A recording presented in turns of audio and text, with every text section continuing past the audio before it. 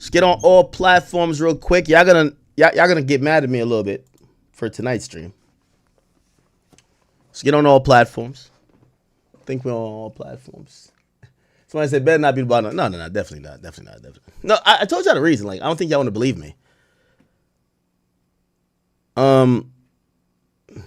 Literally, I don't think y'all want to believe the reason I was telling y'all, but I hope y'all do.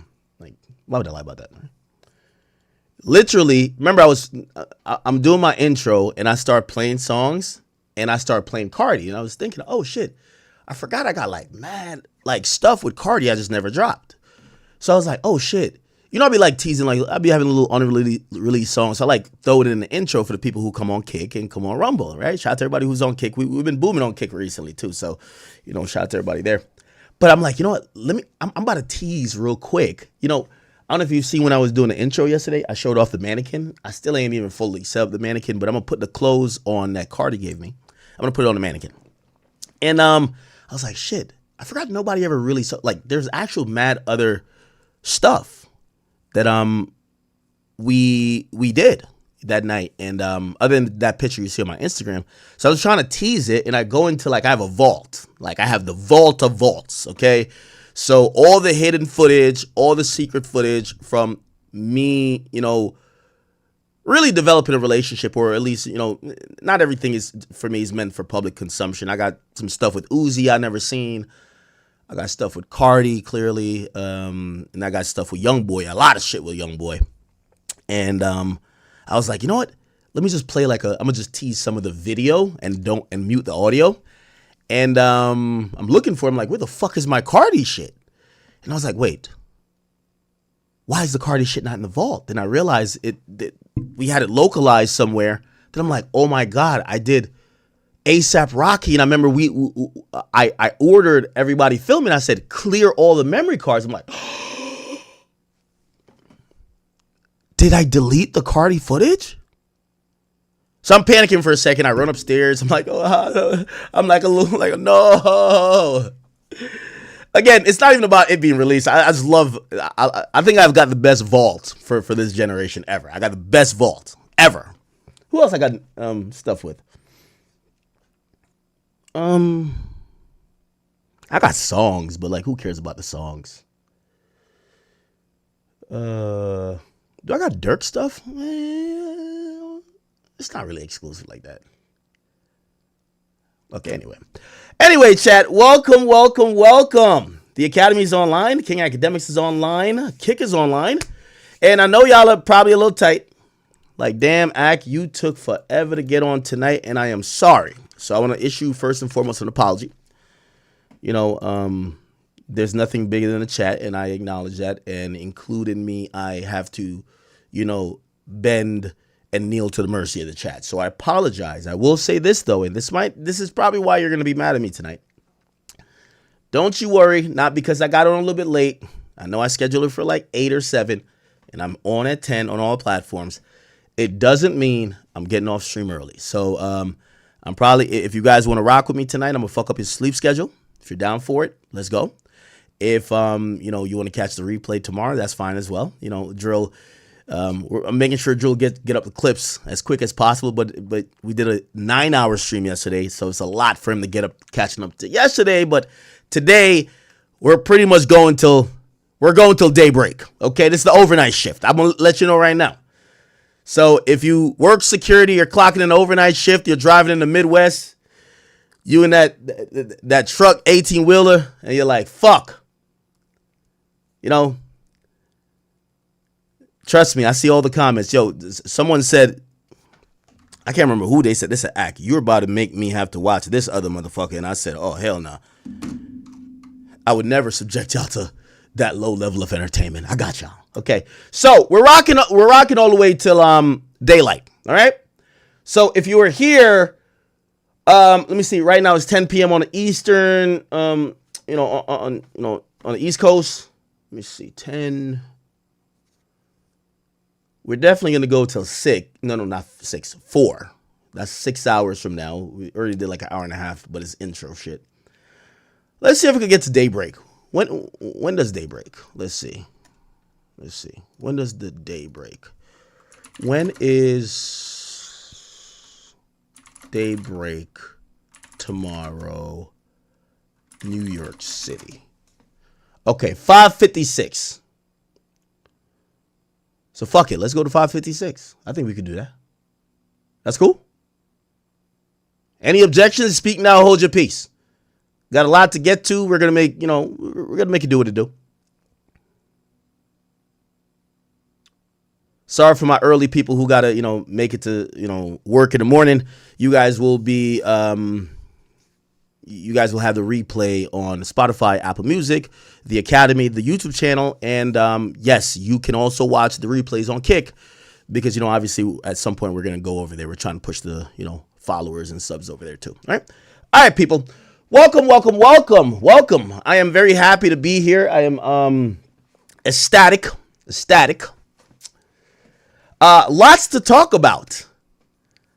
It's come to pass that, the reps in the House of Congress are kind of feeling like how we feel. Remember, my new motto is this: don't trust me.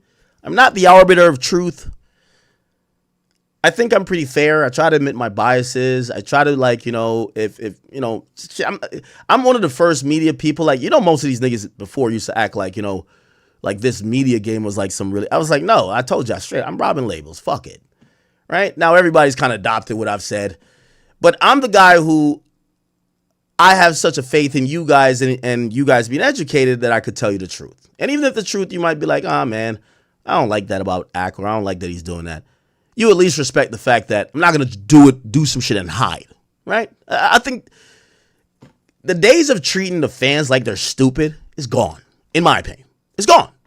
And this is why, even a day like today, we're going to talk about, there's some House oversight committees and, these other committees that are still not moving on, despite Trump waging war in the Middle East with Iran and other things happening in the world. El Mencho's dead, this and third. Venezuela's about to give us some oil. It's all good. But we're not forgetting about this Epstein list. We're not forgetting about the Epstein files. We want to know who was hanging out with them, who was friends with them, who was facilitating the women, or even worse, the young girls that were getting trafficked. What do you mean you're getting a fucking massage by a 13-year-old? What does that mean? We want to know. Even if you didn't fuck one of them, why are you getting a massage by a 13-year-old, brother? I get it. Epstein's dead. Ghislaine Maxwell, she's locked up. But we want to know everybody. And this is where you find out who's getting paid, right? I keep telling y'all, don't trust me, trust your gut. Look at everybody with a little bit of a skeptical eye when they don't want to talk about it, when they don't want to ask questions no more, or they tell you there's nothing to see. That's what the government told us. And that's when we knew they were really fucking guilty. Hey, why y'all looking at this person? Y'all just trying to tear him down. Really, nigga? I know some might say, you know, what about 47? What about Trump? Nah, let's look at him too. Look at everybody. I want everybody to get looked at. If you in the nasty files, we need to figure out how nasty you were. But I might be an exception with that, because the reality is that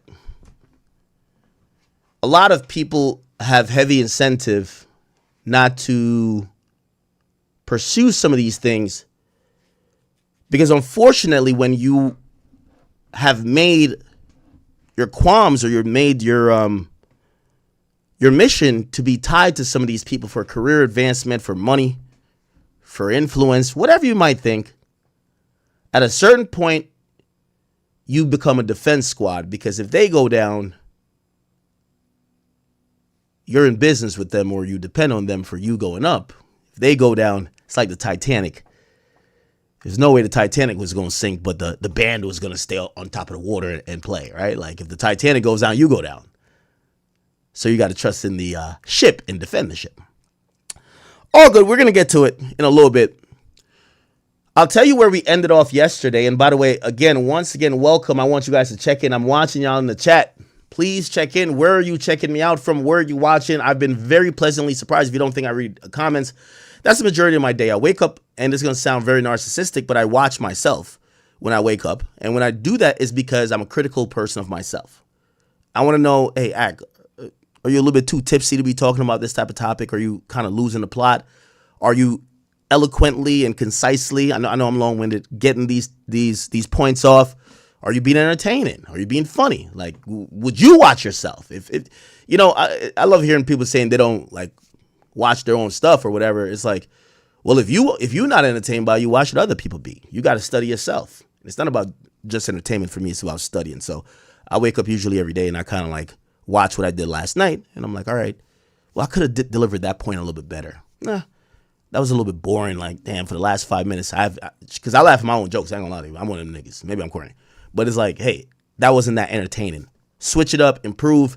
I've told you this year is the year I'm on all these media niggas' heads. And when it means by that, not in terms of beef, but I wholeheartedly believe this year that nobody in the media could fuck with me. I feel like I've hit the peak. I feel like when LeBron went to like 10 finals in a row, I feel like I'm there now. It took a long while to get to for me. It took me gaining confidence, gaining certain skills, getting knocked down, getting critiqued, getting pushed to the side, doing this, failing, doing here. I always tell people I failed 72 times before I really got a big win.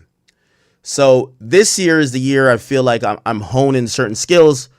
And I really, like, with all due respect, I don't care what podcast. It could be 2 former rappers. It could be 30 niggas on a couch. It could be, I don't care if it's the Breakfast Club, whatever. I think this year I'm pushing myself to be the best orator and be the truest and the purest form of what a media personality, in my opinion, could ever be in this time. So that's where, when you hear me speak about how I want to give it up, fuck it. It ain't about friends. It ain't about who could give me a deal. I'm just going to give it up, and hopefully you guys will respect it, because when I came up in the game, I yearned for somebody like me. I was waiting and watching to see who would be that person. And I think overall, if I dedicate myself to improving, I hope you guys see like some progress. I'm trying to lift up the content in some spaces. We could talk about a little bit of politics. We could talk about a little bit of sports. We could talk a little bit about, business of music. But I'll still give you the bullshit. It's always going to be there. And that's calculated for me. You know, I'm trying to make sure I'm not the guy you go to for cheap laughs or be like, oh, no, you should do the Warren Chirac. He probably got some like corny jokes. No. Let's kind of elevate. But I want to compete at the end of the day, right? I want to compete. So I watch all my opponents, or not opponents, but my peers. I see if they got an entertaining broadcast, and then I study most of the time. So after I watch myself, I do a lot of studying. I watch other videos, other creators that's usually outside of hip hop, listen to music, read a lot of articles, and I'm like, you know what? Maybe this is why God allowed me to call myself academics, because now it's more of a studying shit that I'm doing the majority of the day to get to this point. So I know some of you guys might not care, but I am definitely, it's driving me this year. Like this year, I'm really on shit. I wish there was like a playoffs when it comes to broadcasting. Like put me in the playoffs with all these niggas. Everybody get a mic. And we got to go 1 versus 1,000,000. Let's see who's going to be the media personality or the broadcaster who's going to last. I think I'm ready for that. Okay. I'll tell you where we ended off last night. Really good stream last night, by the way. And thank you guys for, if you stuck around for, I'll just say for half of that stream. We did 9 hours. But if you stuck around for half of that stream, I give you a lot of fucking credit. I'll tell you where we kind of ended off and where we're kind of picking up. Some of the topics you guys didn't care too much about. The David conversation, it's kind of ongoing. It's kind of like an investigative thing that we're going to get to. Julio Fulio, the defendants, they're in court. They're filing a bunch of motions. There is a little bit of an update today. We could kind of get to that. I could keep you in suspense. I guess I will. But some decisions were made about how that trial is going to go down. All right. Drake album. We didn't really kind of touch on it yesterday too much. You know, obviously I said I wish that Drake doesn't drop on the date that I'm going to be, in Miami. I hope you guys come out. I'm doing a live show in Miami on March 27th. That's a Friday. Music usually comes out on Friday. Hopefully it doesn't drop that day. But there is some rumblings about ICEMAN, okay? I'll tell you already, if you're coming to me to say, well, Drake's your homie. You got the real plug. I've told you guys specifically, I haven't asked them. And the great part of me not asking him, I know y'all be like, well, if you ask me, you would know. Well, if he told me, I wouldn't be able to tell you. But when I'm not asking or inquiring for information, I could operate like just a media personality, which means I could guess. I could use other information that's not given by him, because usually when I'm talking to Drake, part of that conversation is like, hey, listen, you're the only media guy I fuck with. You have a lot of credibility because everybody knows you're the only guy I fuck with. And I say that like because he fucks with like Millie Mall and shit like that too, but like he doesn't fuck with most other people. And that kind of limits me a bit, because now, like, I'd be playing dumb to be like, oh, so I don't know. But he already told me everything. So this rollout, I've been trying to be a fan. I want to be the person who, before I could just hit him and get a fucking response in 2 minutes, I was this diehard Drake fan who had high expectations, who wanted him to continually prove that he's the best. And even at moments like this, where maybe some might see his back to the wall, I want to see greatness. I don't want to see, someone cowering down, or someone like, like, I don't know how I'll ever feel if the moment when Drake starts doing what LeBron is doing now. No disrespect to LeBron, but like, LeBron can't carry a team no more, right? Like, there was a moment where we looked at LeBron like, no matter what team you had, he could bring that team. So that's why, and we'll get to that. There was some other topics you guys didn't give a fuck about. We were talking about YoungBoy, but there's a bunch of like drama with girls. We do have a Dirk update we didn't get to yesterday, and we didn't get to J. Cole and Lil Pump and Sci-Hi dissing Cole, and there's some Shia LaBeouf stuff. He is back in the news. We could start anywhere, and you guys could just kind of tell me where you want to go, and we'll get to there. Let me just start off first and foremost also by saying this. I had a very pleasant conversation today. If you're wondering why I didn't even get on early, because I did want to get on early today to do 2 early streams in a row. Me and Cardi, we chatted for like 4 hours. And the whole time, like, I think I'm on the phone with her like after 3 hours. I'm like, don't you got to hit the stage? And no, but we're having a great conversation. She definitely called me. Like, I think, I'll let people know this. Despite my comments about Cardi, I'm always going to keep it real. Always. Couple things. Even if people clickbait or whatever, I believe that me and Cardi have a respectful relationship. That Cardi, and I'm talking about Cardi B, she's never like, fuck her opinion, or she never comes at me like I'm hating. She knows I'm giving it up. Our understanding is this: hey, listen, Cardi, I love you, I respect you. We talk as friends. Shit. She was giving me advice with women today. I gave her some advice with maybe men she should seek. I don't know. Like, we have those type of conversations. But there is mutual respect there.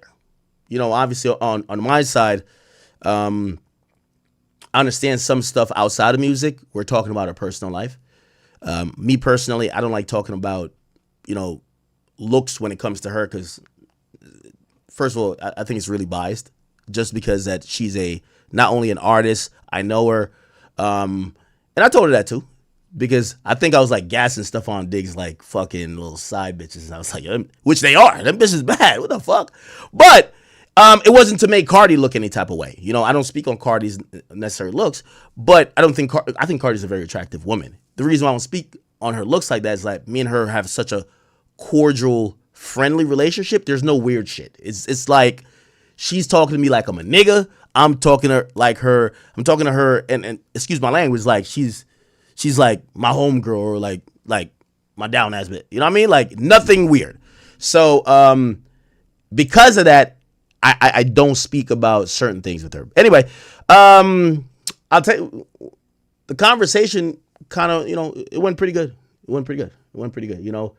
I think for her, she knows my demeanor and my point of view is usually, and she knows this, I look at her life and anything she ever says from a man perspective. I'm not one of your Cardi or the Bardis, the Bardi gang. I'm not one of those, but I'm not hating. And she kind of corrected me on a couple things because I think we had talked about she was like on stage saying some shit and everyone said she was talking to Diggs. She's like, nah, I wasn't talking to Diggs. That's an actual song. I kind of felt stupid because I didn't know that was a song. But yeah, me and her, we had a great talk. I will be popping up to the Cardi B concert. She has alerted me that the baddest bitches in the world are at her concert. So I will be there. So, you know what I mean? Low key. Hey, chat. Do you think Cardi would be a W wing woman for me? Cardi B has invited me. She wants me to pull up. You know, she says, you know, whatever you want, act, wherever you want to go. But she says, I'm going to tell you this. There's the baddest bitches that's at my concert. It's lit. So I said, I'm coming. I'm in there. But she got to be my wing woman. I think she could hold it down. So Cardi B is going to be, you ever had a homegirl that help you get other pussy? She's going to hold it down for me. All right. I'm going to be at a Cardi tour. Don't you worry. All right. But anyway, really good conversation with her. Very positive. You know, she's going through life. I don't want to, again, it's a long conversation. I don't want to get into minute details. I will say this before y'all be like, oh, Cardi called you and checked you. Definitely not. You know, we have a respect before anything I could say. Any opinion, even if I didn't like her music, there's a respect there with me and her. Right? I've told y'all, I think she's one of the realest people in music. So even if I didn't like her music, or even if I was like, yo, Cardi, you're stupid for doing blah, blah, blah, blah. There's a respect there. I respect her as a person. And in this media shit, I rarely see entertainers that actually talk to you like a human. And she's one of those. I will say the point I think I scored, and she acknowledged, I said, Cardi, I keep saying this publicly, and I will keep saying it publicly. It's not attacking you because I love you. But at the end of the day, you have a type. And your type of men seem to be the guys who will be the biggest whatever. And she kind of acknowledged it. And I was trying to say, hey, some of this has to go to you because you're picking. And she acknowledged it. And I really respected that. You know what I mean? Again, it's her life. No matter what, we might have outside judgments, her life. But other than that, yeah, that was I guess y'all probably want some like little bullshit. She told me that the fucking, all the rumors about the Super Bowl shit was wrong. Like, you know, she says she didn't have a $2 million party planned. Which I ain't gonna lie. I told her, I said, yo, because you or Stefan don't really talk, like the shit be work. Like, I ain't gonna lie, those stories be good. She said, no, I didn't have no fucking $2 million fucking party planned. What the fuck? I didn't pay 1.5 to come. No, none of that's true. And I was like, damn, fuck. You just fucked up the whole plot. So she said that wasn't true, but yeah. Somebody said, I'm trying to bag Cardi. No. Come on, no. Hey, let me tell you this. I want to let y'all know I have the utmost professional relationship with especially female rappers, because I number one, understand I need to have relationships with them. Pause. In the sense of I cover rap, right? Like shit. Me and Coyle Ray had that conversation because I'm cool with Trippy, and it was like, hey, listen, I'm cool with Trippy, but I don't want to be the homeboy that y'all will be like, yo, bro, why you talking to my girl? No, she's a rapper. You're a rapper. There's a part of my relationship with both of y'all that I gotta have cordial shit. So, you know, Offset's a rapper, Cardi's a rapper. No, I'm playing my role. Okay, my role is a media personality. All right. Anyway, any conversations about that? If y'all have any quick questions, maybe I can answer. So, and I don't know why she didn't clear it up. So the whole thing that TMZ reported, or whoever reported that she did the $2 million thing, false. All right. Anything else? Y'all can ask questions. Somebody said, I'm about to get jumped at a Cardi show. Yeah, jumped by bad bitches, nigga. I'm in that bitch. That's a word, nigga. I'm in there, nigga. I'm in there. Yo, I'm not gonna lie to you. Yo, you know why I gotta go to Cardi's show? Like, real talk. I'm gonna tell you why I gotta go to Cardi's show. I gotta go to Cardi's show because I went to YoungBoy's show, and I ain't gonna lie to you, Respectfully, it was a lot of YNs. It was just a lot of niggas in there, man. Like, fuck with it, but it's like, I want to go to the show where the bad bitches are. And I ain't gonna lie to you, from what I'm hearing, the bad bitches are at Cardi's show, so I'm gonna be in there. Somebody said, I'm a bully. What? I'm a bully. Is she and Diggs broken up? None of your business, none of mine. When she says something about it, she says it. If she's still with Stefan, I don't know. Okay. Yeah, y'all can just ask whatever question.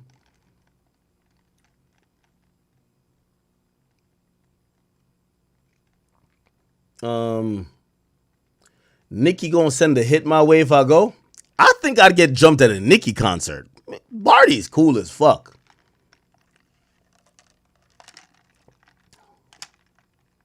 Diggs got dropped. Well, I was on the phone with her when the news broke. I mentioned it to her. She was like, "Oh, we've been new." Okay, all right, they're cool.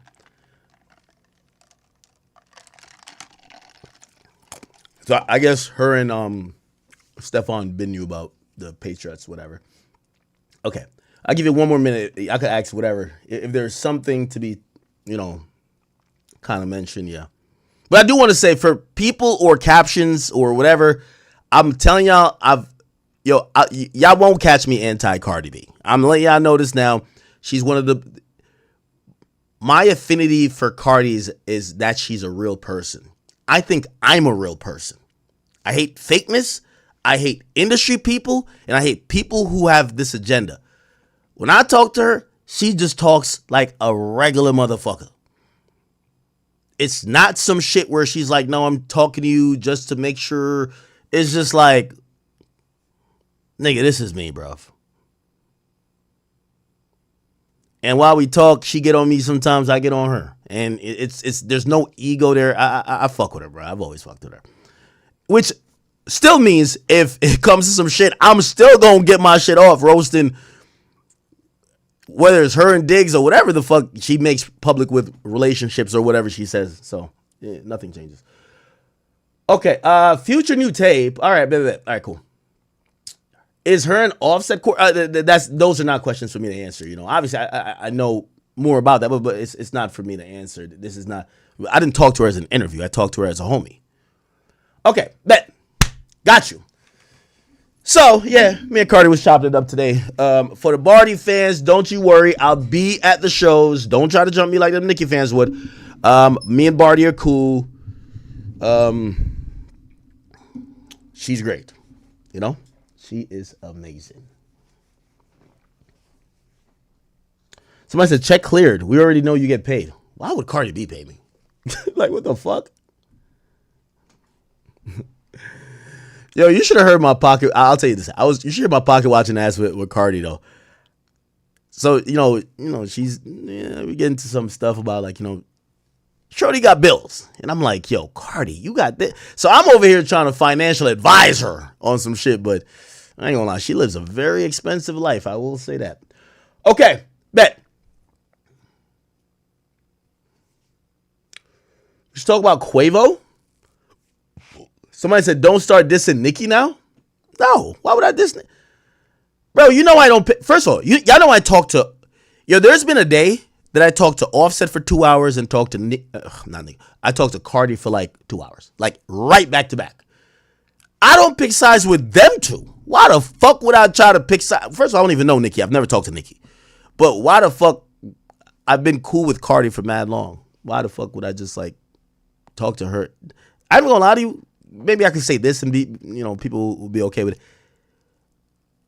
Cardi does not think about Nicki Minaj. Like, we spent hours talking about, and I ain't gonna lie, she watches my page. I don't know. I think she watches the stream a little bit too, or she sees clips.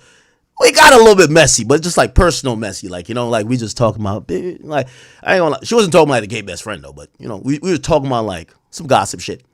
Like what's going on really in the industry. Nah, we don't talk about Nicki. Like, it's not like she was like, so what you think about? No, none of that. So Nicki's not on her mind. I don't think Cardi's on Nicki's mind. I hope. I think it's like Gavin Newsom and who else? Maybe Megan Trump. right? And Jay-Z for sure. All right, we're going to talk about Jay-Z very shortly, but we should probably get into some stuff. Are we good, chat? Are we good? Could I start the stream? Okay. All right. So, chat, there's all type of news coming out of Iran. Iran supposedly, they're choosing their next leader. I don't know if you guys have seen this, but people are wondering who's going to replace the Ayatollah who got assassinated, okay? Who replaced Iran leader, right? And this conversation is like, they're saying that there's going to be, there's no leader right now. And just to kind of like, shoring this up, I'm wondering what's going to happen on a political level in terms of what we thought this was. Again, we're not going to get all the way into it. We're not doing our segment. But the idea of what the USA has done now is what they've done in 1952 or 53, when the CIA, along with the British MI5, or what was it? Was it MI6, whatever it's called, like their intelligence group, we basically did infiltrate Iran, and it was pretty much admitted later. We infiltrated them. We stoked dissension among the constituents. So we funded protests. The people who were unhappy with the leaders, we kind of gave them resources to turn up and make it look crazy, and then essentially got it to the point of dysfunction where we could get that leader out of there and we could put a leader that we liked. That leader was a Shah, and that person eventually, even though at first he was welcomed, the people got tired of him too. A lot about Iran, and you'll realize about these other countries, is that they're never happy with what it is because they're going between two extremes. You see, in America, we just deal with a democratic rule and democratic politics, right? Where it's majority rules, this and third, a voting process. There's some it's very different. In these other countries, they go in between, should the people dictate what happens in the country versus someone who is ordained by religion. Because historically, they've been ran by religion, right? Because if you let the people rule, now you got you got the congregation leading the orchestra, right? So they go between extremes, right? Because at any time you say democratic rule, that's going to be some westernized type of shit, right? Which is going to lead to the bitches start being whores, the niggas start being, degenerates. That's kind of what Western ideology puts forth, right? People start leaning into things like secular ideologies or accepting homosexuality or whatever, which I know we pretty much accept it in the United States, but in other parts of the world, they're not with that shit. So westernized stuff worked for a while when they feel super oppressed, when women can't wear a piece of clothing that shows their fucking eyelids. After a while, they're like, fuck this. We want to look at what's going on in America. Plus, everybody got an internet now. So they're like, nah, we want westernized shit. Then they go to the westernized shit and it goes way too far again. They're like, no. We need some religion to control this shit. And it keeps going back and forth. So the people really don't know what they want. Again, Iran's history is that they have protested when it was a westernized rule, and also when it was a really seemingly oppressive religious rule. So they don't know what they want. What do you want? Do you want to be ruled by some supreme leader who is like some ordained person of the religion, or do you want to be on some USA shit? As time goes, and it's just like how we have here in America, you could tell when the pendulum is swinging from it's a Republican time to win versus a Democrat. after Biden, obviously Trump, Trump is like a guy who is, he's a polarizing figure, but people were ready for a non-Democrat, right? You know why? Because they're like, yo, this guy is fucking asleep at the wheel. He don't do shit, right? I think after Barack, it was kind of split. Like, oh, if we get some dope-ass Democrat person, we'll rock with him. But Trump ended up winning. But after Trump's first term, because Trump is a really, like, gun-ho type of guy, they were like, let's bring it back to some Obama shit. The closest thing to Obama was Biden. All right, he won. And then after Biden basically, like, was dead in the whole time, they're like, we want to go, let's try this again. So in every country, remember, the people are always unhappy over time with what they initially chose. This is the reason why you have two parties. So even in Iran, right, they protested the first Shah, or the Shah before the one that we kind of instilled there, and also their supreme leader, right? And actually, the guy that we killed, he was actually exiled from the country. And then after people got tired of the U.S. kind of imposing their culture, their whatever on their society, they wanted back the supreme leader. So they got rid of the Shah. So then we've had this supreme leader been rocking for 30, 35 years. And now Trump is basically trying to revert it back to the other shit. But here's the problem with every coup. If the people don't want that, you gotta wait for the people. And this is why it becomes so important where, people talk about, Russian interference. Well, other countries, they're not going to say, we're going to tell you what to do. They're going to support chaos. So let's say you have an election. They will support, people being upset that it could destabilize a region or a country. That's why they're talking about Russia, right? And essentially, when it comes to Iran, we've picked a time where now we want to get rid of their leader, but they're not that mad at the nigga. It seemed like they were mad at him because there was like, protest and this and third, because remember, the sanctions have been back on him. And when sanctions are on a country like Iran, it's they have a poor, quality of life. So people are upset at that. But it doesn't mean that they want to go to a westernized way of living. So Trump keeps sending out smoke signals. Take back your country. But who's he talking to?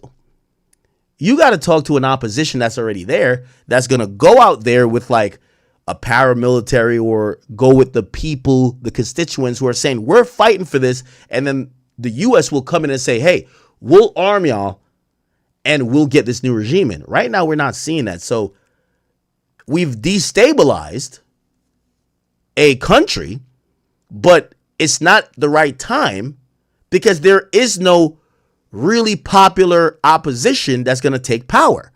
So what's going to happen is, you killed this guy, you're just going to get another guy you don't like, which the U.S.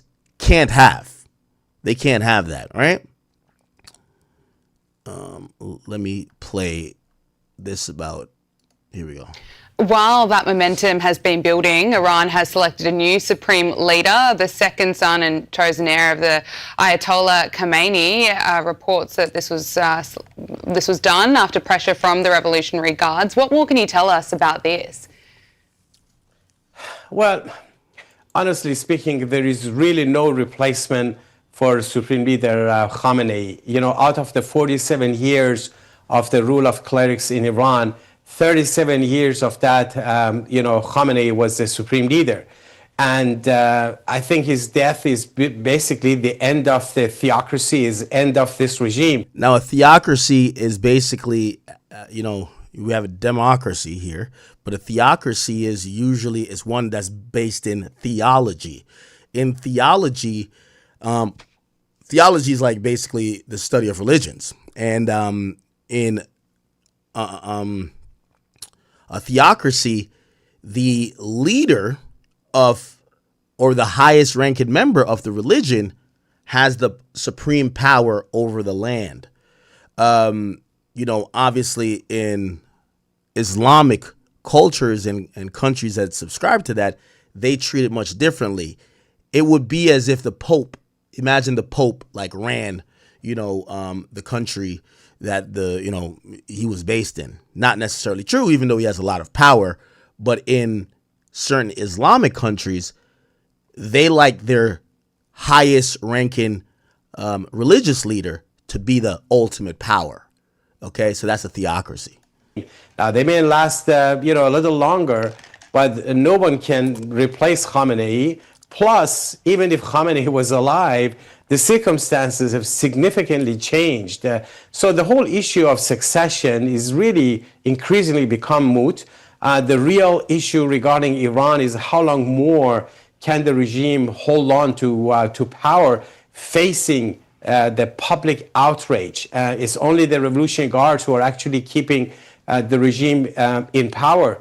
But they're widely hated by the people. People see them as the biggest thieves, as the repressors, and they're distancing themselves, preparing themselves to fight the Revolutionary Guards until you bring down the mullahs. The same way that the people fought the Shah in 1979 because he was so repressive. He had the secret police Sabak.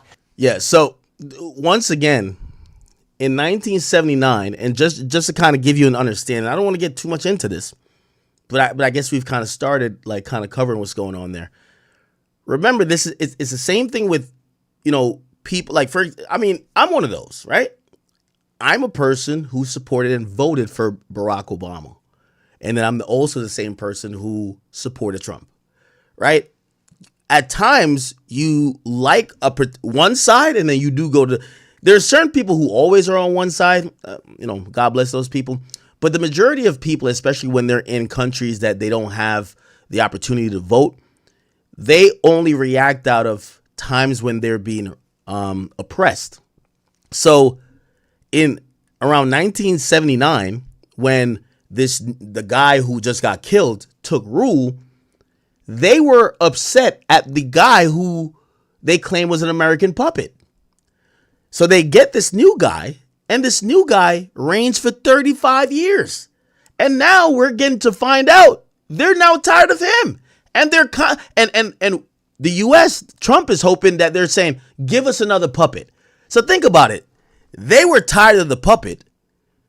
So they got this new guy. Then they're tired of the new guy and they want a puppet again. Same thing, right? You're tired of one party, you go to the other party. And then you're tired of them, you go to them. In reality, we don't know what we want. And also power, absolute power corrupts. Absolutely. That's the quote. So when you think about that, right? And this is the last thing I'll say on it because I don't want to keep dragging this.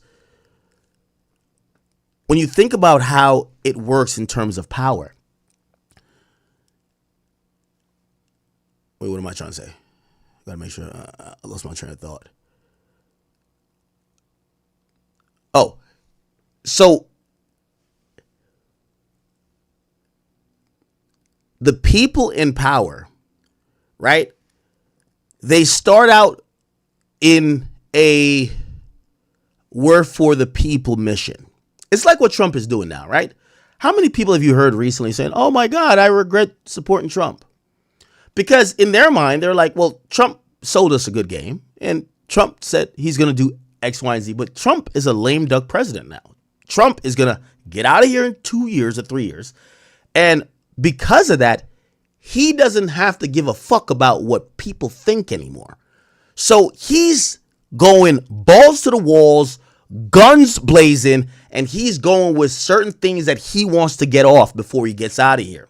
And the people who voted for him are like, well, nah, you're being extreme now. We've seen certain people basically like, oh, maybe we shouldn't have supported him. Right? And that's kind of what happened with when we instilled the Shah that was a Western puppet. The women there loved the liberation. They were like, oh shit, we got laws and rules that now liberate us and we could do stuff. We don't have to wear this fucking heavy ass garment all day. And what ended up happening is that when people started speaking up, the Shah, who was American puppet, had a secret police force. and they would like fuck up any protesting. Because remember, in any democracy, true democracy, protests, right? It's one of our amendment rights. Protesting is a thing. They basically would have the police kind of like get those people away to not fuck up the rule they had. Remember, it's a 30-year rule for even that person too. And what they would do afterwards, because now they don't want nobody to protest, people got unhappy because they were seeing it, and then they get toppled and they bring in the supreme leader. Well, guess what happened in the last couple of years, right? With the supreme leader. Everybody knows Twitter and Instagram and the social media is like this huge source of information spreading. Well, the supreme leader, the guy who just died, at times when people were thinking about protesting, he would actually command social media blackout. Yo, nobody, he doesn't want ideas or news spreading that people are uprising. So in all of these places, they're not happy with one or the other. They both do the same thing. Yo, when we're in power, you can't protest us. Whether one has secret police, the other one, they try to do media blackouts that people can't. Oh, let's meet up here. No. Fuck that. You know what I'm saying? And they would even arrest people if you tried to, meet up and organize for protesting. They would almost damn near call it treasonous. Okay, if you spoke against the current administration. Okay, we're not gonna go too much on it. Obviously that's a situation. Bombs are still dropping. According to Iran, they say they have their powerful bombs that they said they have some really powerful bombs they're gonna drop. Okay, and they claim that they had some really, like, they got some extra powerful bombs that they ain't dropped yet. By the way, they've been attacking all of the, American allies in the Middle East. Obviously, they don't have anything that could reach the United States. But all of our allies in the Middle East, they're trying to attack. Israel's giving them belt to ass, but Israel's like basically is like Shaq and Kobe with us. And this is what Trump said to that, because they said that they had some I don't know if I could find the general. This is general. Iran general. Like, you can't even understand it, but he was like, yo, we got some shit for y'all. Iran general weapons. He said in the recent days.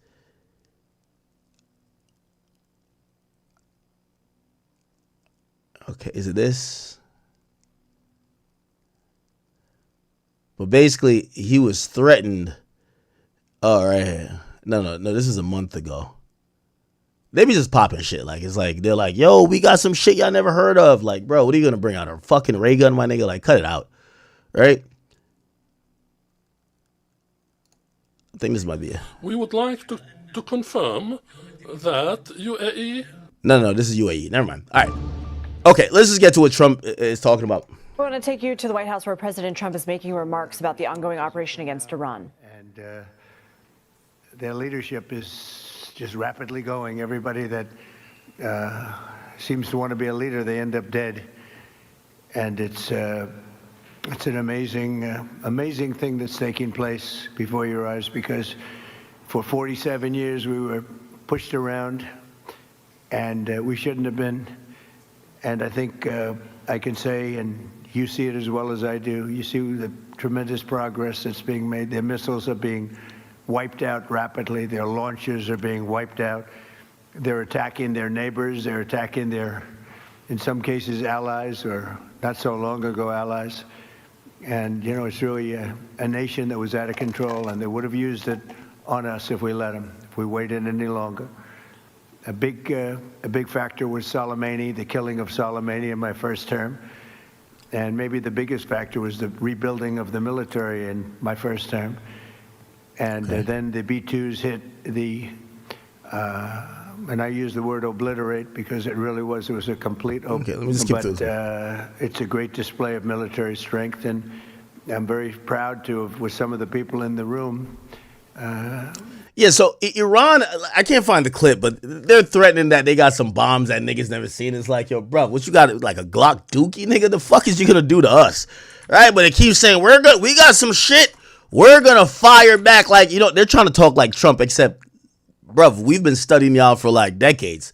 We know y'all ain't got shit. You know what I mean? It's like somebody putting their hand in their backpack, like they acting like they about to pull out like a fucking micro Drake. You know what I mean? But really, they don't got nothing but a pocket knife. Like, we've been knew that.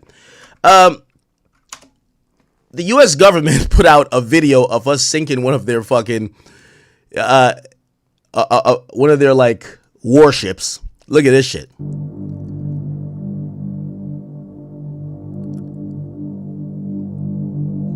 We literally sunk a ship of theirs. And really, you know, I mean, we could, you know, have you watch it a little bit, but they fucking sunk the ship. Iran ship sunk. Essentially, they're saying it's the first time in a like long while we've actually, they said there was 180 people aboard the ship. We fucking just shot the ship, and it was one of our submarines that sunk their warship. It was in international waters, and they said this is the first sinking of an enemy ship by a torpedo since World War II. Okay? Like, Jesus Christ. Like, bro, we're fucking like, we're shooting their ships. The shit's like, you know what I mean? Niggas over here like, niggas trying to do the breaststroke. You know what I mean? All type of shit. Like, these niggas got to go grab a life jacket or something. Like, yo, shit's crazy. Anyway, more than what, you know, is already being discussed is, let me see this, is Trump says one thing. He says, because people are now saying, yo, bro, are we just the world's bully? Because you know this is how 9/11 started, right? Like, we start being the bully. We start, like, doing too much. And maybe they can't fight us militarily, but then they could get some radical people to, like, be some sleeper cells to get in the country and do terrorist attack. Those things are effective as well. And people are kind of wondering, are we just bullying people? Because, like, these guys can't even compete. Like, these guys can't compete. You know what I mean? And Trump is basically saying, well, really, we're doing very well. They were close to having a nuclear, you know, a nuke. So they would have had a nuclear weapon. Now, keep in mind, remember I told y'all we have 5,000. They don't have none. And it takes, like, uranium to, like, get, like, a nuke. And you got to, like, get it to 90% purity or whatever the case is. And essentially, every so often, we would just bomb their facilities that they were trying to get this at. So, like, they were really not close. But, you know, that's where people come in with the Israel stuff where it's like, no, you only did this for Israel because they weren't going to have a nuke. But Trump is saying otherwise. They're saying, no, they were 2 weeks away from having a nuke. Listen to this. Well, on the war front, to put it mildly, I would say. Somebody said, on a scale of 10, where would you rate it? I said about a 15.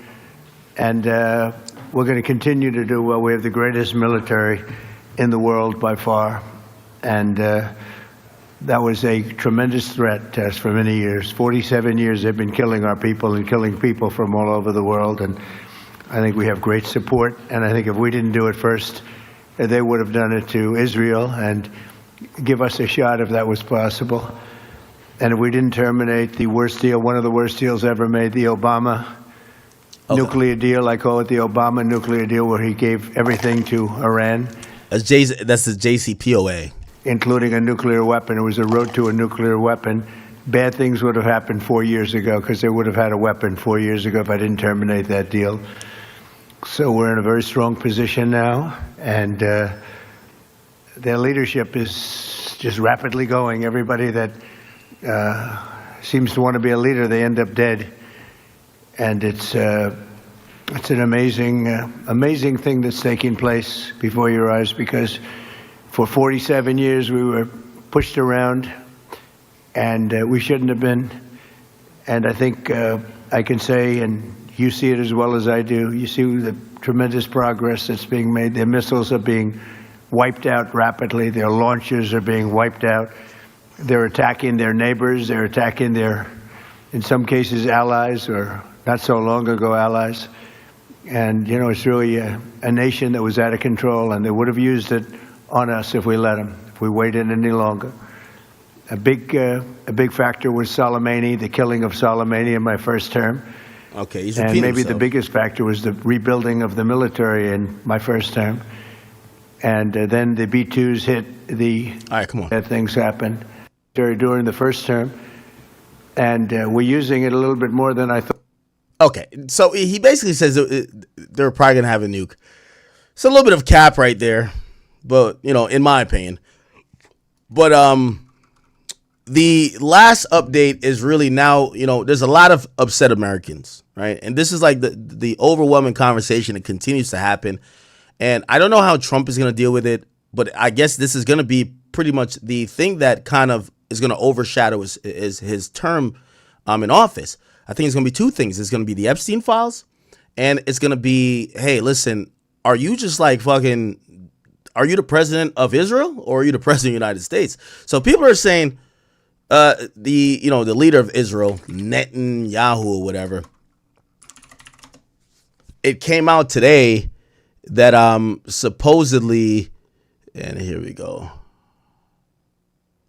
There's some rumors that basically he's been on some shit where he's trying to make sure Trump isn't trying to negotiate with Iran to end this stuff because supposedly Israel wants us to obliterate them. Why? It's like, imagine I'm beefing with Lil Baby and another rapper is beefing with Lil Baby. I'm like, nah, don't squash beef with him. Kill that nigga, right? And why would I say that? Because I want to not have him as an enemy, right? So they're saying that's what Israel is kind of like trying to make sure Trump isn't trying to squash beef with Iran and make sure. I'm Austin Westfall. Tonight, new reporting from Axios, pulling back the curtain on a private Trump-Netanyahu call that helped set the Iran war in motion. On February 23rd, Israeli Prime Minister Benjamin Netanyahu called President Trump with intel saying that soon Iran's supreme leader and his top advisors were all set to meet at one location. Trump was already leaning towards striking Iran, but he had not decided when until Netanyahu called. Mark Caputo and Barack Ravid had the scoop for Axios. Mark is here with us. Mark, we didn't know about this call until you reported it. What did the administration do after they got the tip? Step number one for Donald Trump was to check it out or ask the CIA to do that. That was Monday, Tuesday.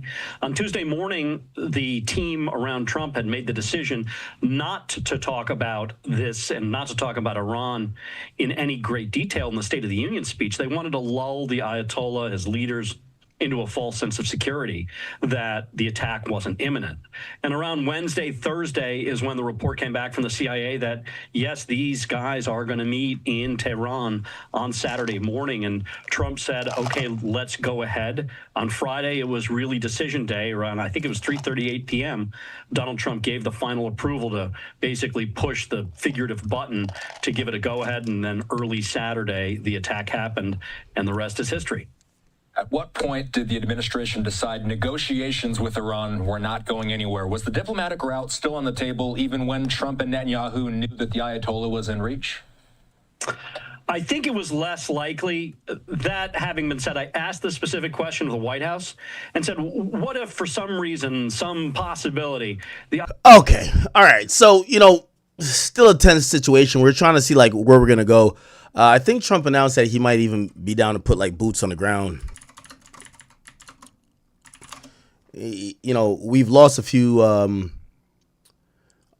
soldiers already, but people are wondering if he's going to send actual soldiers over there to put boots on the ground and make sure everything's good.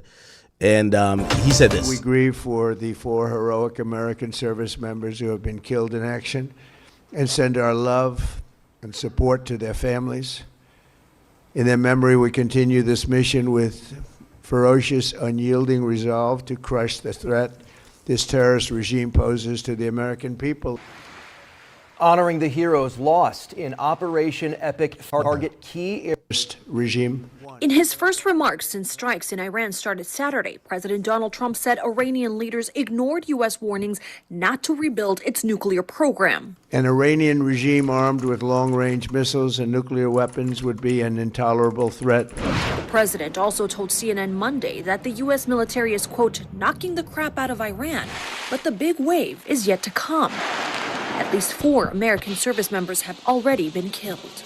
In their memory, we continue this mission with ferocious, unyielding resolve. Defense Secretary Pete Hegseth said the U.S. strikes on Iran are not meant to be a regime change, but called on Iranians to, quote, to take advantage of the opportunity while... Yeah, you're double talking. Oh, we're not trying to have a regime change, but we're calling on the people to pick their leader. That's not how it works over there. The people don't pick the leader. It's a theocracy damn near, and basically it's already kind of ordained. It's not the people picking. It's usually the highest member that is, within their religious structure that's going to be the leader. So why are y'all calling on the people? In reality, the U.S. wants the people to start getting up in the streets. While explaining the president's mission. Destroy the missile threat, destroy the Navy, no nukes. The war is sending shockwaves across the globe, disrupting air travel and hiking gas prices in the U.S. House Minority Leader Hakeem Jeffries called on lawmakers to pass a war powers resolution in a vote expected later this week. The American people want us to focus on making their life better, making their life more affordable, not getting involved in another endless war in the Middle East that is going to end in failure. I'm Maribel Gonzalez reporting. Yeah, so, it's being reported, and this is the last thing I'll get to, and we'll move on. We'll go to Bill Clinton and some Epstein shit. Netanyahu is asking the White House if secret talks are happening. Like, why the fuck does the Israeli nigga give a fuck if we talking to these people? But really, look, they're asking the White House for clarification early this week after learning that Trump might be communicating with the regime. Why does it matter? His outreach suggests that the Israeli government is concerned about a scenario where the USA pursues a ceasefire before all of their war objectives have been achieved. So essentially, Israel is basically sitting back and be like, fuck them up, homie. You know what I mean? Yeah, whack. Yeah, whack. You remember when 6ix9ine was like gassing up whack to go? Yeah, like basically Israel is just sitting back like, yo, USA, fuck them up for us. You know what I mean? Weaken them that, you know what I mean? It's like Debo getting his ass whipped. And then the nigga who Debo took his chain coming over and be like, my mama gave me that chain, and just like punching him or whatever. That's what Israel's kind of doing. So they don't want us to squash no beef, bro. Right? It says the sources said that Israeli intelligence obtained information this week that raised suspicion that some sort of communication has taken place between Iran and the Trump administration. That's my real problem with this. Why the hell, if we the strongest motherfuckers in the world, we should tell Israel, shut the fuck up and sit down. Watch how the big dogs handle stuff. Why are they like damn near spying on us to be like, wait, are you talking with the ops? Nigga, we talk to anybody we want, nigga. Like, get the fuck on out of here. But for whatever reason, Israel is like fucking, they're like making sure we do their bidding. On Monday, he called the White House, asked if the exchanges that were happening. White House told Bibi that the Trump administration wasn't talking to them behind his back. What? Why is Israel's leader acting like they're our main bitch? Like, we can't have no, like, yo, we don't give a fuck about none of y'all in the world. We just trying to make sure I think, I'm saying that, but like, it looks clearly otherwise, like we give a fuck about what's going on in Israel, right? U.S. officials said a special envoy, Steve Witkoff and Trump talk almost every day to Netanyahu, Jesus Christ, and the director of the Mossad, Dave Barnea, and other Israel officials, and regardless of the ups and downs in the past. They said they know we're not talking to the Iranians. That's like your girl telling you, bro, you can't talk to like your ex, or you can't talk to this other girl, and like you have to like sit there and not do it because she gonna get mad. Like, why the fuck do we give a fuck about what Israel wants us to do, nigga? Nigga, we should be talking. We should tell. We gotta do some young boy type of shit. Like, yo, hey, we talking to both you motherfuckers. We don't give a fuck. We don't got no favorites. We'll fuck both y'all up. But I guess that obviously won't happen because I guess Israel is like our main chick, right? Okay, U.S. official, another source with Donald said Iranians sent messages to Trump over the last few days through countries in the Gulf and but the U.S. didn't respond. So damn, it's like, this other chick that's trying to fuck with us, but because we scared of Israel, we can't really respond. That's holy. So we treated these messages as bullshit, the U.S. official told Axios. New York Times reported on Wednesday that operatives from Iran's ministry reached out indirectly to the CIA through a third-party spy agency. What the fuck? Spy agency. With the offer to chat. Is my mic too loud? Okay, it's not too loud, right? All right, okay. So basically, these guys are getting us to do whatever the fuck they want us to do, but, you know, it's kind of sad, but such is the world. All right, let's move on to the Epstein files. We actually meant to watch this real quick. I'm not going to put there's a 4-hour video. You guys are more than certainly welcome to watch the whole thing. But we're going to watch former President Clinton. He's going to be speaking in a deposition that's now become public. I believe one of these either House Oversight Committees or whoever at Capitol Hill, they made this public. But they were subpoenaed to have damn near depositions. And you might be like, well, you know, is it like a regular deposition? Yes. You know, they do have subpoena power. On Capitol Hill, they do have subpoena power, whether it's for a hearing. And in these hearings, you are sworn in, so you can't lie. So you can't lie to a government official, usually, and you can't lie when you're called to Capitol Hill just for a hearing, but this is a deposition. And Bill Clinton, he technically can't lie, or if he does, he will be guilty of Jesus Christ, I'm gonna forget. He'll be guilty of perjury. So anyway, these are some interesting moments of Bill Clinton answering questions about his time or his association with Jeffrey Epstein. Check this out. Should be talking to me. I think you should have called me. What the fuck? I did take those plane trips. Why is this muted? Not that I'm aware of. Okay. Did you ever why can't I see it? What the fuck?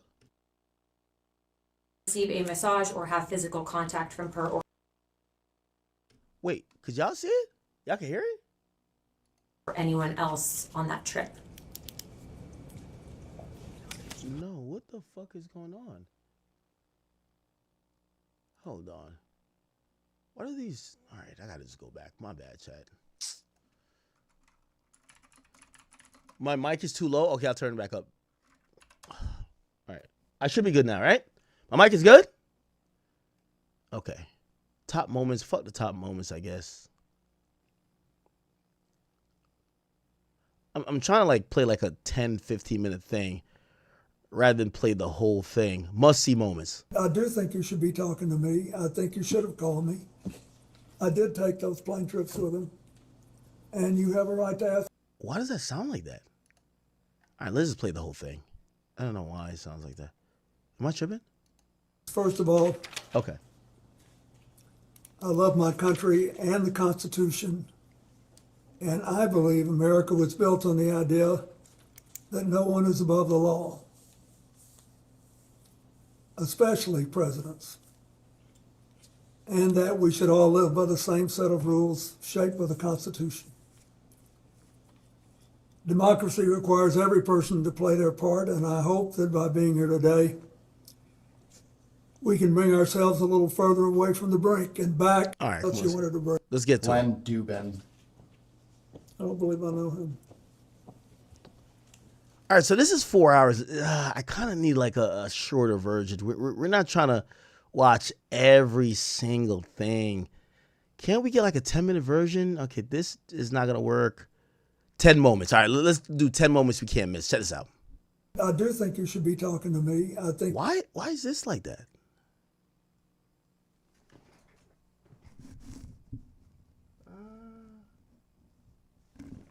Maybe it's this. You should have called me. I did take those plane trips with him. No, I don't know. I don't know why.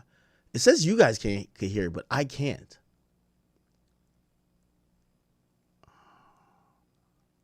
Okay. All right, I'll just go to law and crimes. Let's go. Can the witness please state her name for the record? Hillary Rodham Clinton. William Jefferson Clinton.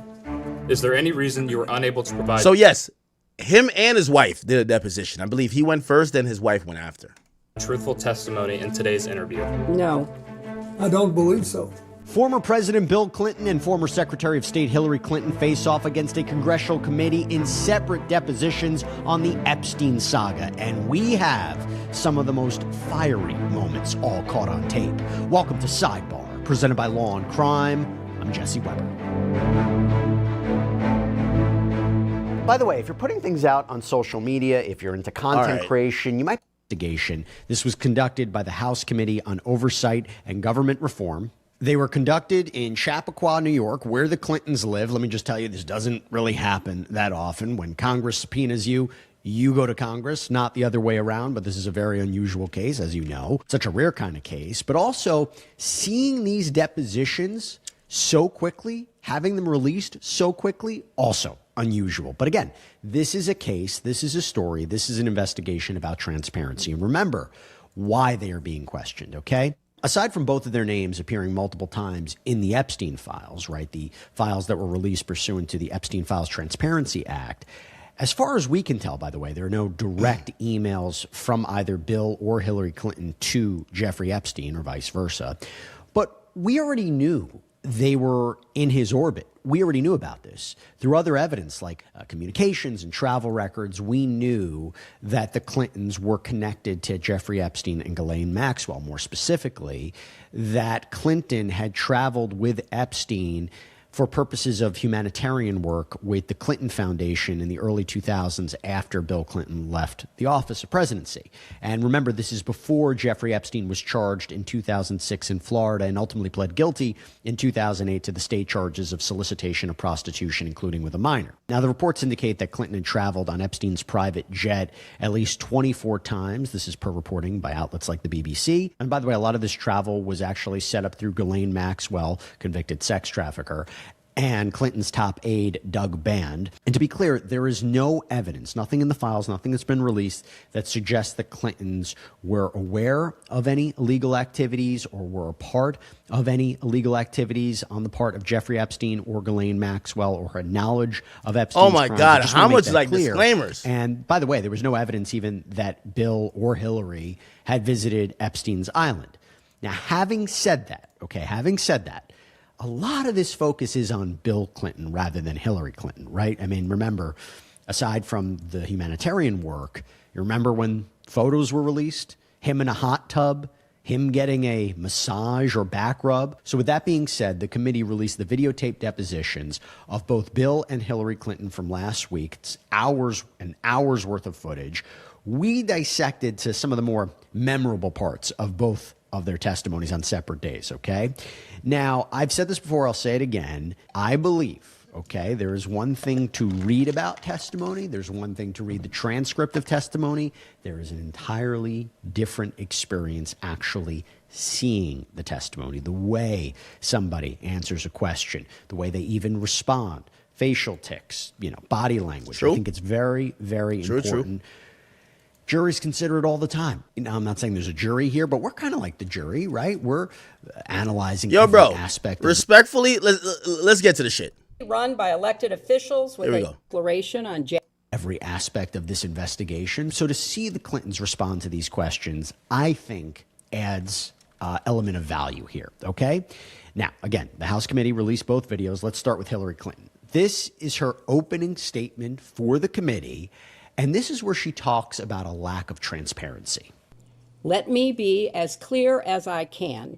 I do not. As I stated in my sworn declaration on January 13th, I had no idea about their criminal activities. I do not recall ever encountering Mr. Epstein. I never flew on his plane or visited his island, homes, or offices. I have nothing to add to that. A committee run by elected officials with a commitment to transparency would ensure the full release of all the files. It would ensure that the lawful redactions of those files protected the victims and survivors, not powerful men and political allies.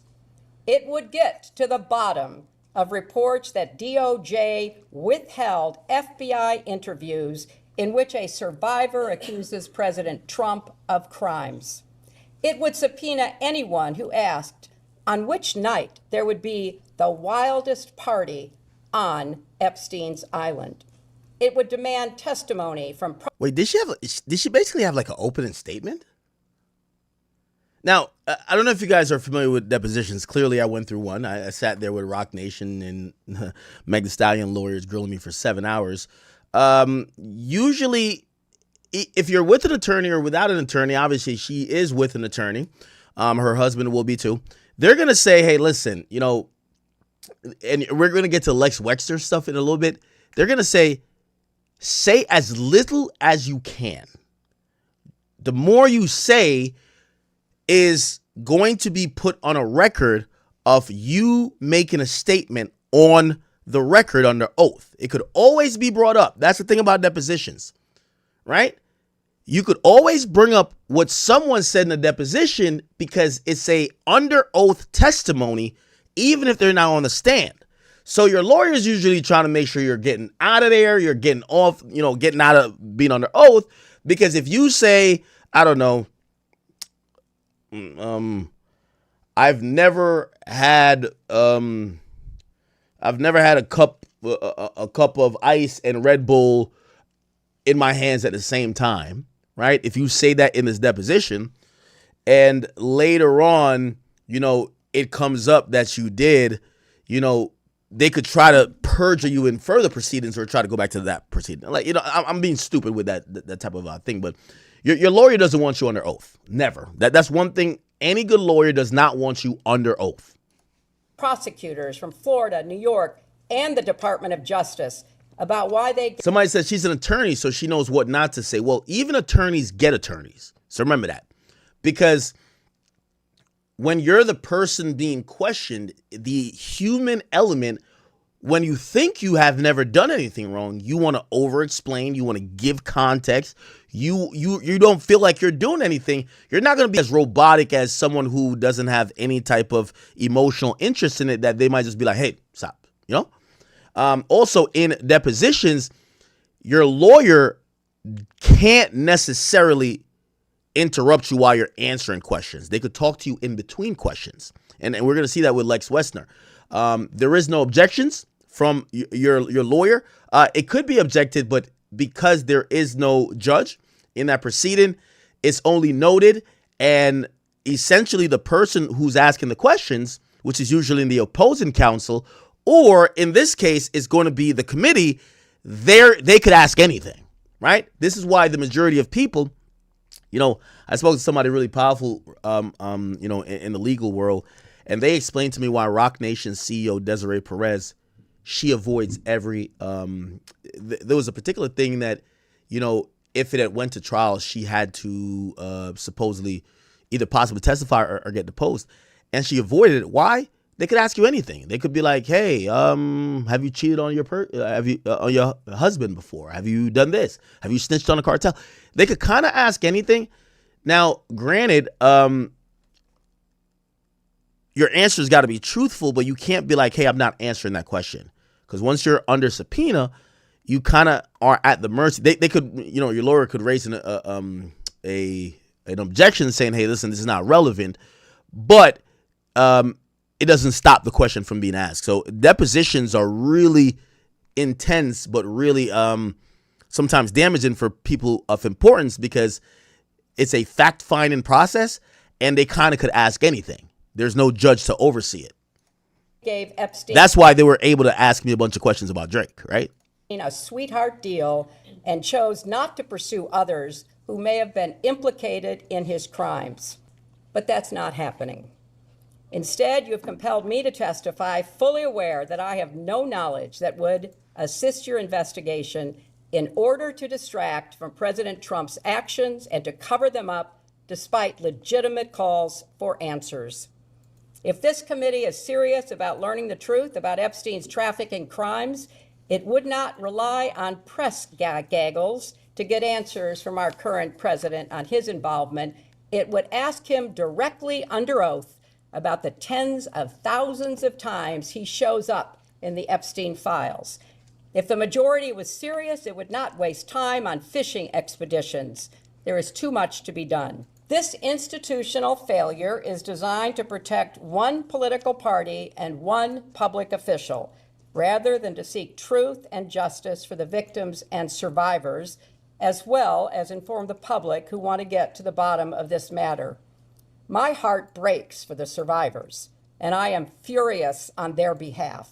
Now, I mean, it seems that the argument is she's referring to those in the Trump administration, right? People who appear in the Epstein files that are not being properly investigated in her view, like Howard Lutnick, former neighbor of Jeffrey Epstein, United States Commerce Secretary. And by the way, he's a bit controversial because there were communications that would suggest he really didn't cut off contact. That bot thing for the five gifted with Jeffrey Epstein, but memberships. Also really focusing on President Donald Trump, right, who appears multiple times in the files, has faced uncorroborated allegations of abuse within the files, which, by the way, we've talked about in prior sidebars.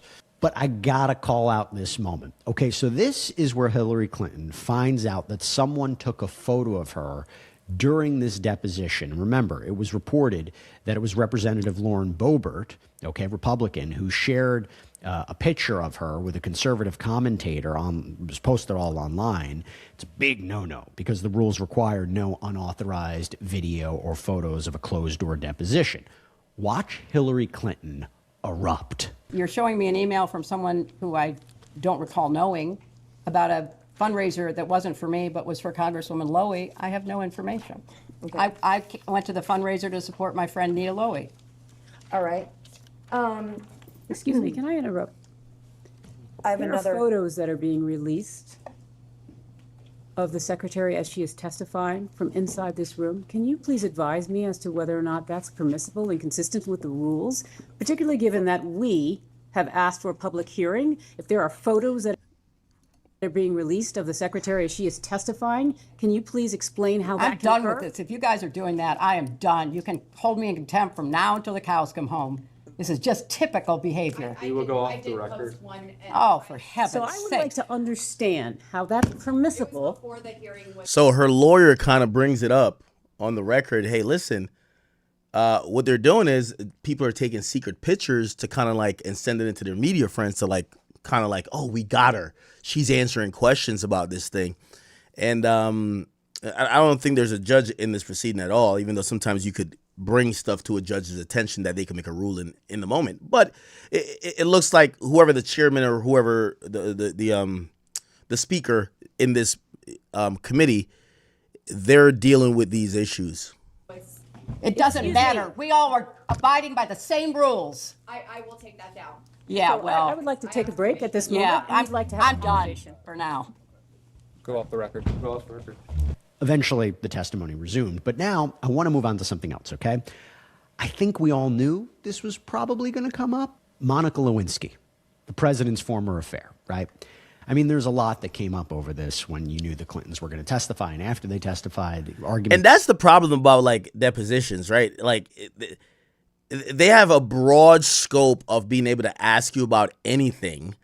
And it doesn't necessarily have to do with exactly what they're investigating. So like Monica Lewinsky got nothing to do with this Epstein stuff. That's just Bill getting his dick sucked by some chick. But they could still ask questions to not only Bill about it, but also his wife, Hillary.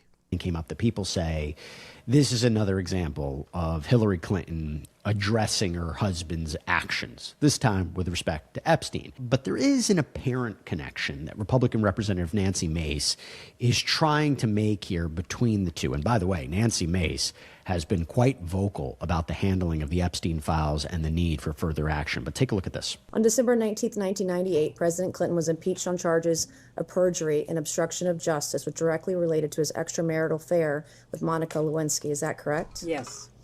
And your husband was impeached for perjury related to sexual behavior, correct? I didn't understand what you said. Your husband was impeached. Yo, they're really asking her this question. Remember I told y'all that Hillary held it down? They're asking her this question because a weak ass bitch is gonna be like, you know how she gotta get over her husband embarrassing her in front of the world. It's the first ever president that gets like called out for getting head from like some person that's not their wife in the Oval Office. And she like, there's egg on her face because everybody's looking at her like, whoa, what was she not doing right? Maybe she don't suck dick good enough. Oh shit, maybe he wanted a prettier girl. So they're bringing this up to kind of see her genuine demeanor because like that shit is like already done and gone. Like everybody know all the details with that. Shit, they impeached the nigga over it. But in a deposition, you could bring it up. And if she ever really like still never got over it, you're going to see it on her face, or she might say it in an answer. So that's really all they're bringing it up. They're fucking with her. For perjury related to sexual behavior, his sexual behavior. He was impeached for several reasons, and then was acquitted in the Senate. And your husband flew on Jeffrey Epstein's plane 17 to 26 times, correct? He made several trips with different legs on the trip, as I recall. But he flew on Jeffrey Epstein's plane Yes, 17 to 26 times? Were you aware that Secret Service was dropped on some of those flights? That is not my understanding. Where they were not on some of those flights? That is not my So understanding. your understanding is that Secret Service was on all of the flights that President Clinton was on? That is with my Epstein? understanding. By this standard of behavior, multiple credible accusers, including Juanita Broderick, who alleged rape against your husband was disbarred in Arkansas, lost his law license before the Supreme Court, flew on Epstein's plane dozens of times, visited Epstein's island. That is not true. That is absolutely untrue. Well, there's documentation in the DOJ files. I'm not sure you're aware, your attorneys have told you, but Jeffrey Epstein told one of the victims to lie to investigators, to lie that Bill Clinton was ever on Epstein Island. I can provide that document to you. We would like that document, please. Okay, Yeah, counsel, I can do because that. actually the files say just the opposite. Epstein himself denied he was. These are FBI notes from an interview with a victim. They're trying to trigger her by basically saying, yo, you know, your husband was a dirty dick, a dirty dick bandit that was fucking every and anybody. What do you have to say about him doing A, B, and C? And they're trying to get that reaction out of her where she could possibly be like, yeah, Bill ain't shit, but she's holding it down. You got to realize, hey, listen, and I wasn't trying to like dick ride white women as opposed to any other women. I got to salute the women who, you know, I personally believe there's no perfect relationship, but the women who fucking sit there and they deal with whatever issues they have with their guy, because we know the nature of men, and they keep it within the house and they never ever show people that they're going through some shit or they might feel some shit. Those are the fucking heroes, whether it's Savannah James, whether it's Hillary, and even I'm gonna be honest with you, even Beyonce to a certain extent. You know, obviously she did do an album, but she could have definitely just embarrassed the fuck out of Jay, and she kind of held it down, right? I can get you the victim number and the case number and the files. These are notes from a 302 interview. If you'd like those, are you going to provide those now? I don't. That's not my line of questioning. She brought it up, but I have a I'm document. sorry, I can get to you're you. making a representation Yeah. as to the facts. I didn't enter anything as an exhibit. But it's factually inaccurate. No, I can give it to you later. I can go find the document, make copies of it, and give it to you this afternoon. Thank you so much. Okay. By your standard of pattern of behavior, according to documents released by the Department of Justice, your husband appears in photos in swimming pools, hot tubs, aboard Jeffrey Epstein's private plane. Yo, they're trying to trigger her. Yo, your husband was fucking a lot of bitches, man. What do you think? With unidentified young women. We came here today and told this committee that a pattern of behavior demands accountability, correct? I said that I believe the committee should call anyone who had a substantial pattern and practice of contact with Jeffrey Epstein and his crimes before they came to light. Does that include your husband? And after they came to light. You're going to have a chance to question him tomorrow. So I'll ask you again, by the standard you just set, in your own words just now, does this standard apply equally to your husband or only President Trump? I have said that my husband has been subpoenaed. He will appear. He will answer your questions to the best of his ability. But there is no evidence whatsoever of any connection with Jeffrey Epstein's crimes. And I think that will be obviously apparent in the questioning. What makes you so sure of that then? I mean, he's photographed. Objection. Look, they're trying to say, yo, you know Bill Clinton was a whore.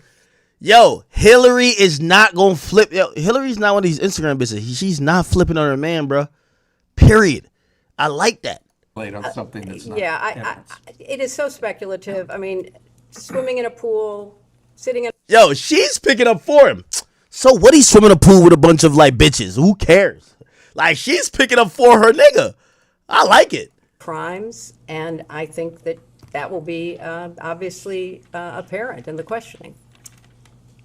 What makes you so sure of that then? I mean, he's photographed Objection with... is to speculate on something that's not Yeah, it is so speculative. I mean, swimming in a pool, sitting in a hot tub, there are millions of people who do that without any improper behavior or certainly committing any crimes. So I Do you think most of the men men are like your husband that did anything wrong? Why were they being surrounded by young women, giving them massages on Jeffrey's? They're trying to trigger her. So, and by the way, we're gonna get to the person asking the question. Her name is Nancy Mace, and she's the one who said she want to talk to Jay-Z too. So she's inquisitive. She just want to know. I like her too, but I like Hillary for never folding. Yo, it's that shoddy method, man. We don't bend, we don't fold. It's fucking Treyway, nigga. You know what I mean? It's the fucking Clintons. They're not folding. Private estate or private plane, are they all innocent then? You know, you are making assumptions in your questions that have not been proven and I don't believe are provable. Okay, why did you wait 6 months to have this hearing today or have this testimony? You know, I've answered that. I thought that given the way that other witnesses who were subpoenaed at the same time were being treated, that there was an unfair treatment of both my husband and myself. And I thought that, especially from my perspective, I had very little, if any, information to provide you, and that I could have done it in a sworn statement, and you could have moved on to depose somebody else who might have more information that would be beneficial to your I have two more questions. We'll get back to the hot tub a little bit later, but now I want to talk about Howard Lutnick once again. Again, the current United States Secretary of Commerce, who appears numerous times in the Epstein files. Again, was neighbors with Epstein, communicated with Epstein through emails. There is even a photo that may appear to be him with Epstein. Now, Hillary Clinton is asked about him, and watch what happens. Did it concern you at all that Ghislaine Maxwell was heavily involved with people you knew and were close to? I knew people that I knew her. Yes, that's true. And you just shrugged. You didn't want to look into it or nobody, question about it? Until her crimes were revealed and she was indicted and tried and convicted, I don't think people knew very much about at all what she was doing. And then how do you know Howard Lutnick? I know Howard Lutnick because when I was senator on 9/11, the firm he headed, Cantor Fitzgerald, suffered the greatest loss of life. As I recall, something like 650 of his employees were murdered by terrorists that day. Howard Lutnick missed being a victim because he was delayed dropping his child off to kindergarten. You asked the question. I'm going to answer your question. Now you're going to yell This at was me? what I spent my... Oh, shit. All right, get a little spicy. Okay. Yeah, you want me to slander my hubby? Nah. Let's get into it. Okay, Hillary. Howard Lutnick, because when I was senator on 9/11, the firm he headed, Cantor Fitzgerald, suffered the greatest loss of life. As I recall, something like 650 of his employees were murdered by terrorists that day. Howard Lutnick missed being a victim because he was delayed dropping his child off to kindergarten. You asked the question. I'm going to answer your question. Now you're going to yell This at was me? what I spent You're my going to yell at time me. doing. I'm a survivor trying to look out for other survivors trying to and take I account was of it. taking care You of waited the 6 people months who to lost get here today. 3,000 6 months, lives and now you're being at World defiant Trade and Center. indignant today. You asked me I about have met Howard with Lutnick. Epstein survivors. I'm a survivor myself. You have emails. You've denied that Jeffrey Epstein, that you tried to get JeffreyEpstein to give money to you. I did but not. Howard Lutnick was If used you to have an get email money. with me asking Jeffrey Epstein for money, I have an email from Howard Lutnick sending it to Jeffrey Epstein and his people to raise money for I don't know about for an event, an intimate event for you at his offices at Cantor Fitzgerald. You're look, going to sit if here you- today if you would let me finish. obfuscate and say to this committee, you didn't try to get money from Jeffrey I Epstein didn't. when I there was didn't. an intimate event in an email that Howard Lutnick emailed to Epstein's people and Epstein to get him to come to your intimate event at Cantor Fitzgerald, a very small event. And so I'm not going to public. You want to yell at me, that's fine, but I'll yell right back. Well, okay? I am looking out for it's survivors. very- I'm doing look- the job that you would not do and refuse to do as Secretary of State. Thank Oh, you, and I yield back to Hey, by the way, I want to show you the person who is speaking. It's important. Her name is Nancy Mace. You're gonna hear a lot about her because what she's been doing is she's holding belt to ass. She's holding the fire to the people who are mentioned in this Epstein list, and mostly her demeanor is everyone needs to be questioned. We're not going to take anything lightly. And she's the one who we're going to get to. That's our next topic. She has now suggested that Sean Carter, a.k.a. Jay-Z, should be one of the people who's going in front of Capitol Hill. And he needs to answer some questions. Now, some of the hip-hop media guys, they're not going to like this. You know why? That check might get cut. If they don't speak out against it, I can't wait till tomorrow in hip-hop media. Just watch. Tomorrow, well, first of all, we're staying up until 5:56. It don't matter. I can't wait till I'm watching everybody give it, wait, who's filming tomorrow? Is Joe Budden podcast tomorrow? I know I got to look at Joe. I got to look at Charlemagne. I got to look at all the other guys in media, like all the top guys, Vlad, Adam. Like, trust me, and I'm not picking and choosing here. I look at everybody, but I want to hear what they think, because what they told us was, y'all just hate Hove. And I'm like, the nigga name is in the Epstein files. It's not like we created the Epstein files. Well, it's just like a random thing. All right, bet, whatever. Now, a member of Congress is saying, we want to talk to this motherfucker. Also, you know the beautiful thing about this? You know the beautiful back. No, I'm going to finish answering the question, which I have a right to do. I am very sympathetic to your personal situation. I have read about it. I have seen you testify or speak on the floor about it. And I very much sympathize with not only what you went through, but appreciate your effort to stand up for survivors. I was a senator representing the people who were murdered on 9/11.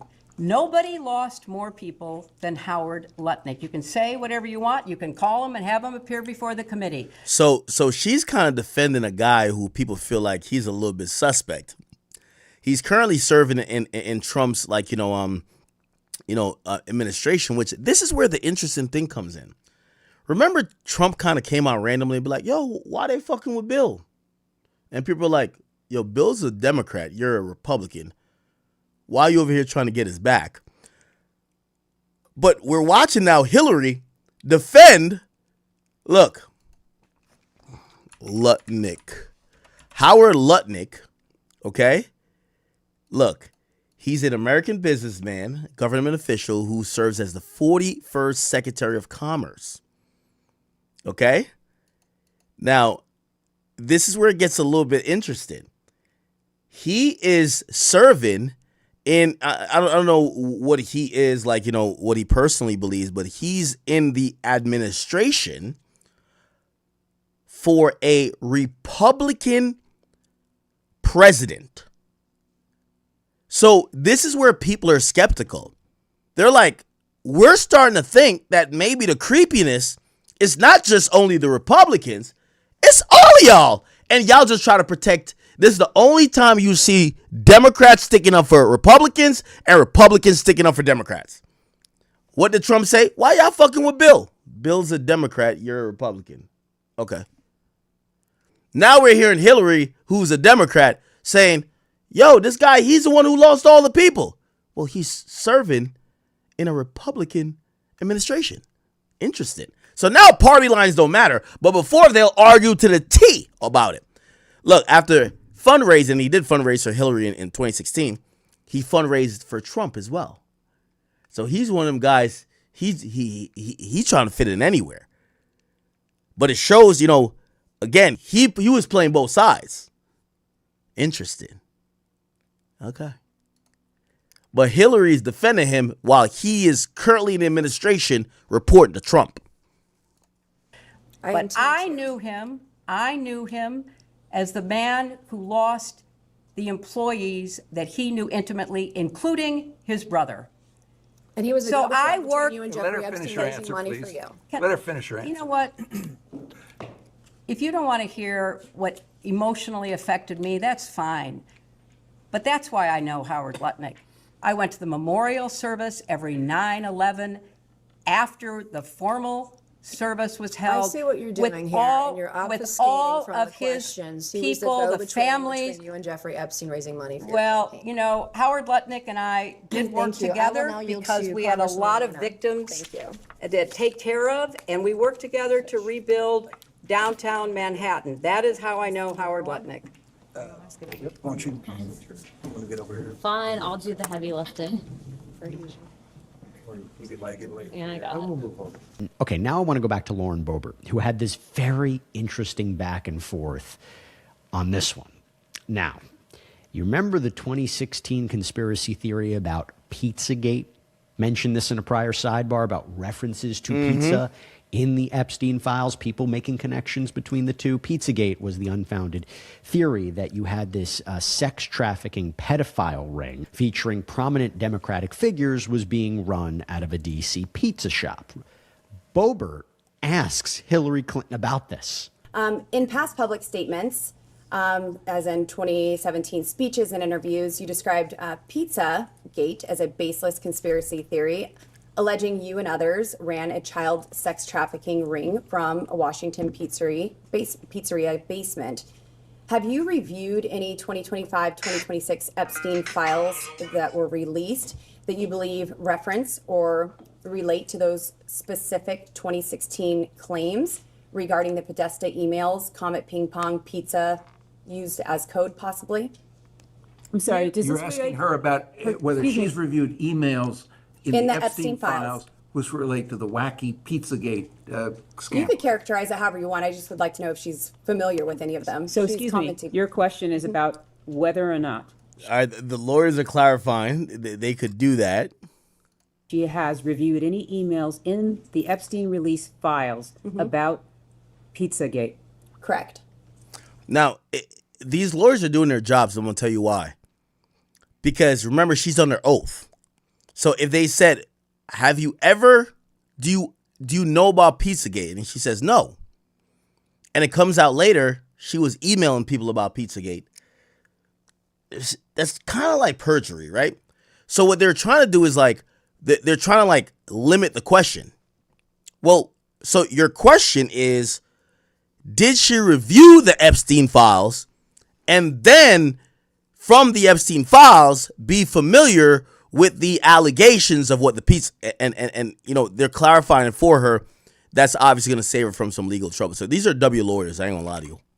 Your question is about whether or not she has reviewed any emails in the Epstein release files about Pizzagate. Correct. Pizzagate was totally made up. It was an outrageous allegation that ended up hurting a number of people, that caused a deranged young man to show up with his assault rifle and shoot up a local pizzeria. I can't believe you're even referencing it. You should be.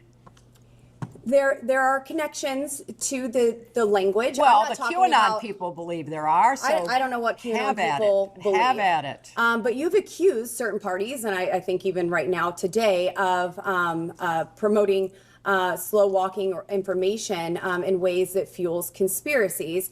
In your view, did any Epstein-Maxwell related investigations or file handling pre or post 2019 contribute to or intersect with the spread of Pizzagate style theories about Democrat figures? Objection. I have Calls no for way of answering. That possible is the amount of most speculation. ridiculously. Have you or your representatives identified any Epstein file content that has been misinterpreted online to revive those claims? And what steps, if any, have you taken to clarify. Again, object on the ground of I think that this is all very speculation. reasonable. Well, first of all, I don't follow the crazy conspiracy stories that are online. I regret that anybody does. I find it quite sad, but also disturbing that people would believe some of what is put forth, like Pizzagate. So I have taken no steps to review anything that might have any connection to something which I think is totally bogus. Next question, want to provide a little context here. So remember Anthony Weiner served in the U.S. House of Representatives, had to resign over claims he sent women sexually suggestive photos. Yeah, I remember him. Then there was the whole scandal of him texting a teenager. He was convicted of having sent obscene material to a child. He was released after 18 months in prison. Now, he was connected to Hillary Clinton because his then wife, Uma Abedin, had been an aide to Clinton. And during the investigation into Weiner, the FBI found emails belonging to Abedin on Weiner's laptop. And then that led FBI Director James Comey to announce that the FBI was reopening its investigation, its probe into Clinton's handling of official emails, and this was before the 2016 election. Guess what? She was asked about this in the deposition. Not happy. Are you aware of any files that were on Anthony Weiner's laptop in a folder that was titled insurance, life insurance, with a zip file titled Frazzle? This is way outside the Chairman's scope. ruling. This is way within the outside the scope? scope. Is this within the scope, Mr. Chairman? If the chairman rules that it's not within the scope, I Mr. have Chairman, other based questions. on what you said in the public hearing, is this within the scope? We can go off the record for a moment. Mr. Chairman, is this within the scope? We'll go off the record. One more part I want to address real quickly regarding Hillary Clinton. Things got tense when she brought up Republican lawmakers. You know, I also find it very interesting because I went back and looked at the transcripts of all of your other depositions, and none of the Republicans asked a single question to any witness about Jeffrey Epstein, or any question that would help provide answers for his victims to any of the people you deposed. In fact, the only questions that were asked by the chairman to Attorney General Barr. And what were they about? They weren't about Jeffrey Epstein. They weren't about Ghislaine Maxwell. They weren't about victims and survivors. They were, General Barr, I may jump in for a couple of questions. Were you aware of the involvement of Hillary Clinton and the Clinton campaign in the Russian collusion investigation involving President Trump? A deposition of Ms. Clinton. Well, I'm just saying, you have kept me here for hours asking the same questions over and over again. I've given the same answers over and over again. Not a single Republican at any of your depositions has asked a question about Epstein or Maxwell. And it does seem to me that if the members were truly interested in getting to the truth, you would have asked Barr, Acosta, Wexner, you didn't even show up at. Secretary, I believe we are very close to finishing. Okay, now I want to talk about former President Bill Clinton's Okay, so videotape deposition. Bill pops up. To have a president. The only thing with Bill, I don't know if like Bill is just old and like he kind of senile now. Bill seemed mad happy to be there. Even show up at. Secretary, I believe we are Look at Bill. close to finishing. Okay, now I want to talk about Look, he looked like former President Bill. He looked like he got some stories to tell. Look at him. He happy. Clinton's videotape deposition. Pretty historic to have a president testify under oath like this. Haven't seen it in decades, and particularly regarding this case. On August 5th, 2025, Chairman Comer issued a subpoena for President Clinton to appear today for a deposition in furtherance of the committee's investigation into the actions and investigations of Mr. Jeffrey Epstein and Ms. Ghislaine Maxwell. Can the witness please state his name for the record? William Jefferson Clinton. Thank you. And here is Bill Clinton's opening statement. I'm here today basically for two reasons. First of all, I love my country and the Constitution, and I believe America was built on the idea that no one is above the law. Okay. especially presidents, and that we should all live by the same set of rules shaped by the Constitution. Democracy requires every person to play their part, and I hope that by being here today, we can bring ourselves a little further away from the brink and back to being a country where we can disagree civilly and search for the truth and justice, and that outweighs the partisan urge for spectacle and point scoring. I will do my part, and I hope you'll do yours. The second reason I'm here is that the girls and women whose lives Jeffrey Epstein destroyed deserve not just justice, but healing. They've been waiting too long for both. Through my brief acquaintance with Jeffrey Epstein, though it ended years before his crimes came to light, and though I never witnessed during our limited interactions any indication of what was going on,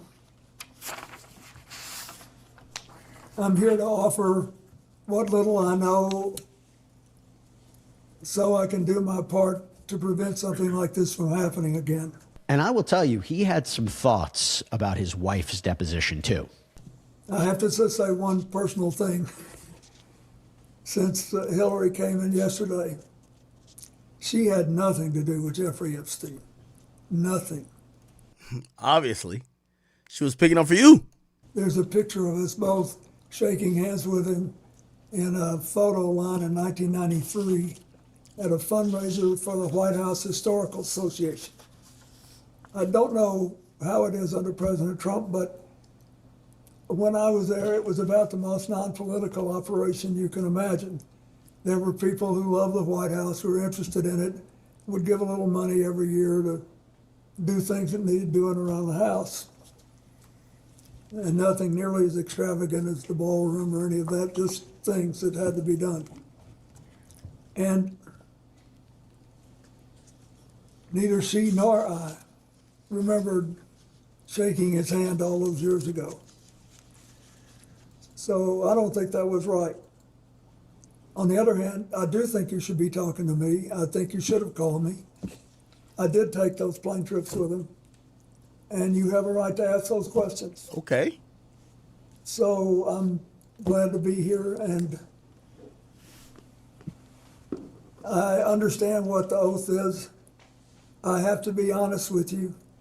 You know, I'll be 80 years old if I live to my next birthday. I don't remember everything that happened 24 years ago, but I do remember some things, and I will tell you what I remember as best I can. We, each of us, owe the victims nothing less than the truth and accuracy. We owe that to the American people. Again, there is an argument that Hillary Clinton really wouldn't have much to provide or answer for with respect to Epstein or Maxwell, even though, by the way, Maxwell was a +1 at their daughter Chelsea's wedding. But it was really, the focus was on Bill, right? It seemed that he had a lot to answer for. So this is where Bill Clinton talks about his first encounter with Jeffrey Epstein. And you mentioned that your first memory of interacting with Mr. Epstein was on your first trip. Which trip specifically? I'm not sure which one it was. Which one was the first? I took all or part of 4 or 5 trips to Asia and Africa and one to Northern Europe on Mr. Epstein's airplane. Is Bill, like, I feel like when Bill was president, there was a little bit of coolness, sharpness. He was never like Barack, but like he was kind of cool and a little bit sharp. This Bill I'm seeing is kind of like, he's 2020 Biden. Like, you look like, yo, he might lose all his fucking, his mind might be out of here in like 2 years. Do you think he's playing, or do you think that, you know, it's just age? Because I feel like when Bill was like in office, like he was cool, you know, not the smartest, but like he was doing his thing. Now it feels like You're just dealing with an extra old dude. And once when I was in Florida, I was offered a ride back to New York, but I wasn't there having it. It was just coincidental that he was there, and I think that was fairly early in the process. But I don't remember exactly. I just know that I did.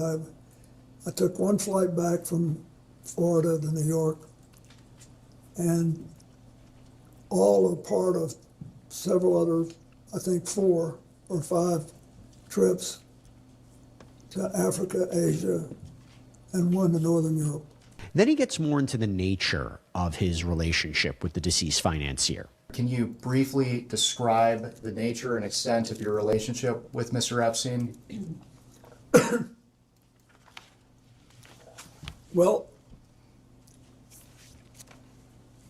sometime after I left the White House, either in late 2001 or early-ish in 2002, I received a call from Larry Summers, who had been on my economic team and was later Secretary of Treasury, and was then president of Harvard. And he said that he was calling because a man named Jeffrey Epstein, who had made a substantial commitment of several $1 million, I think it was 10, but whatever it was, I don't, to brain research. And that he was a information hungry person, and he wanted to spend some time talking to me about economics and politics. And he said, he's got this massive airplane, and he said he would take you, your staff, your Secret Service detail, and anybody else you wanted to bring on the trips that he knew I was planning to set up a global network to provide life-saving AIDS medicine to as many people as possible, as quickly as possible. Mr. President, when did your relationship with Mr. Epstein end? When did it end? Well, I believe I took my last flight in 2003. I low-key actually believe him. I don't even think he capping type shit. Later, I became aware of some involvement he had in the first Clinton Global Initiative, but it was much later. Why did your relationship with Mr. Epstein end? Well, after a year or two, we really picked up a head of steam with this AIDS program, and a lot of other people whom I knew better and who really cared about the work came forward and offered to help us provide transportation. And I thought Mr. Epstein was an interesting man, but I didn't think he was really interested in what I was doing.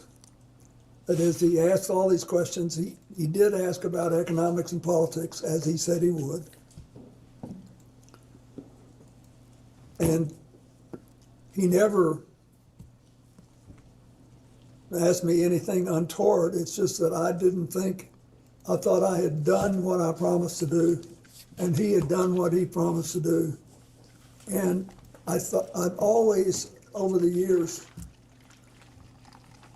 with these donors, tried not to overstay my welcome. I thought that we'd done enough, and then it's time to start working with other people.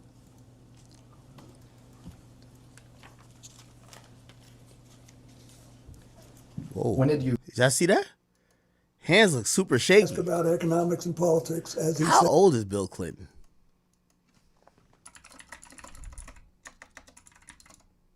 Wow, he's 80 years old. Jeez. Damn, and he gotta like reminisce on like all of these things. Jeez. Said he would. And he never asked me anything untoward. It's just that I thought I had done what I promised to do, and he had done what he promised to do. And I thought, I've always, over the years, with these donors, tried not to overstay my welcome. I thought that we'd done enough, and then it's time to start working with other people. Here we go. Watch. Wow.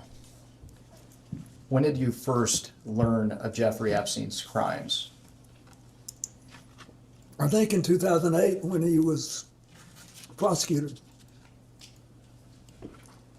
There's nothing that I saw when I was around him that made me realize he was trafficking women, and I never.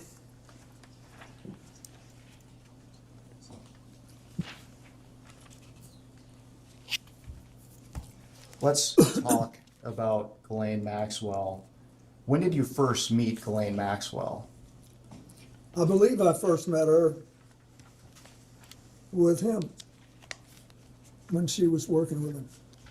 And what did you understand Miss Maxwell, and what did you understand her relationship to be with Mr. Epstein? I thought she was sort of his chief of staff or administrator. And you said that you first met Miss Maxwell with Mr. Epstein. Is that after you were president? Yeah, I don't believe I met her when I was president. I could have. I met a lot of people, I don't remember. But I definitely remember meeting her on that first flight. Can you briefly, for the record, describe the nature and extent of your relationship with Miss Maxwell? Yes, it was. It lasted longer and was more extensive than my relationship with Mr. Epstein, because Ghislaine Maxwell started going with a man named Ted Waite. What we're finding out also in this is that Ghislaine, yes, like we're kind of finding out her true nature. She realized that Epstein was a sexual deviant. She's about securing the bag, so she's gonna go get whatever bitches he want to fuck. She's taking an L where like she's supposed to be the girlfriend, but he's fucking these other girls. But she starts to deal with other guys, and not only is she dealing with these other guys, she's kind of like, you know what? All right, this is like my get back for you doing that, or not get back like she's mad, but it's just like it's even. Okay, you're trying to get all these young girls. I'll help you get them, but I need a guy who's putting, she wanted a dude who was fucking her. And this is where you get Bill Clinton, who's saying, oh yeah, no, Ghislaine had a dude. Let's talk about Ghislaine Maxwell. When did you first meet Ghislaine Maxwell? I believe I first met her with him when she was working with him.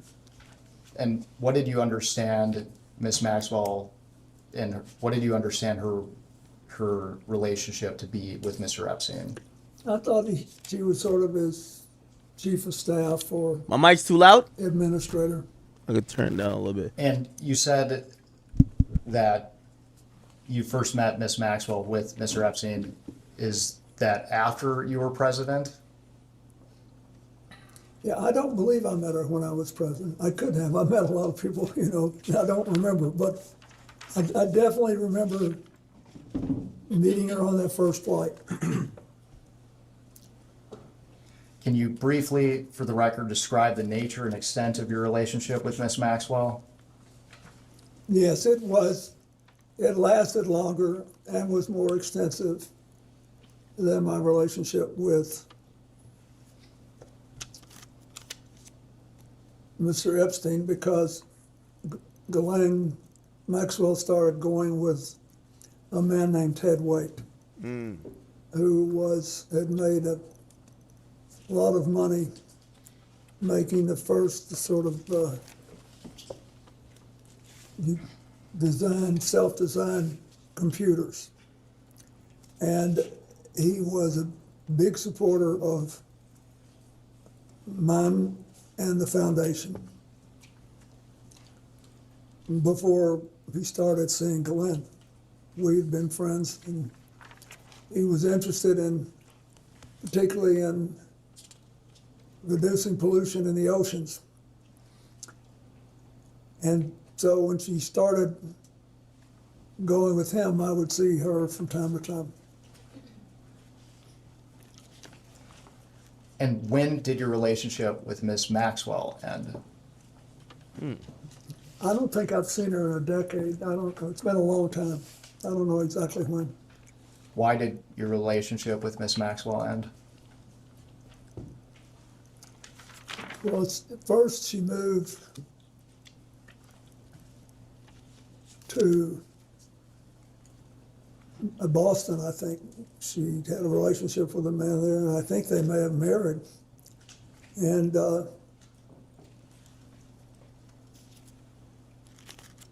so she wasn't so much around, and she, then when it became, after 2019, when it became obvious that she was involved too, to an extent that I did not know, that was the end of it. Now, while I mentioned the interaction with Epstein was before the criminal charges, right, in 2006, and then the guilty plea in 2008, Clinton is asked if authorities had reached out to him and whether Jeffrey Epstein or Ghislaine Maxwell were part of intelligence agencies, right? This goes to the idea of the pair honey trapping.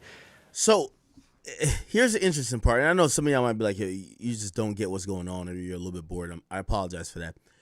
So there's so many, like, theories about Epstein. This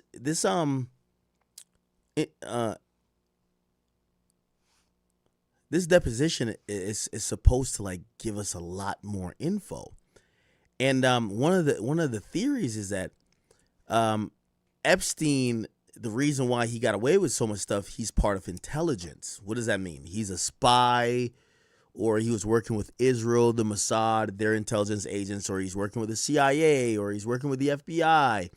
And here's the interesting part. So now he's in, now not Epstein. Epstein's dead, but Bill is in a deposition.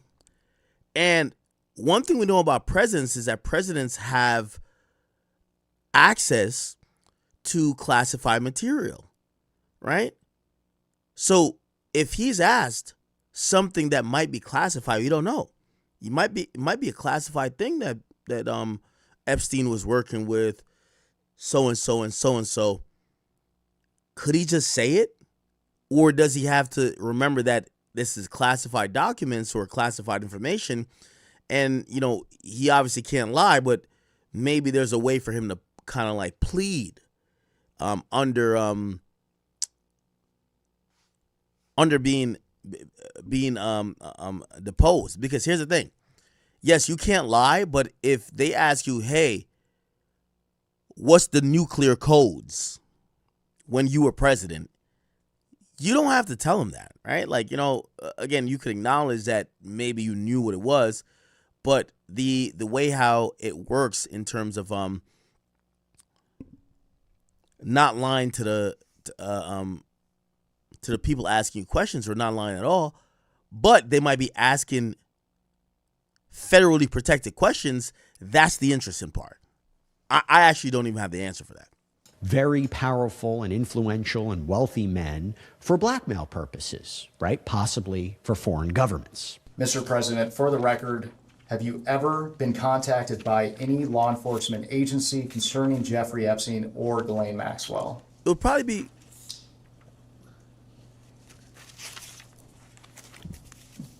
As far as I know, no. That is, as far as I remember. Back in 2008, I sort of thought somebody might ask me something, because I was glad. It's interesting watching it. It's like, you see that finger right here? This had come out since it had happened. But I don't believe anybody. I thought somebody might ask me something. Remember, Look at this. back in 2008, I sort of thought somebody might ask me something Watch this little finger right here. because I was glad this had come out since it had happened. But I don't believe anybody ever did. You mentioned that you thought someone would want to ask you something. Can you elaborate on what that means?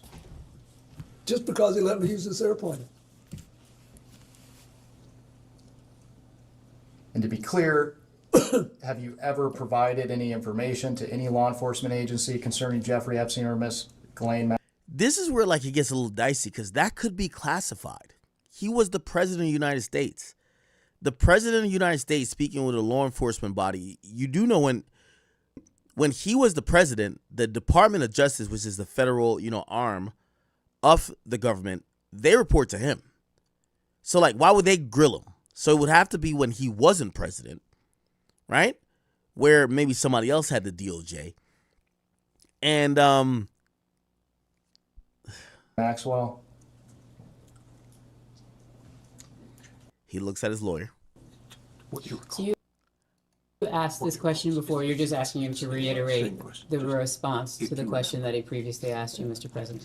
I don't believe any law enforcement agency has ever asked me. And I didn't know enough to volunteer anything. Mr. President, are you aware of any efforts by anyone, including an attorney, process server, investigator, or any other person to contact you regarding any civil lawsuit, claim, or litigation involving Jeffrey Epstein or Ghislaine Maxwell? Not that I recall. Did Jeffrey Epstein ever inform or represent to you that he was working with any intelligence service of any nation, including the United States? No. Did Ghislaine Maxwell... And I hope you guys are not misinterpreting what I'm saying. That would be classified, I would imagine. Right? Like, you tell the president of the United States or a person who would have the highest clearance in the world that, hey, I'm a agent or I'm working with, whether it's the Mossad or I'm working with CIA, why the hell would, in a deposition that they later just leaked to everybody, why would that info just come out? Ever inform or represent to you that she was working with any intelligence service of any nation, including the United States? No. And during your relationship, did you ever suspect Epstein or Maxwell of being affiliated with any intelligence agency? I did not. All right. Now, you know that the former president was going to be asked about massages and young girls, right? And also, by the way, he was asked about, we've talked about this before, remember Epstein's 50th birthday compilation book that was put together by Ghislaine Maxwell? There's an entry from Bill Clinton. It reads, "It's reassuring, isn't it, to have lasted so long across all the years of learning and knowing, adventures, and still to have your childlike curiosity, the drive to make a difference, and the solace of friends." Okay, my next question for you is, have you ever had contact with an individual by the name of Shantae Davies? I believe Shantae that's a distinctive name, and so I think that was the name of one of his flight attendants. Okay. She's been described on being on a 2002 Africa trip and providing massages. Was she or any other young female on that trip underage at that time? Not that I'm aware of. Yo, look at his lawyer. I got to show you his lawyer, this black lady. So he's flanked by two attorneys, but you could tell he's heavily prepped. They don't want him to fuck this up. Don't say nothing that you're going to have to get further questioning on.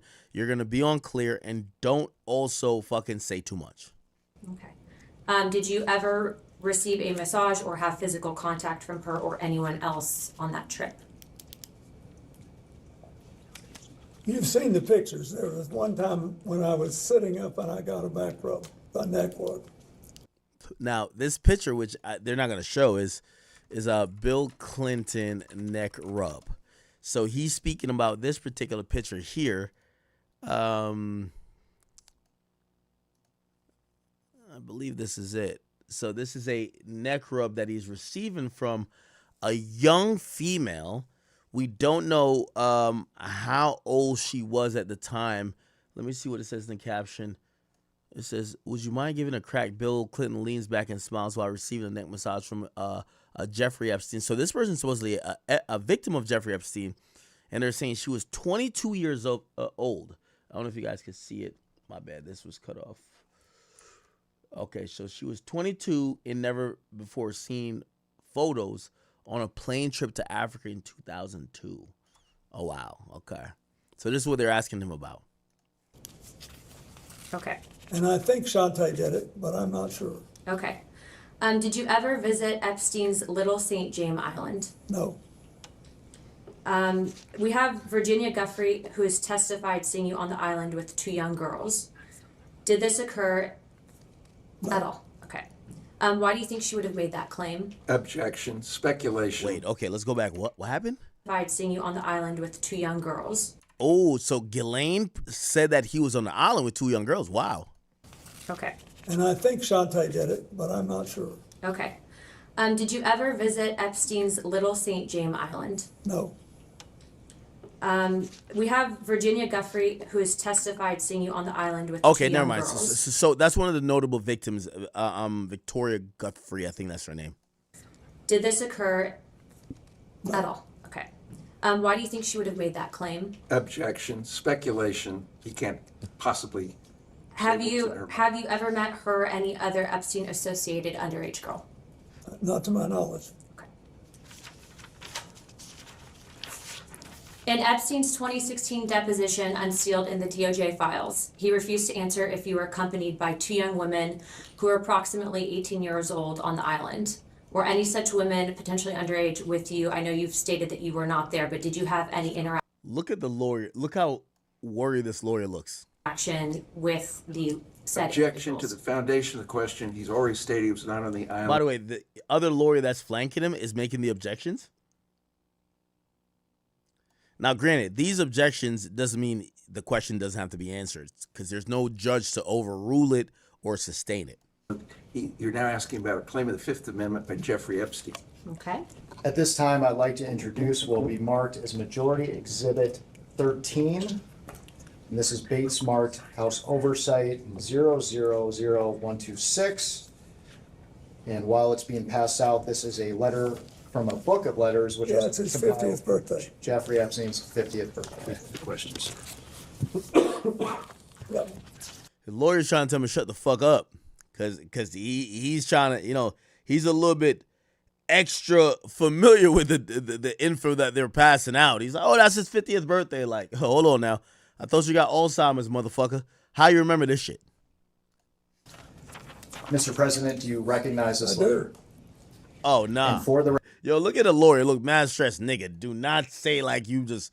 record, does this appear to be your handwriting and It signature? is. Oh, nah. And why did you write this letter? Why did I? Because I was requested to contribute a nice letter for his birthday book. And who asked you to write the letter? I don't remember. Would Miss Maxwell have I asked don't you? know. I think someone on my staff asked me.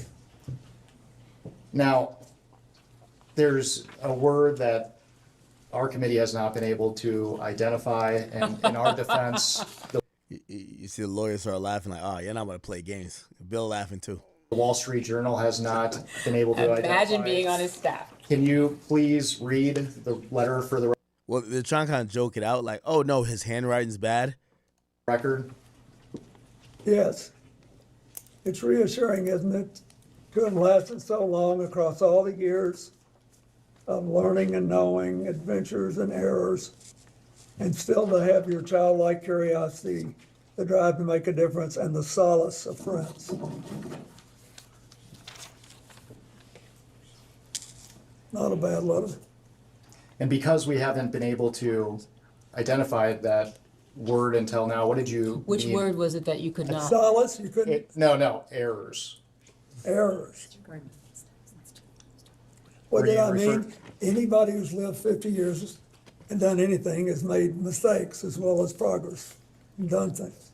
But for the record, you weren't referring to errors in judgment that Mr. Epstein had. Now, here's a problem that an attorney, you see the attorney right here, has. Because, like, yo, if you know any old nigga Like, bro, they're down to just keep it so much a buck.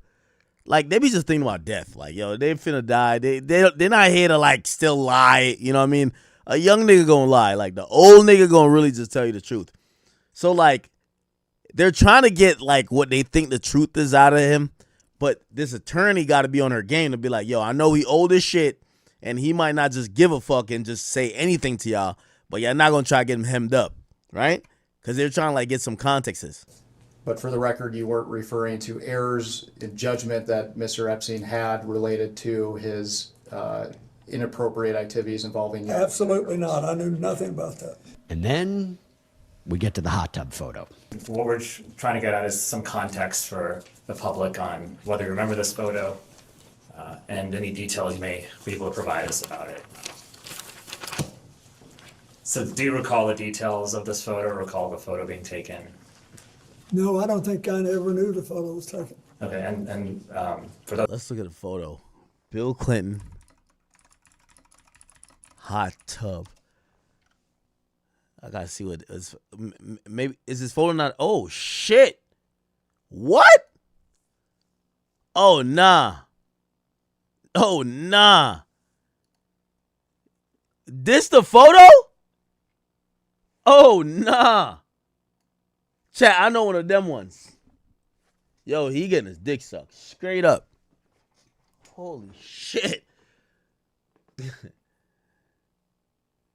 Yo, everybody know what that means right here.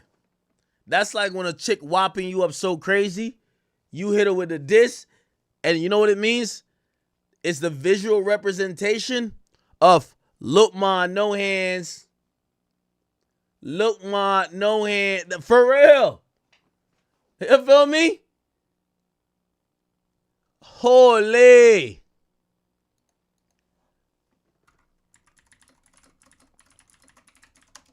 Like, come on, everybody know what that is. Come on, stop the cap. Yo, Bill was getting topped. Oh, yo, who took that picture? That's the feds. That's the police right there. That's the police. She said, look, ma, no hands. Ain't no darling, I don't dance. I'm a Roscoe, I'm a Walker. I think I deserve a chance. I'm a bad mother effer. Go ask the mother. Nah, holy. Yo, Bill was in. Yo, that look on his face. Y'all know Bill got to be tight like your bruv. It's not even like I could double back on these moments. Like, yo, this bitch sucked my dick like 40 years ago, and I got to still talk about this shit, man. Stop the cap, bruv. Holy. The nigga had his hands like this. One of them ones. What? Those who can't see it, it's a... And because we haven't been able to identify that word until now, what did you Which mean? word was it that you could not? Solace, you couldn't? No, errors. Errors.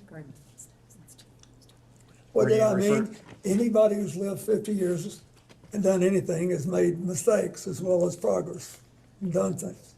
But for the record, you weren't referring to errors in judgment that Mr. Epstein had related to his inappropriate activities involving you. Absolutely not. I knew nothing about that. And then we get to the hot tub photo. Here we go. What we're trying to get at is some context for the public on whether you remember this photo and any details you may be able to provide us about it. So do you recall the details of this photo, or recall the photo being taken?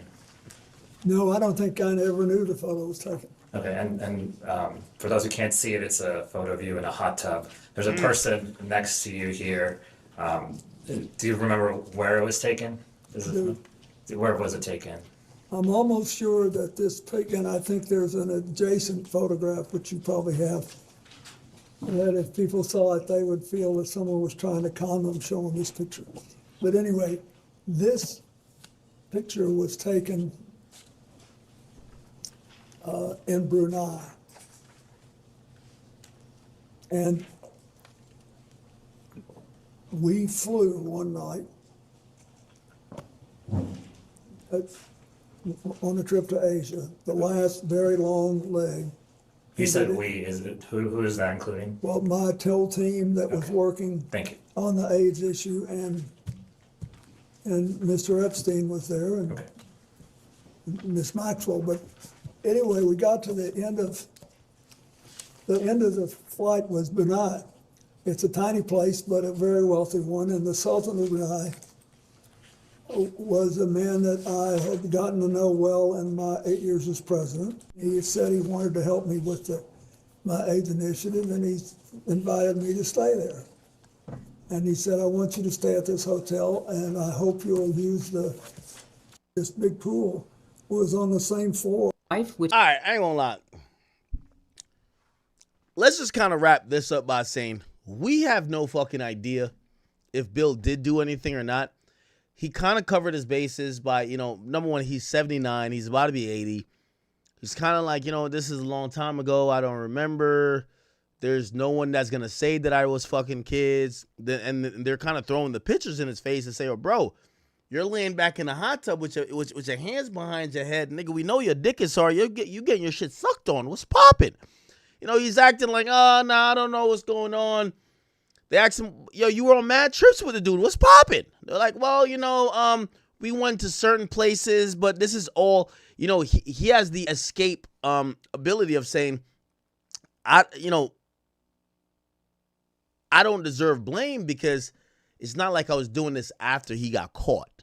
I did this before he got caught. So anything I did, I was just chilling. The real questions, which I don't think that was asked, and maybe I got to watch the whole thing to see if it was asked. Brother, you're a high-ranking political official, if not the president of the United States at the time. Why the fuck are you in a fucking hot tub with a guy with your hands behind your head looking like your dick is hard, like you about to get your dick sucked, if you are not all the way confident with the person that is set up the scenario, which is Jeffrey Epstein? So you were really comfortable with him then. You were in the mindset that this guy and whatever he was doing, whether sexually or privately, you were cool with at one point. So this idea now where you're like, oh, no, I didn't know anything, it kind of sounds a little suspect. Which is on the public record. I'm With sorry, Jeffrey what's your Epstein? question? No. You were never in the Virgin Islands Virgin with Islands with Jeffrey Epstein, no. And I got to say, the final one I want to talk about right now was very interesting. Did Jeffrey Epstein kill himself?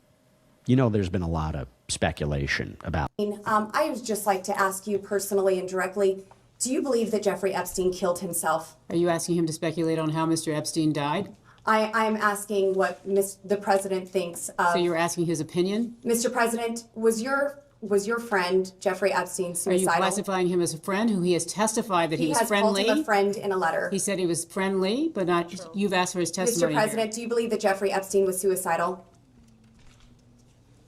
Do you know? Was he ever suicidal? Oh shit! The lawyer just like answer for him. Do you know? Was he? Oh no, he's clarifying. Do you know? They can't answer for him. Ever suicidal? I don't know. I only know what the medical finding was. I think maybe he finally got caught, and I don't know. I've accepted it in my own mind. I don't know what happened. Mr. President, what did you accept? That he killed himself or that he did not? That he did, but I don't know. Yes, sir. Thank And you, neither Mr. do you. President. We don't. None of us know. We weren't there. Mr. President, it's been an honor. Thank you. Okay. Hillary spoke after the whole thing.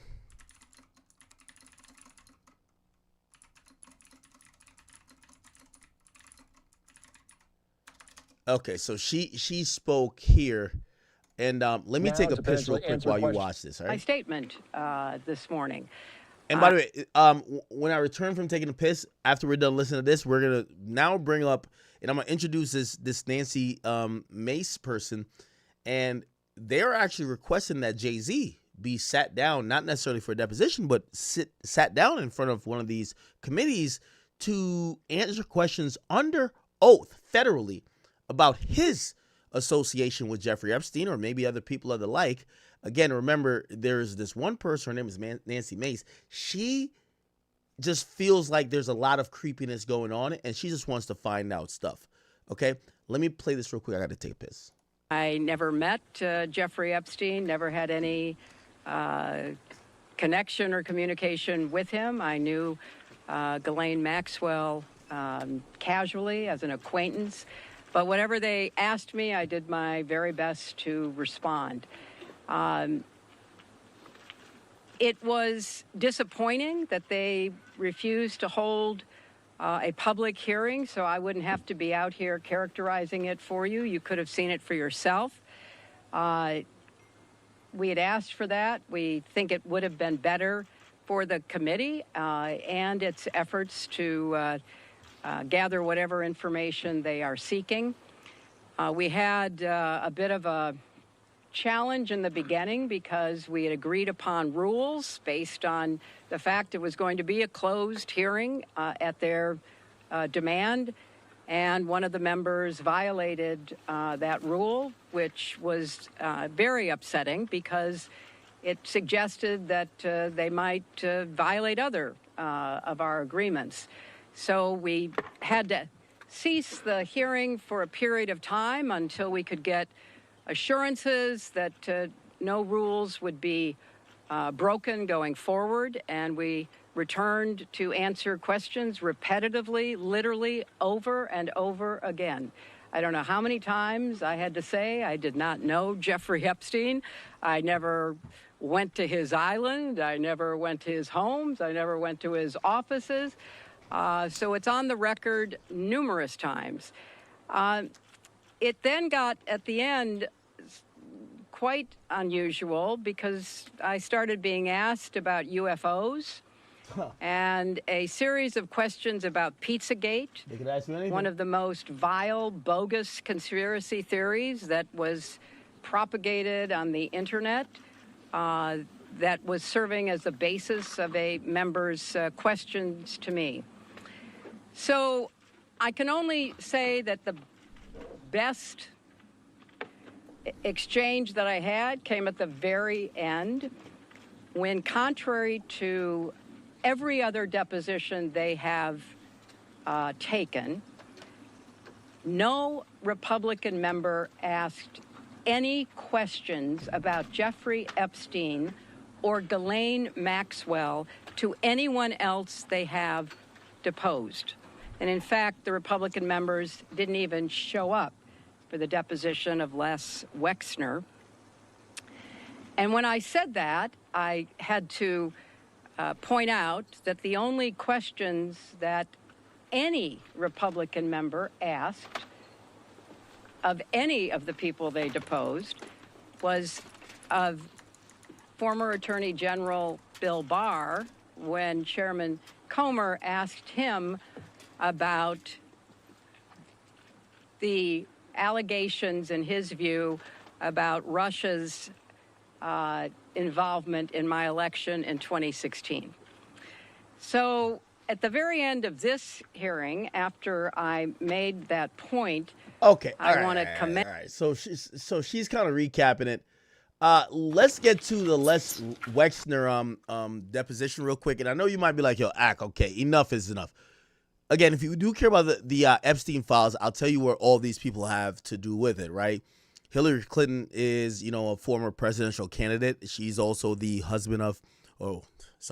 the wife of Bill Clinton. Bill Clinton is mentioned in the Epstein files, not only as having a relationship with Jeffrey Epstein, but also being on the plane a few times. And that's where people thought a lot of the creepiness happened. He's pictured in photos that people feel like, maybe potential victims, and actually people who claim they're victims were actually in as well. So people are like, well, if you're around the victims, even if we don't have a video or a picture of you getting your dick sucked or you trying to fuck someone, even if you're getting a massage by that person, maybe you were part of, trafficking these individuals as well. Now, why does this guy matter? This guy's name is Les Wexner. A quick Google search of him will tell you everything you need to know about him. Les Wexner.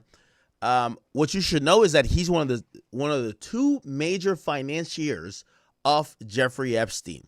Okay, he's the co-founder and the chair emeritus of Bath and Body Works. He's also been a principal in Abercrombie & Fitch and also Victoria's Secret. So this guy has a net worth of $8.7 billion. And what he's done, he's one of the two major financiers of Jeffrey Epstein. When you think about his wealth and how he was able to move around, he's one of them. The other guy name is Leon Black. So this guy that comes from Bath and Body Works, Victoria's Secret, he funds a lot of shit to do with Jeffrey Epstein, to the point people are like, why? Well, there's this idea that Jeffrey Epstein is good with, finances, but people are like, well, he has no formal training, or he's never really went to school or has a degree in anything when it comes to financial advice or anything else. Why did people trust him so much? The running theory is that, well, this guy, Epstein, yeah, he was kind of savvy a little bit with finances, but like he was being held closely to these guys because he was able to kind of like have them live out their fantasies or whatever the fuck they were into, mostly obviously illegal stuff, and that was his job. So they would act like he's like a financial advisor, but really that's not what he's kind of known for. Not necessarily known for, but like that's not what he really was doing. He was hooking up these dudes with young girls, okay? He was also, Les Wexner is also on the list. Remember I told you there was a short list that the Department of Justice did kind of admit that if there were going to be people arrested or charged, there were 6 people that would be the most likely candidates for an investigation to get someone to be charged.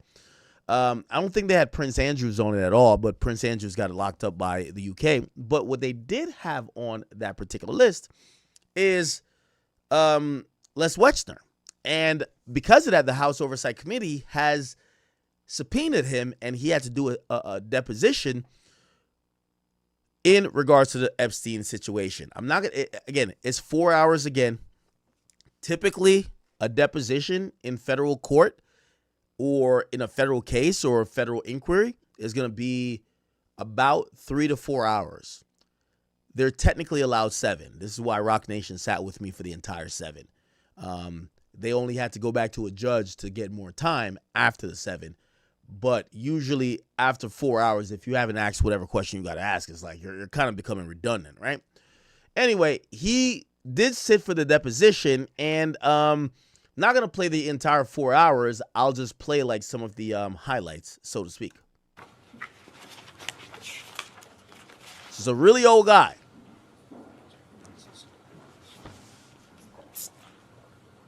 Very wealthy as well. What's that connected to? Oh.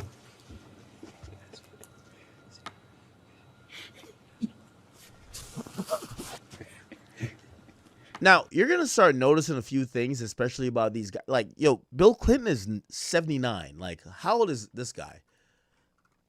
He's 88. He's 88 years old.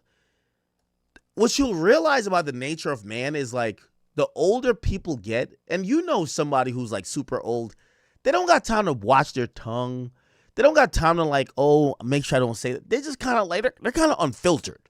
It's like, it's the Unk syndrome times 10. Like, they're not here like, let me try to keep. They just say what it is. Like, if you're Caucasian, and let's say, hopefully, you're not racist, but like, maybe like your grandparents was racist. If your uncle, or no, not uncle, say your grandfather is 94 years old right now, your grandfather is going to be openly racist. He just doesn't give a fuck to hide it. Like, maybe your dad's racist too, but he'll hide it. Your grandfather, who's fucking 94, he just doesn't give a fuck. And that's the, I'm not trying to like, promote or put this idea that everybody old is racist. I'm trying to say that what's interesting with age is that these old dudes getting brought in front of these committees, you get to realize they don't give 2 fucks about concealing shit anymore. They feel like they've lived a complete life. It's not like they're like, oh my God, this is going to ruin me. They're kind of like, I don't give a fuck. And that's where the lawyers are coming in by saying, shut up. Don't say that. Hey, yo, stop. Right? And you're going to see a moment here because look at this guy. This guy doesn't even look like he knows what's going on. He's 88.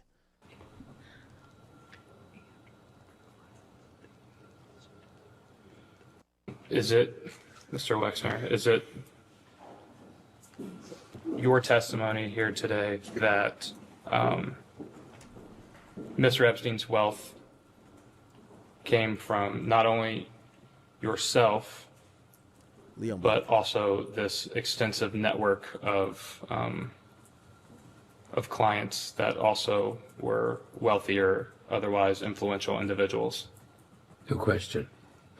Look at his lawyer looking at him like, yo, bro, I know you're old as shit, but hold up, bro. Absolutely. And, you know, sitting here The today, lawyer already is like, fuck, bro. Like, don't admit anything. With the benefit of hindsight being 2020, how do you think that the United States Congress could prevent the crimes and, in your words, cons and deceits that Mr. Epstein and by extension Ms. Maxwell committed on victims around the world and specifically in the United States? Yo, he keeps looking at him like, yo, bro, please don't answer this fucking weird ass question. Well, I would hope that this interview or whatever it is today would help you to understand that he was a crook and a con man. And in hindsight, look at his lawyer. You know, looking back, he would make Bernie Madoff look like a Boy Scout. So, oh my God. Like, his lawyer's about to flip it. You know why? Dog, you just admitted that you gave the nigga mad bread. Like, you admitted that you helped fund the nigga. Like, by you admitting that you helped fund him, don't then admit 2 seconds later that he would make these other people look like a Boy Scout. Yo, it's going to make it seem like you knew all along this nigga's a piece of shit. His lawyer is fuming, but his lawyer can't answer questions for him. You could only talk to him in between questions. So complete, so diabolical. I mean, just incredible, sinister. If I were giving the government advice, I'd tell the IRS to look into Jeffrey. What?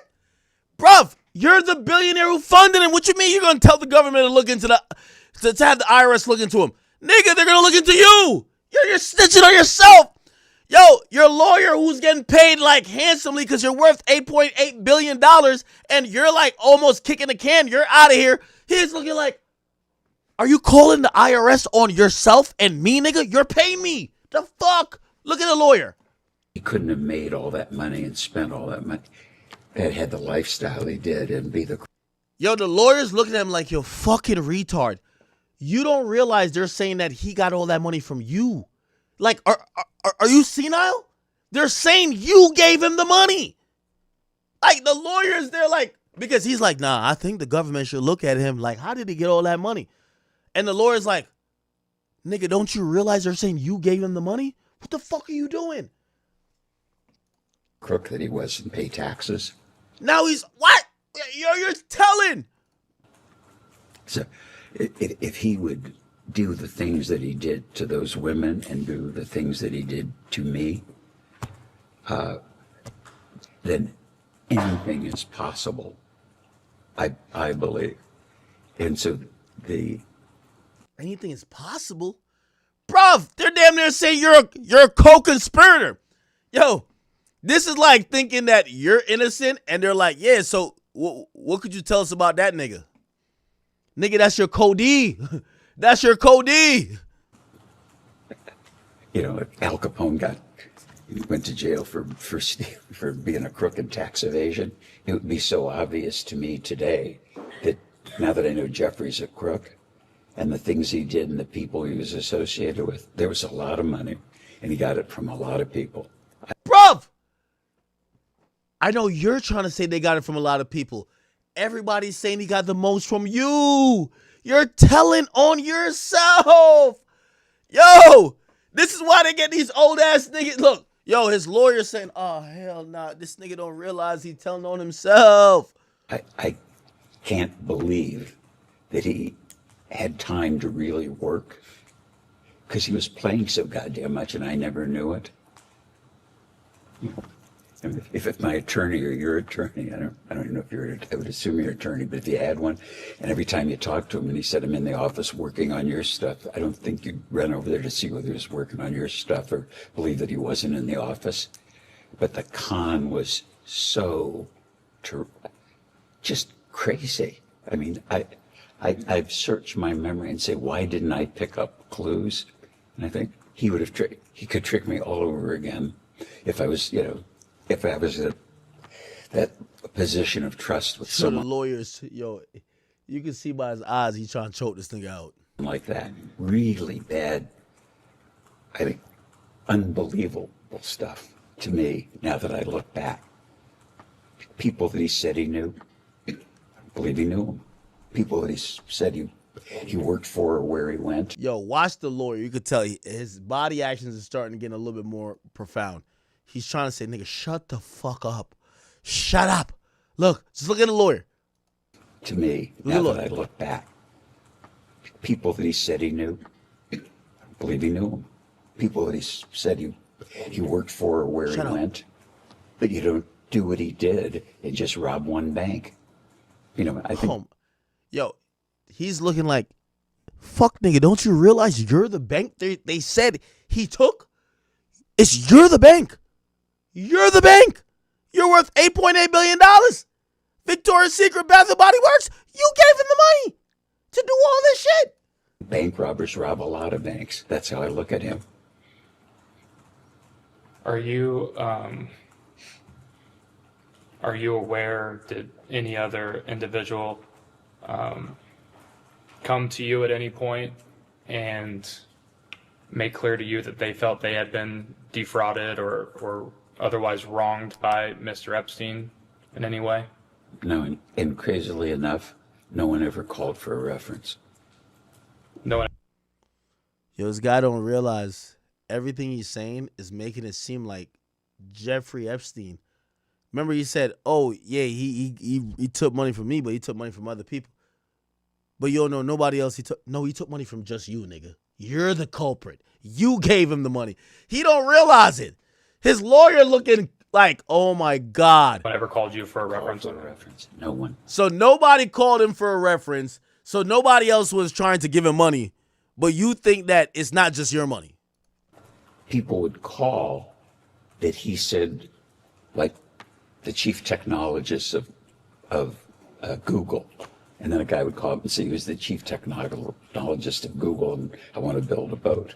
So somebody says that they know the chief technologist. A guy calls you up and says, hello, I'm the chief technologist. Bro, you could tell this lawyer's trying to say, how could I choke this nigga out right now? Yo, give me a button. Let me press that this pacemaker stop working. What the fuck is this nigga doing? I could. He's like looking at him like, yo, fuck nigga, look at me. Look at me. That could be like, you wildin'. You wildin' now. Talking to an actor in hindsight. It's just, I don't think I've ever been conned before. I've seen movies about it. It's like, I think if the government really understands that, then a lot of things you'd be able to dig into that aren't Bro, you keep talking. You snitching now. He should be exposed. Bro, him getting exposed is you getting exposed. What are you talking about? Yo, this lawyer's like, yo, my client is cooking me right now, bro. Yo, that lawyer's on some shit like this, bro. Yo, the lawyer's on some shit like this, Chad. Yeah. I ain't gonna lie, I'm getting cooked. Oh, yeah. I ain't gonna lie, I'm getting cooked.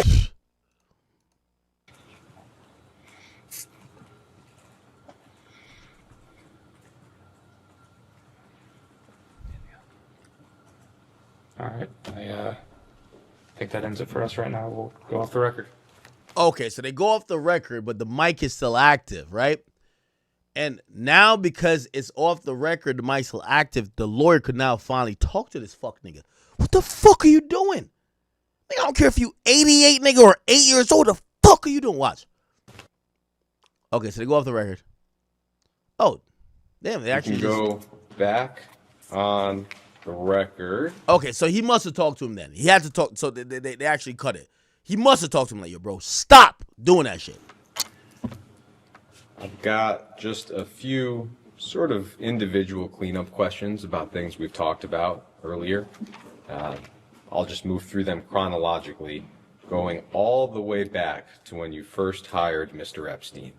If you could just articulate what you recall about what you thought you were getting from him. You described what he ended up doing for you, but what did you understand yourself to be hiring him for at the time? Bro, I just told you this. Stop saying say you don't recall, bro. Please don't say no dumb shit. Do not say you were paying him to get you bitches. Please don't say that. You're gonna, bruv. You need to figure out. Stop thinking. I told you what to say. Well, when I met Jeffrey, Yo, look at this nigga like, come on, bruv. I had somebody managing my personal stuff because there's just a lot of stuff suddenly, complexity in my personal life. And I didn't realize that I had so much complexity until one day it's there. So to me, it was my personal side of stuff is like one day it's cold and the next day it's a blizzard. And I realized I've got houses and stuff that should be inventoried and, buying a car, selling a car, with just a lot of stuff. And hired Harold, and just to make sure that I wanted somebody who had accounting, not financial sense, because I wasn't looking to make more money, just someone to kind of manage things. And so today, I guess you'd call it a family office person, because I wasn't looking for accounting and I wasn't looking for investment. I was just looking for someone to just make sure that everything was in order and nothing crazy was happening. And I had sensed that Jeffrey, or that Harold wasn't doing a good enough job, just didn't have the bandwidth for the complexity. And mentioned to Bob and Wendy that things were a mess, or I was worried they were a mess. And then coincidentally, drove down the street, as I mentioned, met him, and I asked him, I don't know if it was 6 months later or a year later, something, talking to Bob and Wendy, they said, we should call him. So I called him and said, you remember when we met? I said, I've got a guy running my stuff, personal Bro, what stuff. are you saying So I want right to keep now, business away from personal. And could you take a look at it? You're smart, you're financially oriented. And he said, it's not what I do, but you're Wendy's friend, you're Bob's friend. I'll come and take a look. So he started doing that and said, Harold isn't very competent.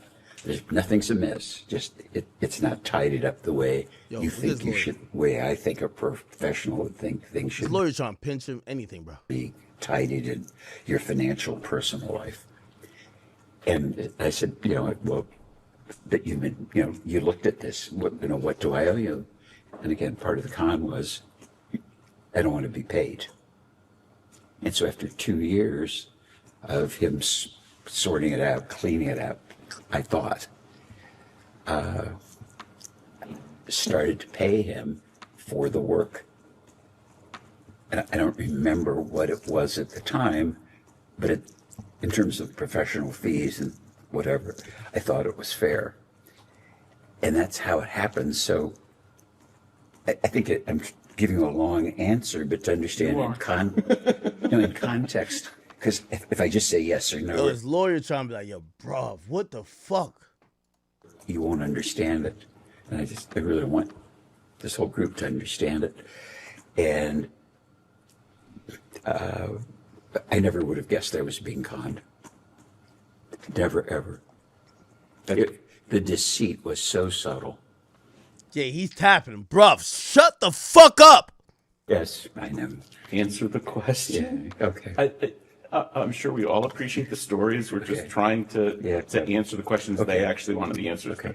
That's very helpful. Thank you. I hope it is. And could I ask you, I think you said in the last hour it was your understanding that Mr. Epstein while he was working for you, also had other clients. Is that right? Yes. So would that mean that his work for you, you understood it to be part-time?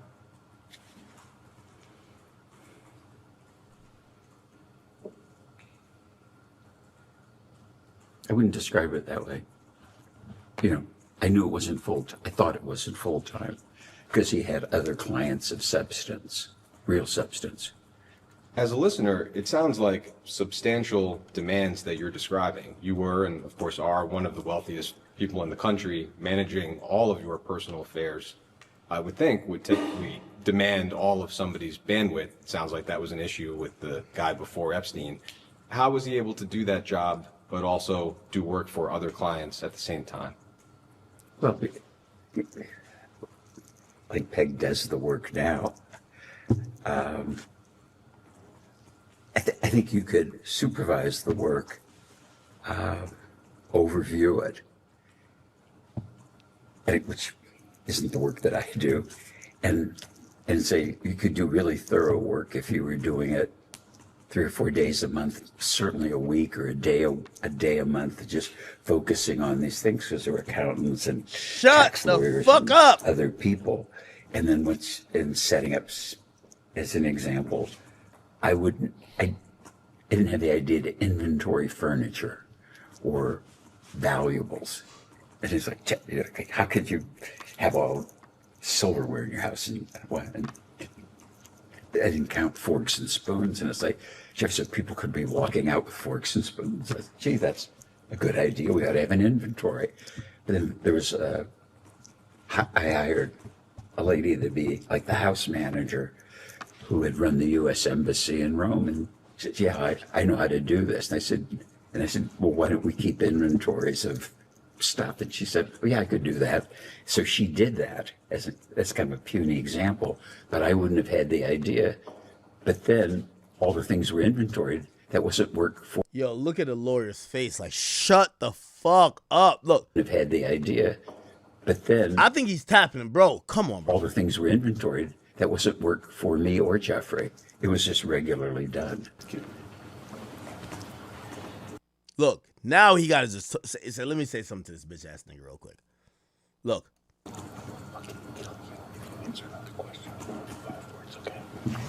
He said, I'll fucking kill you if you answer another question with more than 5 words. Shut the fuck up! Answer the question. Okay. A discrete question on a different topic. We know that at one point you owned a property in Palm Beach. It was a large oceanfront estate. We understand that you sold that estate to a guy named Abe Gossman, and that later Mr. Trump and Mr. Epstein got into a bidding war over that property. Do you have any knowledge of, or did you have any involvement in that dispute between Mr. Epstein and Mr. Trump? No. Yeah, Smiley's lawyer's proud of him. 1 word, no. I'd like to touch on a few specific allegations that have been made with respect to Mr. Epstein's crimes. Maria Farmer has been discussed several times today. I'll try. Okay. I'll play a little bit of this. Oh my God, this is so long. I definitely don't want to get into this. We're gonna wrap this topic, and I know we've been kind of like we've been a little bit slow in trying to get everything going on with this. That's all the depositions. We got Iran stuff. We got the depositions now. We could now move on to some more hip hop topics and things you guys might, be a little bit more familiar with. And I do apologize for the people who are like, I really just don't give a fuck about Iran. I don't give a fuck about Epstein. Just tell me what's going on with J. Cole and Sci-Hi. All right, I got you. Okay. Again, I told you we are going to be streaming until 5:56, which means I have 5 more hours left. Jesus Christ. Did I promise that? It's 1 o'clock now. So it means, 4 hours and 56 minutes. So don't worry. We're kicking him. Visit his ranch in New Mexico or his house in Paris. Do you want to break those up for clarity? Did you ever visit his ranch in New Mexico? It was the same kind of thing. He wanted Abigail and I to see his ranch. We flew down there and drove around for an hour or two, got back on the plane and came home. And I don't think he had a house. So you would fly just to go visit for 1 hour? Yeah, I would fly to Europe for 1 hour on business trips. As crazy it is. Fly to Europe for 1 hour? Add to his money and how much of it was moved around. Your attorneys, quote, explained that over his years handling Wexner's finances, Epstein stole or otherwise misappropriated several $100 million from Wexner. That misconduct, together with the fees that Epstein paid himself for his services to Wexner, appears to account for virtually all of Epstein's wealth. So several $100 million is a large but not precise figure. To the best of your knowledge, how much exactly did Epstein steal? Oh, so he's saying Epstein stole the money from him now. Oh, okay. No, I don't think I'll ever know. I'd like to try to understand a little bit better how Epstein was able to steal or misappropriate that many funds. One way, reportedly, is that the trusts that we described earlier, which I know you said you have no recollection of. I just want to be thorough. The trusts. All right, man. You know what this thing is up to. Okay, cool. Let's move on to actually before we get on to the hip hop stuff. I wanted to point out there's a few things I saw, and I'm gonna keep these things brief. I know we have a few more hours on stream, so like there's no need that we have to like rush through stuff, but I do want to be I do want to respect your time and be diligent in what we're going to be talking about today. And there's a few things that kind of came to my attention, okay? And I'm actually I have a really interesting disposition to these things that I'm not sure if you guys will think I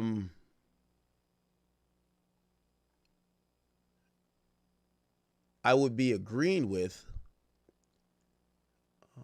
Hold on. Give me 1 second.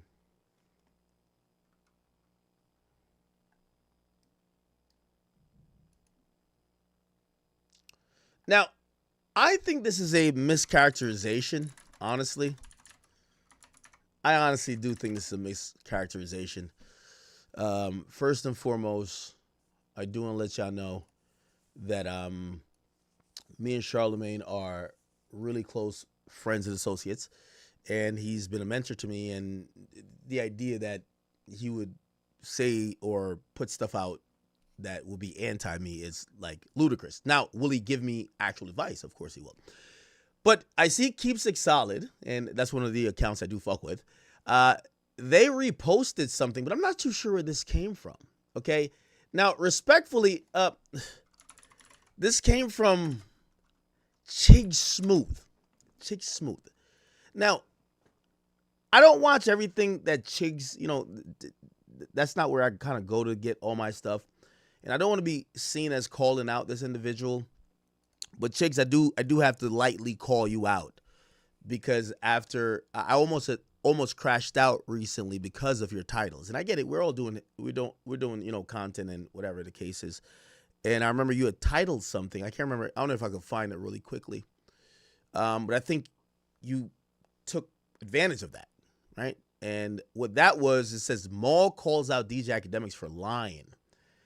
And I remember that was the thing that I wanted to, I reacted to, and I didn't even go into whatever you said.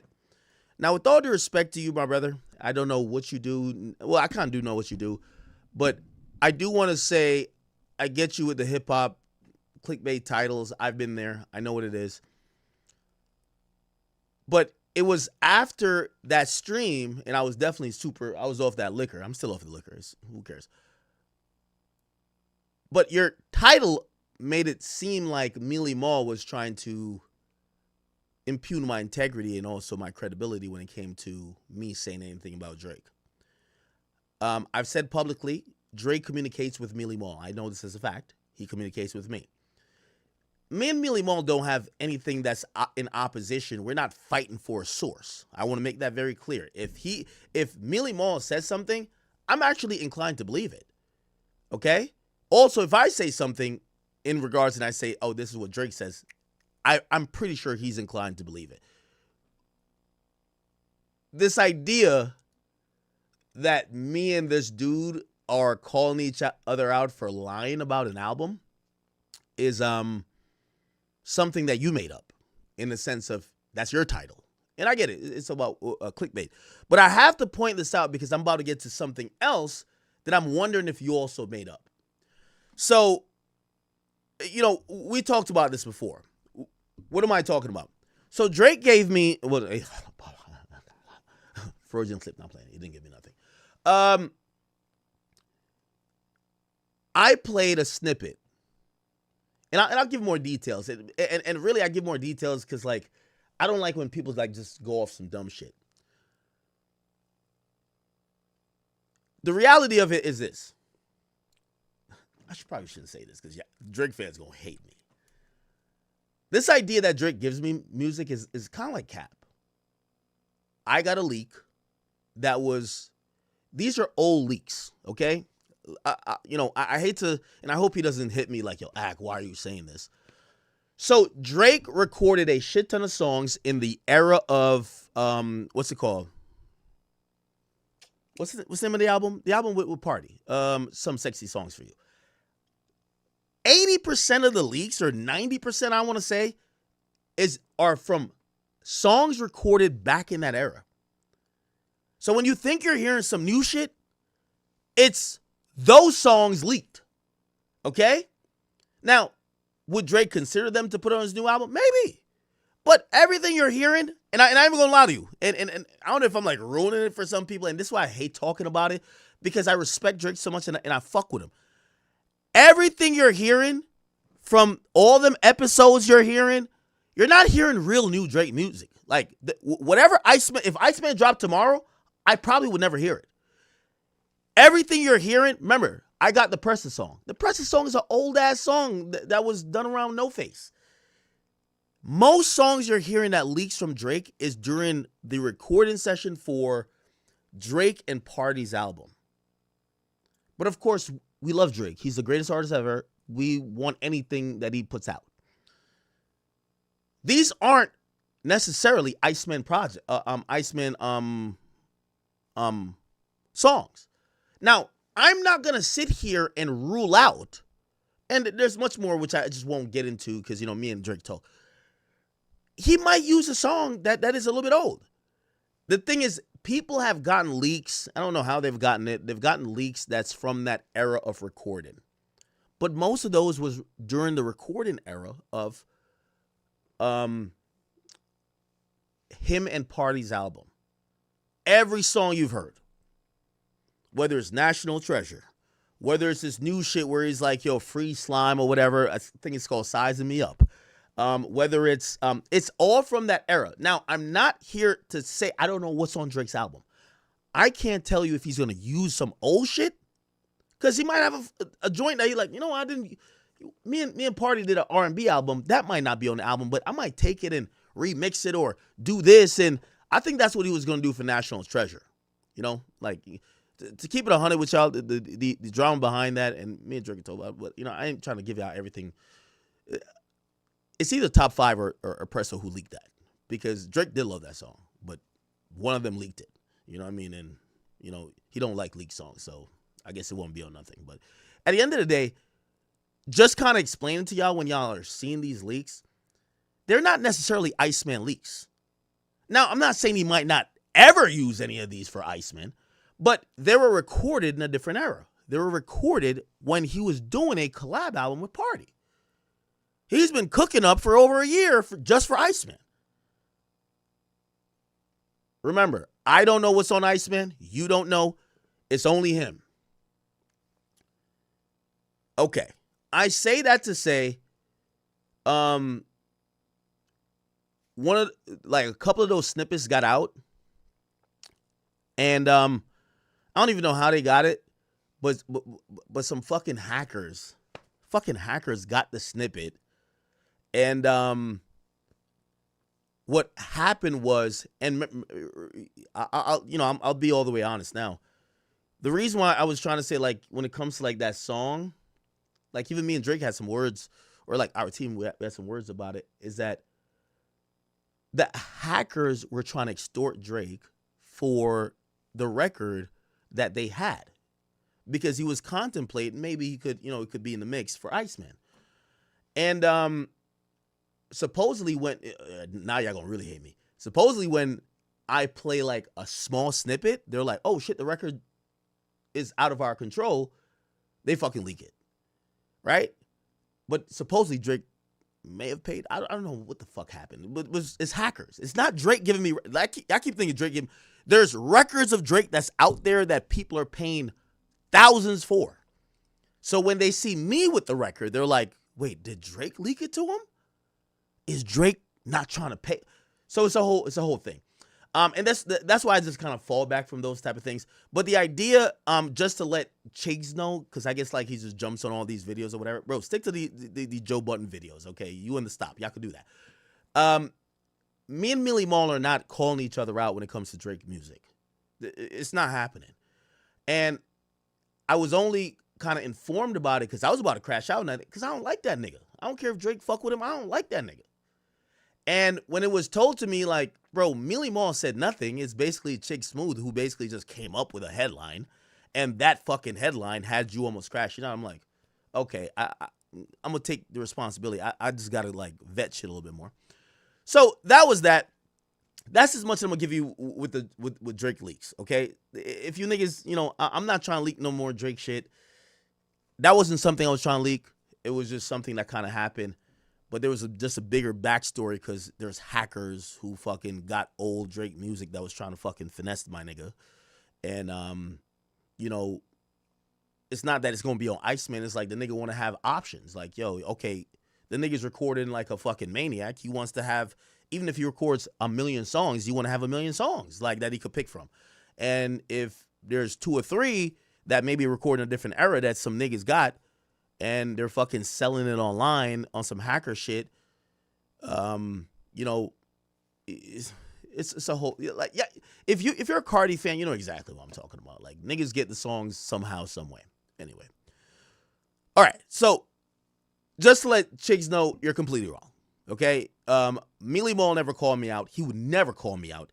That little boy know that. Yo, I've been trying to be on his head top forever. And it's not necessarily about Drake, and I don't want Drake to be a fucking bystander or a victim in me and him going back and forth, okay? So that was completely false, and the reality is Millie Mall, because I listened to what he said, he never called me out. So, Chigs, please, I know you're clickbaiting a little bit, but be accurate. The next thing, and this now new thing, which I'm seeing and people are asking me to respond to, is now saying that Joe Budden and Charlemagne, okay, respond to academics claiming they're defending Jay-Z and Rock Nation. I don't know if that's the exact clip, but I brought up his page, and I'm going to tell you why I brought up his page, because everybody keeps reposting this, and I think this came from his page, right? And they're saying that Charlemagne is claiming that Drake and Republicans are pushing an anti-Jay-Z campaign. And I'll react to it live. Again, I don't want to sit here and kick the back end of Chick Smooth or whatever, but this is how we all collectively be better, right? Because I don't want you to be like back end Fendi on Twitter who just puts out fake shit, and because it's going viral, they feel like they're doing a good job. So I'll listen to your video, and I'm going to actually react to your video. Actual curiosity about things. Oh man, somebody is out to get Jay-Z, and we gotta figure out who are you guys. Nowadays, when people think about Rock Nation, they think about the most evil things being done to music artists, and also nasty, shady things being done behind the scenes. And of course, because Jay-Z does own Rock Nation, A lot of people are not fucking with Jay-Z right now. So any little thing about Jay-Z that happens in the media, a lot of people get really worked up about it. And for some people, they take it so personal, it's almost as if Jay-Z did some shit to them or their families. After everybody saw Diddy go down and get locked up for his freak-offs, people automatically turned their attention to Jay-Z. A lot of people said, bruh, it's almost your time. We know you got some skeletons in the closet. That's why when Jay-Z's name came up in the Epstein files FBI intake form, a lot of people said, gotcha. We finally got him, you guys. Now is the time to attack and really get Jay-Z up out of here. But obviously you can't do it alone. You need people. You need people with big voices, big platforms. People that when they speak, people listen. Now, one person that's been leading this charge is DJ Academics. Academics has been on Joe Budden and also Charlamagne's head top for refusing to call out Jay-Z or even speak about some of his legal issues. Now, if you guys are not subscribed to my Patreon, please make sure you go subscribe. Yesterday, I told you guys that DJ Academics is not letting up on Joe Budden and Charlamagne. He wants them to come out and pretty much admit their bias towards Jay-Z. I like to be honest. Well, you know, I don't have to hear my own voice. I can just say it. That's my demeanor to everyone, right? If Charlamagne has a comment to say, well, we can't listen to Academics about this really bad thing about Drake because Drake is his guy and they're friends, I wouldn't even be mad at him. You know why? Because, like, bro, he's speaking facts. What the fuck? So with me, I hate any media personality who act like they have zero bias. Everybody has bias. Elliot Wilson loves Jay-Z too. It's not just Jay-Z, but everybody has their guy. And what I've just realized is that people, other than having their guy, they like to be on soapboxes to act like they're neutral. No, you're not. You're neutral when it comes to not your guy. Like I don't think Charlamagne is not a good. Charlamagne is my GOAT in terms of radio personalities and one of the media personalities in hip hop. I'm not gonna say he's biased just like everybody else is. I'm biased sometimes too. Joe Budden is too. I just did it yesterday where I said, yo, I like what Joe just said. Joe basically said, hey, listen, man, the Roc Nation people, it's a lot of shit going on there. Like, you know, he has some relationships. He's like, I'm not joining in until y'all got these niggas. I respect that. He's admitting it. I've always hated the people who act like that media is just some shit that happens by mistake. Just be honest. Just be honest. You get what I'm saying? And, yeah, it's not me calling out Charlamagne or Joe. It's that, I know we're in the major leagues of the hip-hop media, and I watch them avoid things. I watched Joe avoid the Diddy stuff, but then that's why I said Joe's a little different. When Joe felt like Diddy was cooked, he violated.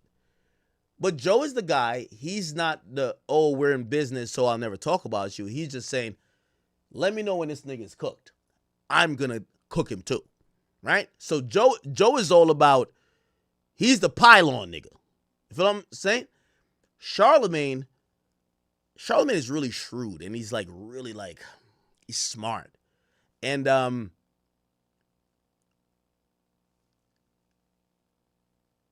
thing with Charlamagne is when he's speaking about some of these people, he has such a way of just kind of acting like, oh no, everybody's tripping. And I'm like, all right, that's bullshit. No, that's bullshit. That's bullshit. And that's the difference between Charlamagne and Joe to me. Charlamagne would just be like, oh, why the fuck are y'all just talking about Jay? And I'm like, bro, are you kidding me, bro? Like, come on, you know? And that seems more like payroll to me. And not payroll I don't think Charlamagne's getting paid by Jay. But Charlamagne is in a now business type of realm where I ain't gonna lie to you, if you're trying to expand like how Charlamagne's trying to expand, I don't think you want to be having diametrically opposed to Jay and them. And it's not like I feel like he's covering up, but I do feel like he's incentivized, honestly. Now, would that ever make me feel like I don't like Charlamagne? Like, Charlamagne's the GOAT. Not going to say that. But here's what I think is my job. I'm going to point out y'all biases because I'll point out mine, and y'all can point out mine too. If y'all say, man, some of these niggas just like Drake or whatever, bruv, I think I'm the biggest Drake supporter in the world. I don't give a fuck. If you said it or anybody said it, I wouldn't be mad. But y'all ain't going to act like y'all got no horse in the race too. Everybody got a horse in the race. Joe got a horse in the race. Charlamagne got a horse in the race. Ack got a horse in the race. I'm just down to point out everybody horse in the race. That's all. Okay? Anyway, let me keep listening. Honest with you, all right, because I'm going to skip what I said. I just want to get to the whole thing. Man has a niggas want to say, oh no. Below. Now, Charlamagne has addressed this multiple times. He said over and over, you niggas that don't like Jay-Z, you Drake fans especially, you guys are all trying to push a nasty narrative against Jay-Z for some reason. Not only that, but Charlamagne also said, hey, I know some of you guys are literally getting paid by some bigger companies to push these narratives on Jay-Z. All of this shit is going to come out, and you're going to see who is behind so much of this stuff. What does that mean? You'll see. You'll see who's getting paid. You'll see who's paying them. You'll see. All of this shit gonna come out sooner than later. What does that mean? Hey, you gotta give more than that. No, I don't. Yes, you do. I don't never gotta give more than that. I give more than that when more of that comes out to give. Love Charlamagne. I think Charlamagne is blowing smoke out of his ass with this one. You see, Charlamagne is still talking in like, yo, I keep telling y'all, the fans are smart now. You don't gotta talk in like riddles. You just tell them what it is. I believe Charlamagne is alluding to that there are entities, pages, or outlets. I can speak for myself, and I will in a second. That are, maybe hold on. Okay, because more of that always comes out to give. I just all I do is just give you the warnings, like boom, watch, and then everybody gonna be sitting back like, oh shit. All of this shit is really targeted all the time. Are you saying that there might be a system that exists not only within hip hop, but within all forms of media where certain accounts collaborate and target other people by the use of bots and misinformation? And the crazy thing is, it's not even, I said hip hop, but it's not even just about hip hop anymore because hip hop has so much influence. A lot of it is politically driven. Right? A lot of it is who people think, a lot of it is who people think is on what side, right? And based on what side you're on, you will get targeted by certain individuals to hurt your influence. You'll see. Just remember I said it. You'll see. You'll see. Now, listen, I'm just a straight shooter. I don't got time for the other shit. What I think Charlamagne is talking about, I think Charlamagne is alluding to a conspiracy theory that is just not true, right? It's the same conspiracy, I believe, right? Where I believe there's an entity.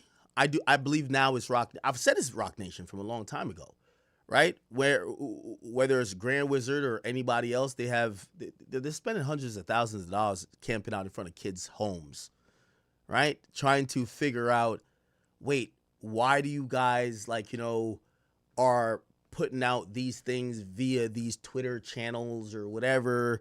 Obviously Grand holds down some of my academic stuff. I think that's Rock Nation. So I think Charlamagne's alluding to Rock Nation. The problem here is, and you don't have to spend $500,000 to go, they probably spend $100,000 to go camp out in front of what they think is Grand's crib, whatever. You can just ask me. These motherfuckers are not getting paid by Drake, my nigga. Like, it's just not happening. Like, this idea of who's paying them, whatever. Like, Grand does not get paid by Drake. There's no incentive that says make Drake look good. Y'all are going to realize that a lot of these people who are internet savvy, they run meme pages or whatever, they're just Drake fans. Like, people would think, just like people thought I got paid by 6ix9ine, I've never gotten $1. Nigga never gave me $20 in his life. Ever. Just like people think Drake is paying me. Drake has never given me, bro, the nigga never even given me tickets. Not yet. He gonna give me tickets this time. Facts. Wait, did I not get tickets? Nah, I still didn't get tickets. But that's the point. So, like, this idea with Charlamagne saying, I'm like, yo, bro, you could just be literally upfront and just say it. I don't know if he's necessarily talking to me. I don't think he's talking to me. Because I like pride myself on I'm making too much money to really make anybody think that they could just buy me, right? But when it comes to like these other things, you know, I think you guys are just old school in reality. I think it's the reason why Drake is attracted to certain things. If you're a clipping page, if you're whatever, you probably fuck with Drake. Honestly. You're putting out those clips. You're a natural Drake fan. You're going to make Drake look good. You're going to look at, that's just what it is. So whatever Charlamagne is saying, I'm with him. I'm waiting. Let's see who's paying. There's nothing to be found out. But I do think that what's happened is that I think Jay-Z and his militia behind the scenes are thinking, we have to find the genesis. And why do I think I kind of associated with certain stuff that they were going on with Grant? Because what Charlamagne just said is exactly the theory that they came to, like a bunch of clipping pages. Some of them connected to me, but some of them that's just random. They claim that Drake is paying for like narratives. Bro, you know Drake wear a small hat. You think Drake don't give me money? He ain't ever give Graham. Drake don't give nobody money. He'll give a big booty BBL bitch some bread before any of us. So when I hear Charlamagne say that, I'm like, I hope Rock Nation didn't fucking like brainwash you to think that that's what's going on. Regardless, there is no need to be like kind of cryptic.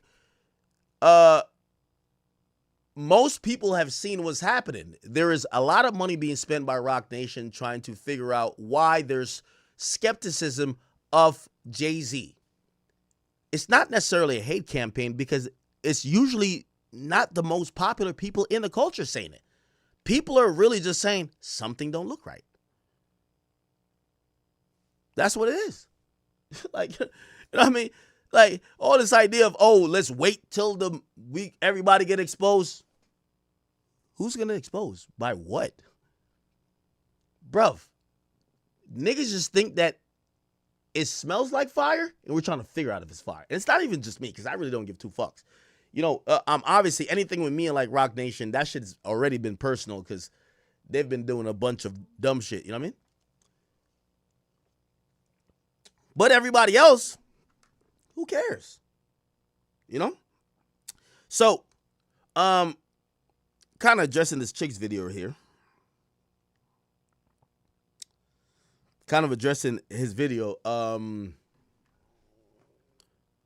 Yeah, no, I kind of seen this clip. It was on Brilliant Idiots. Love to Charlamagne and also Andrew Schultz. I can't believe he's talking about me or talking about any of the people associated with me, including all the pages. Let me tell you this. Half of the internet mafia, I kind of run. It's okay. I don't think he's talking about them either. You know why? Because if his theory, and I hope that's not Rock Nation's theory, that Drake is paying, bruv, we wish Drake was paying. What the fuck? What? This nigga Drake having his cake and eat it too. No. Like, y'all just have to realize a lot of people like Drake and a lot of people don't like the rest of these other niggas y'all like. They don't like Kendrick. Let me say this. Y'all ain't gonna like this. Half of the meme pages and the clip pages that they're young kids that are coming up and they're finally using like, clipping and these new resources to make a living, they don't like Kendrick and they don't like Jay-Z. You know who they love? Drake. Because even if you think he's corny and he gets on a fucking stream and he's gambling, he's the type of nigga that kind of at least leads into them now making a living. That's it. These kids want to make a living. It's no conspiracy. And if there was a conspiracy, I want it to be found out. See, unlike the people who like Jay-Z, when I say, oh, investigate it, they're like, no, what? What? No. If there is something to be found out about, Drake and clipping and whatever, or I don't know what the fuck, please tell me. I want to know. But there's nothing. So, Charlamagne, you don't got to be vague, brother. You know what I mean? Again, Jay-Z, the people who are kind of like putting these stuff out, they didn't grow up on a generation like y'all did. They don't give two fucks about Jay-Z. Drake is their Jay-Z. So they don't like Drake, Meg Thee Stallion. They don't like, who else? They don't like Drake, Meg Thee Stallion. No. I mean, they don't like Jay-Z, Meg Thee Stallion. Who else they don't like? Kendrick, Doechii. They don't like none of them motherfuckers. That's what it is. Get over it. You'll see. But that's the crazy thing about stories like this, because everything isn't the same. Like the Epstein files are totally different than somebody calling a goddamn FBI hotline, leaving a fucking anonymous tip. And that's what I said. Those things are clearly distinctive if you choose to go motherfucking read past the headline on Shade Room. Now, last week on Twitter, funny enough, a couple accounts were actually exposed for being partners of Kalshi. Kalshi is a prediction market company. They've been trying to get into the... What the fuck does this have to do with Drake? Hip-hop scene, so they'll pay your favorite blues. Now, not only has DJ Academics himself confirmed this, tell you how hate campaigns work. I know one was being done on Cardi. During Cardi's... Now, not only has the prediction market company, they've been trying to get into the hip-hop scene, so they'll pay your favorite blogger, favorite YouTuber, favorite Twitter personality to actually engage with them and pay them to push certain narratives. Now, not only has DJ Academics... Yo, respectfully, the chick Smooth, I want to tell you the levels of this hip-hop, like this YouTuber hip-hop like thing.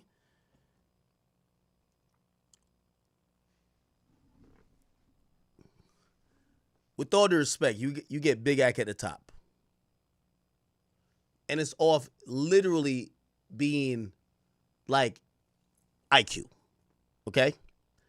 I'm going to tell you, these are the levels. This is how I look at it. So you get Big Ack. When I'm telling you some shit, it's really happening. I don't even know really who else, whatever. The point is this. You get to the Floccos. Who else? When it comes to business, like on a lower level, like, well, at least Joe Budden business, you could probably look at what's the guy named Stop? Chicks. Listen, I know Charlamagne like you because whatever fucking reason, but brother, please. Okay?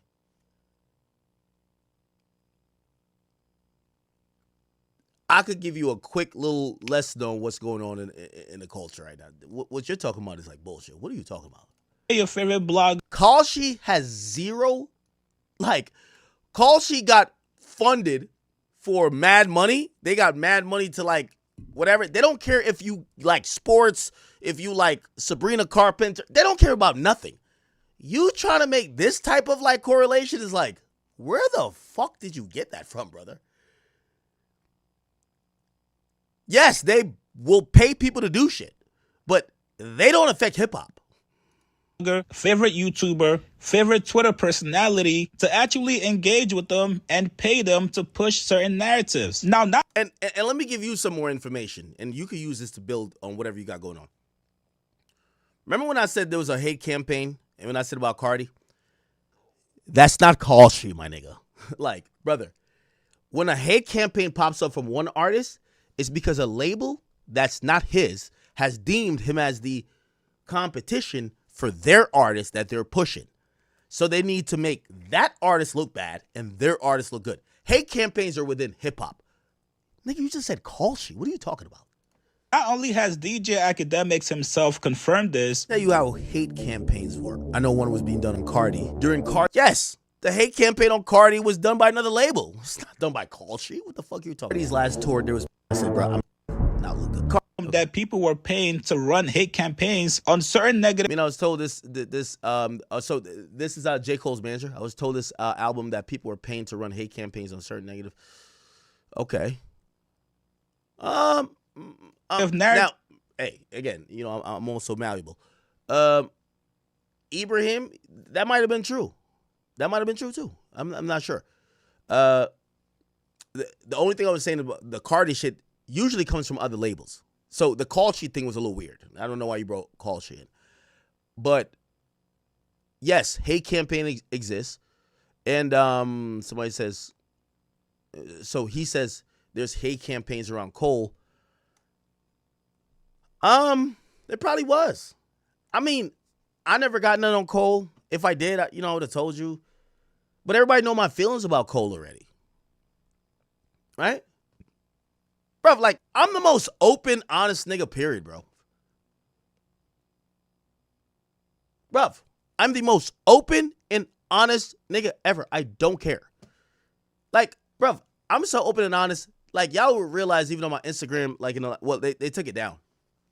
I don't know, lines always get crossed because I'm like the #1 guy, right? Bro, if y'all watch my Instagram, nigga, I posted Lil Baby recently. It's like, hey, Lil Baby 2022. I put a little funny caption. They asked if I could change the caption. I was like, all right, I'll delete that part. I don't know what happened with Lil Baby and what crossed. Yeah, them niggas authorized like $5,000 to come to me. Yeah, I posted that shit, motherfucker. Like, nigga, yo, I don't like that nigga, but that's gonna give me $5,000 to just talk about what's this shit called? My turn? Okay. Today they hit me, they're like, oh, hey, could you just take it down? I'm still getting paid, right? I don't give a fuck. Fuck Lil Baby, nigga. You know what I mean? But if him and a stupid ass label or whatever the fuck they got going on over there gonna still pay me $5,000 when I'm saying I'm gonna beat his ass, bet, nigga, I'm gonna take that shit, nigga, fuck out of here. I'll say it. Nobody else is gonna say it. You know what I mean? I don't care. So, like, the idea, like, I'm gonna tell y'all what it is. I'll tell y'all about hate camera. Who gives a fuck? You know why? That's why I keep saying when you're #1, keep being #1. Because, yeah. So Lil Baby and his team accidentally paid me $5,000 while we're in the middle of beef. Cool. Perfect. Thank you for the $5,000, Lil Baby. I like you. I love you. Well, actually, I don't love you at all. But I'm gonna spend it in good. What the fuck? So if y'all watch my Instagram, even Boosie hit me up like, yo, I thought you wouldn't fuck with Baby. Why you posted this? His fucking stupid ass team, because they're doing a whole. They probably got like $150,000 to promote that. It's been how many years? When he dropped My Turn? I don't know when. It was like, oh, remember My Turn? So, like, it's probably they're dropping some deluxe shit with it that they want people to keep buying into that old album because they do that. And they asked me to post it, and I was like, these are promo people, so they don't know who beefing with who. I'm like, y'all sure y'all want me to post it? I bet. I put my little caption to it. I was a little funny with it. Yeah. I was a little funny with it. And I put it up. It did good. And then the day after, they were like, oh, my God. Hey, Ak, could you take this one down? Cool. Money in the bank, though. I'm hitting that boy budget. I don't give a fuck what he got going on. Nigga, Lil Baby retarded. He can't read anyway. Just keep paying me. I don't give a fuck. So, I only say that to tell y'all, it's like, nigga, I'll tell y'all the facts, nigga. I'm not like one of these like weird ass niggas who won't. Nigga, I'll just tell y'all what's up. You know what I'm saying? So, yeah, just like I told ASAP, when I didn't tell ASAP, I told Cardi. Yeah, fuck it. But yeah, just to let y'all know, in the middle of beef with Lil Baby, he gave me $5. Thank you, Lil Baby. I fuck with you, brother. You know what the fuck? I even told Grant. I said, oh, Grant, because Grant like my lieutenant. He gonna look at how I'm moving and he gonna move accordingly. So I'm like, just to let you know, I posted that bitch ass nigga Lil Baby. Nigga, they're just paying me bread, bro. Like, I'm about to roast that nigga tonight again. Fuck that. I ain't with that shit anyway. I don't even know why they even gave me money. But nigga, I'm gonna spend it on some good shit. But fuck that nigga. I ain't got time for that. Straight up. Still rob your label, nigga. Fuck out of here. So Lil Baby didn't want to fight me. He gave me $5. Real nigga shit, man.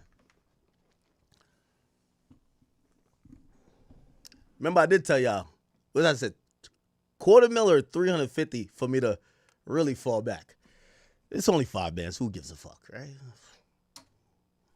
Who gives a fuck? All right, man. But shout out to Lab Bad Bad. Anyway, let me keep playing this bullshit. Tips around. Oh, Ibrahim. Oh, this is a J. Cole nigga? Oh, they ain't send me. Maybe it's because I've been recently airing it out. So, you know, with me, I just don't care. So I'll air out the hate campaigns. I didn't get a hate campaign for J. Cole. Did I? Maybe I did. Hold on. I'll tell you right now.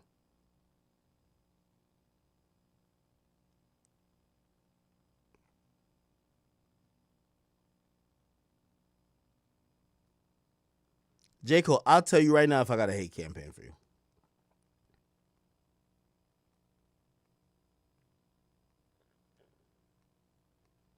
I'll give y'all even more details. So, I know a lot. Remember when I said there was a hate campaign? There was an actual hate campaign for Cardi, but I said A$AP Rocky too. In reality, it wasn't somebody that hated A$AP Rocky, because I've seen some people mentioning whoever they thought hated. No. For A$AP Rocky, the hate campaign was for this company. And we talked about it. It was Even UMG. So they're the company. It took J. Cole and it took A$AP Rocky. Look, J. Cole, 21 Savage, and I think A$AP Rocky. Rocky, oh my God, am I tripping? Even Rocky. Fuck, my bad. Even Rocky. DC. D2C. Where's Rocky at?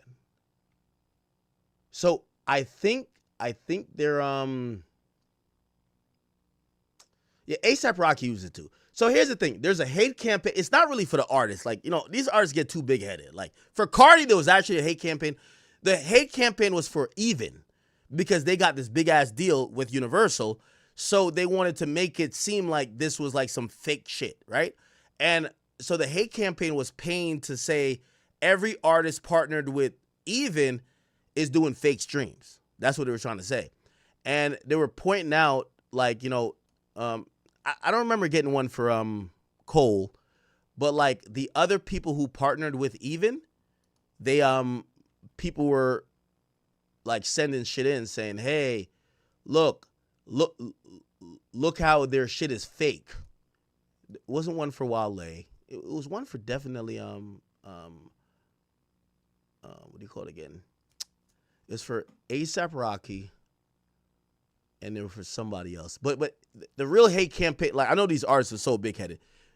The hate campaign was for this platform that I guess is taking money. And just think about it. Who are they taking money from? I don't want to walk y'all through it, and I don't think y'all will get it anyway. But that's what happened, okay? So they were trying to attack the company that was making these guys look like they were selling more pure sales or whatever, by basically saying UMG has just figured out a way how these guys could fake sales, so it was not real, right? Now, I don't know. Maybe it is not real, but that was their thing. They were more targeting this company because, and I would imagine, you know, without saying too much, the company that was trying to target them is because those artists stopped fucking with those companies and they're fucking with this company because it's in UMG. So, yeah, it is what it is. You know, hate campaigns is what it, you know. But I think that's where what's that nigga name? A$AP Rocky was also in. Cardi shit was artist to artist. Like, there's another artist that, for whatever reason, think about it or don't. Okay. All right. So let me listen to the rest of this video. Cole and his album, and some pages were doing it. I actually seen it, how they tried to create negative convo. That's just how some people like to move. Now, maybe I'm tripping, you guys, but after you just came out to admit, yo, certain people pay me to push certain narratives on certain artists, and I say yes or no depending on if I fuck with that artist, it's a little bit tough for people to get on board with you when you're trying to come at somebody like... Okay, nobody's... Oh, my God. This is where, like, yo, chicks, please, brother, pull your little pencil out or pull your little iPad out and listen. You've never heard me say I took a campaign to make anyone look good or look bad. I'm telling you what comes... I promote music. That's a fact. So people have came to me, hey, listen, this artist is dropping an album. Here's $40,000, $50,000. We want you to help make it visible that they're dropping this music video, that they're dropping that. Your audience is the biggest audience is in hip hop. Got you. That happens. I've said this. It's no fucking secret. You don't have to, brother, your brain might be working really slow. You don't have to use your brain for that. I'm telling you what happens. What doesn't happen, and this is why I've called it out, is the idea of you have to fuck with someone. Where you guys, and again, brother, you have a whole fucking YouTube channel, my nigga. You got to use your fucking brain. The only time I've ever said that I have let up off somebody was Lil Baby when his boss called me and asked me, and P is my man. Nigga, after the day that everything went viral, P called me that morning with whack. P is my friend. When Lil Baby didn't like me and P talk every month. P's one of those people, he likes industry insiders because he's a label head that he could take, okay, that's what you're seeing. All right, let me move my artist like that. That's why he sold QC for $300 million.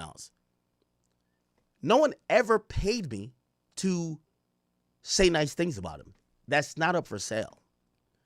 What I told you is that I said I would stop talking about the nigga. And I said that to his boss because his boss has been really good to me. After I said that to his boss, me and him got on the phone because he did the fake shit. You know, he's a backdoor nigga. It's a weird ass nigga. I said, all right, bet. We got no more issues. Because we cleared that, he greenlit, or maybe his label came to him and said, hey, we need to promote the album. They greenlit like about 30 grand in terms of like purchases or spend with my media company.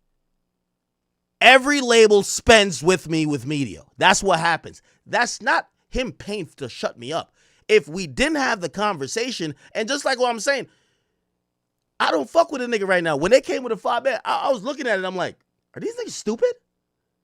So they gave me a caption. I'll tell you the whole thing, nigga. Like, I'm not like these other niggas. I'll tell you everything. They gave me a caption that was like, oh, it's a little bit. Nigga, I put the caption as, yo, did Lil Baby peek out at that point or what? They ain't like the caption. You know why? Because I was playing the nigga in the caption with the 5 bands I took, nigga. I don't give a fuck. All right, thank you for the 5 bands, and I'm playing you in the caption. So I said, did Lil Baby hit his peak back in whatever the fuck that album was? They asked me that. They said, hey, we know, you could do whatever, but could you take the peak out? And I agreed. I said, all right, yeah, these niggas are paying. You feel me? I took the peak out. The day after, I'm pretty sure somebody over there like, yo, bro, why the fuck did y'all spend money with academics? He doesn't like Lil Baby. Maybe they didn't know. They hit me. They were like, oh, yo, could we take it down? All right, bet. That's all good. Thank you for the free 5 bands and that dummy who in the box me. Thank you. I'm still milking a label. I'm still pimping you. I don't give a fuck.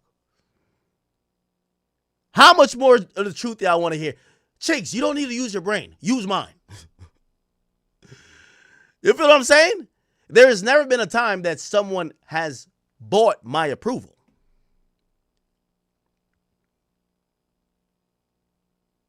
Like,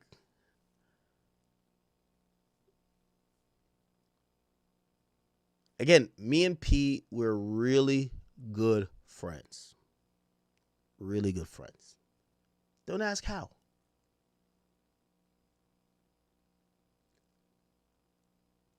I could tell you, Lil Baby said to P, yo, I don't like the fact you cool with this nigga and he's fucking my shit up. P came to me with that. And I said, P, bro, you know that nigga dissed me on his album. P said to me, I respect you as a man. Remember, he signs Lil Baby. That's his artist. That's his son. But he had to respect me to say, hey, listen, it's not like I'm a media personality just going crazy. The nigga dissed me on his album for no fucking reason. I'm a man. And we had that conversation. Me and Lil Baby's boss. I'm a man. He's a man. You can't tell me how to act. There's no money that could. And he says, act. I understand. He said, I think baby was thinking differently, blah, blah. I want to get y'all together. He been said that for 2 years. Remember, It's Only Me came out in like 2022. Or I can't remember what year. And I said, all right, bet. I said, bro, like, because he asked me, say, is it that deep with you and baby? I'm like, it's not that deep. I'm like, bro, I don't know the nigga like that. He's like, all right, at some point, you know, me and you cool. I want to get y'all together. I said, bro, whenever you ready to make that call, or you hit me like, yo, act, you down to get on the phone, baby, I'm going to say yes. My ego isn't like that. What I told y'all. He never was able to make that happen. Who made it happen? Rod Wave. When I got on the phone with him and Rod Wave, both on FaceTime, I told baby the same thing. Yo, you know P was supposed to make this call happen. You know what P told me?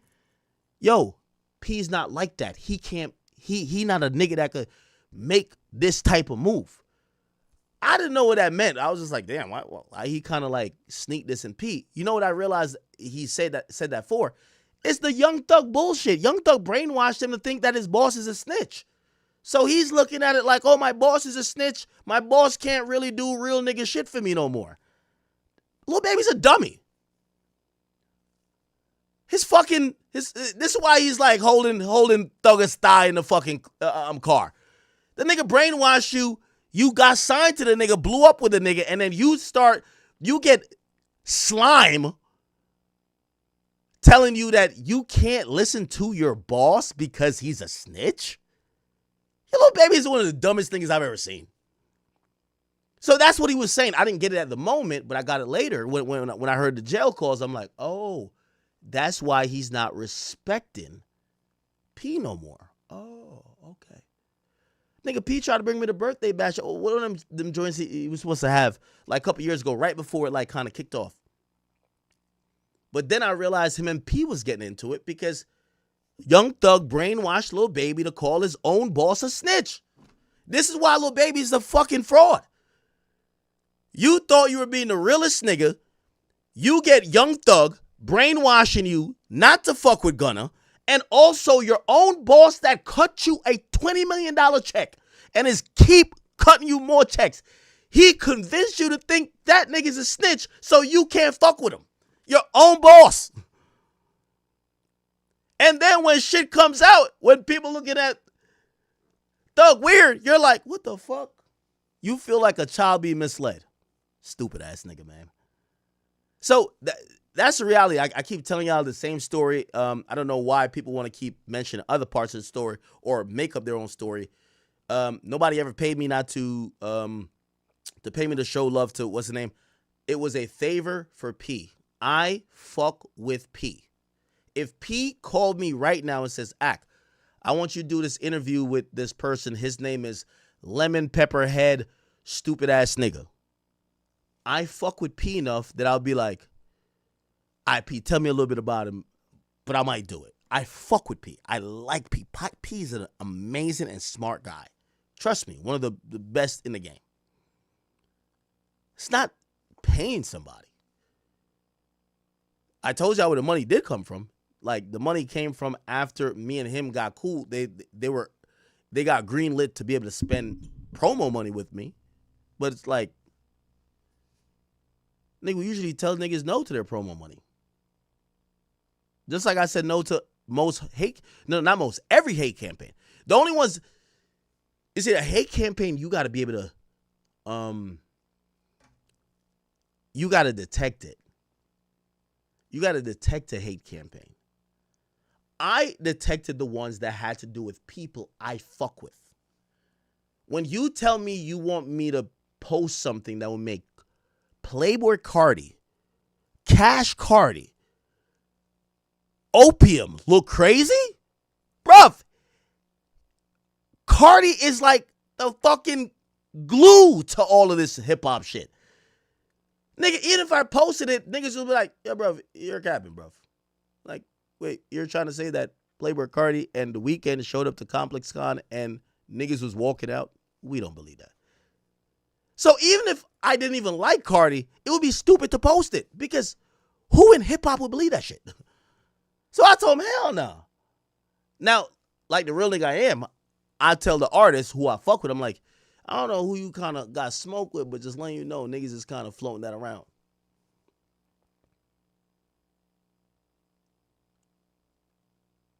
That campaign was going to be like 10 bands or whatever it was going to be. Nigga, that campaign, I could have literally went to Cardi and tried to finesse some money out of it. Like, whoa, I'm turning down $10,000. Like, do y'all think me and Cardi's that, well, obviously we are cool, but like, nigga, I turned down $10,000 hate money just because I'm a real nigga to somebody who I've met and he's real to me. But it's interesting, like, somebody got $10,000 to hate on Cardi. What the fuck? Who's that? You know what? So anyway, I'll leave it at that, but I'll play the rest of this and then we'll keep it going. Jay-Z. People don't know what narratives you're getting paid to push. You can see why people like Joe Budden and Charlemagne are not eager to dive into this whole anti-Jay-Z campaign. Now, Joe Budden also recently addressed this on his new show, JBP Rewind. He basically said, fuck off. Until you niggas have something substantial about Jay-Z, some actual proof, I'm not joining the fucking bandwagon. Here's what Joe said. They think we scared of Rock Nation. Like, we get our talking points every day from Rock Nation. I feel like I told somebody recently, if you want to get Jay-Z and y'all got him, I'm down. But you have to have him. Like, that's a big fish. It can't be, oh, that's his son. I don't care about that. It can't be, oh, the psychic said in 2036 you're going down. Joe talk. No. You asking me to fuck with really powerful people that I know watch and listen to every word I say. And if not every word, certainly when their name come up. So when you have these people, I'm down. That's how I feel. Super Bowl shit, I was on his ass. He did some other shit with the school, was on his ass. Got the call too. But I don't know what the call is, honestly. And I think unfortunately for my counterparts, whether it's Joe, Charlemagne, and even this nigga Mark, I guess they're getting calls from Jay-Z. Jay-Z wouldn't want to call me. He'd be viral the next day. It wouldn't be a good idea to call me. Now I don't know what that call does for these guys. Maybe it's an intimidation call. Maybe it's a call of warning. I don't know what that call is. I don't even really care. My takeaway from this, because also, like, I'm a little bit cognizant. I don't want people to think that I'm, like, beefing with my brothers over Jay-Z. Like, it's not that serious, okay? When I mean brothers, like, bro, I love Charlemagne. I'm not going to beef with Charlemagne over Jay-Z, okay? My thing was just, hey, listen,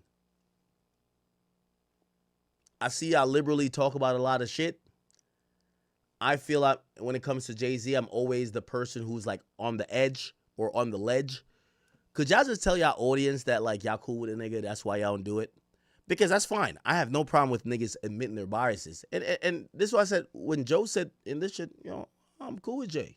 Or not really cool with Jay, but he's like, bro, only hit me up when y'all really got him. I'm like, that makes sense. He's kind of telling you, like, hey, listen, whatever you might think the bias is, I'm not the guy who's going to be jumping on propaganda.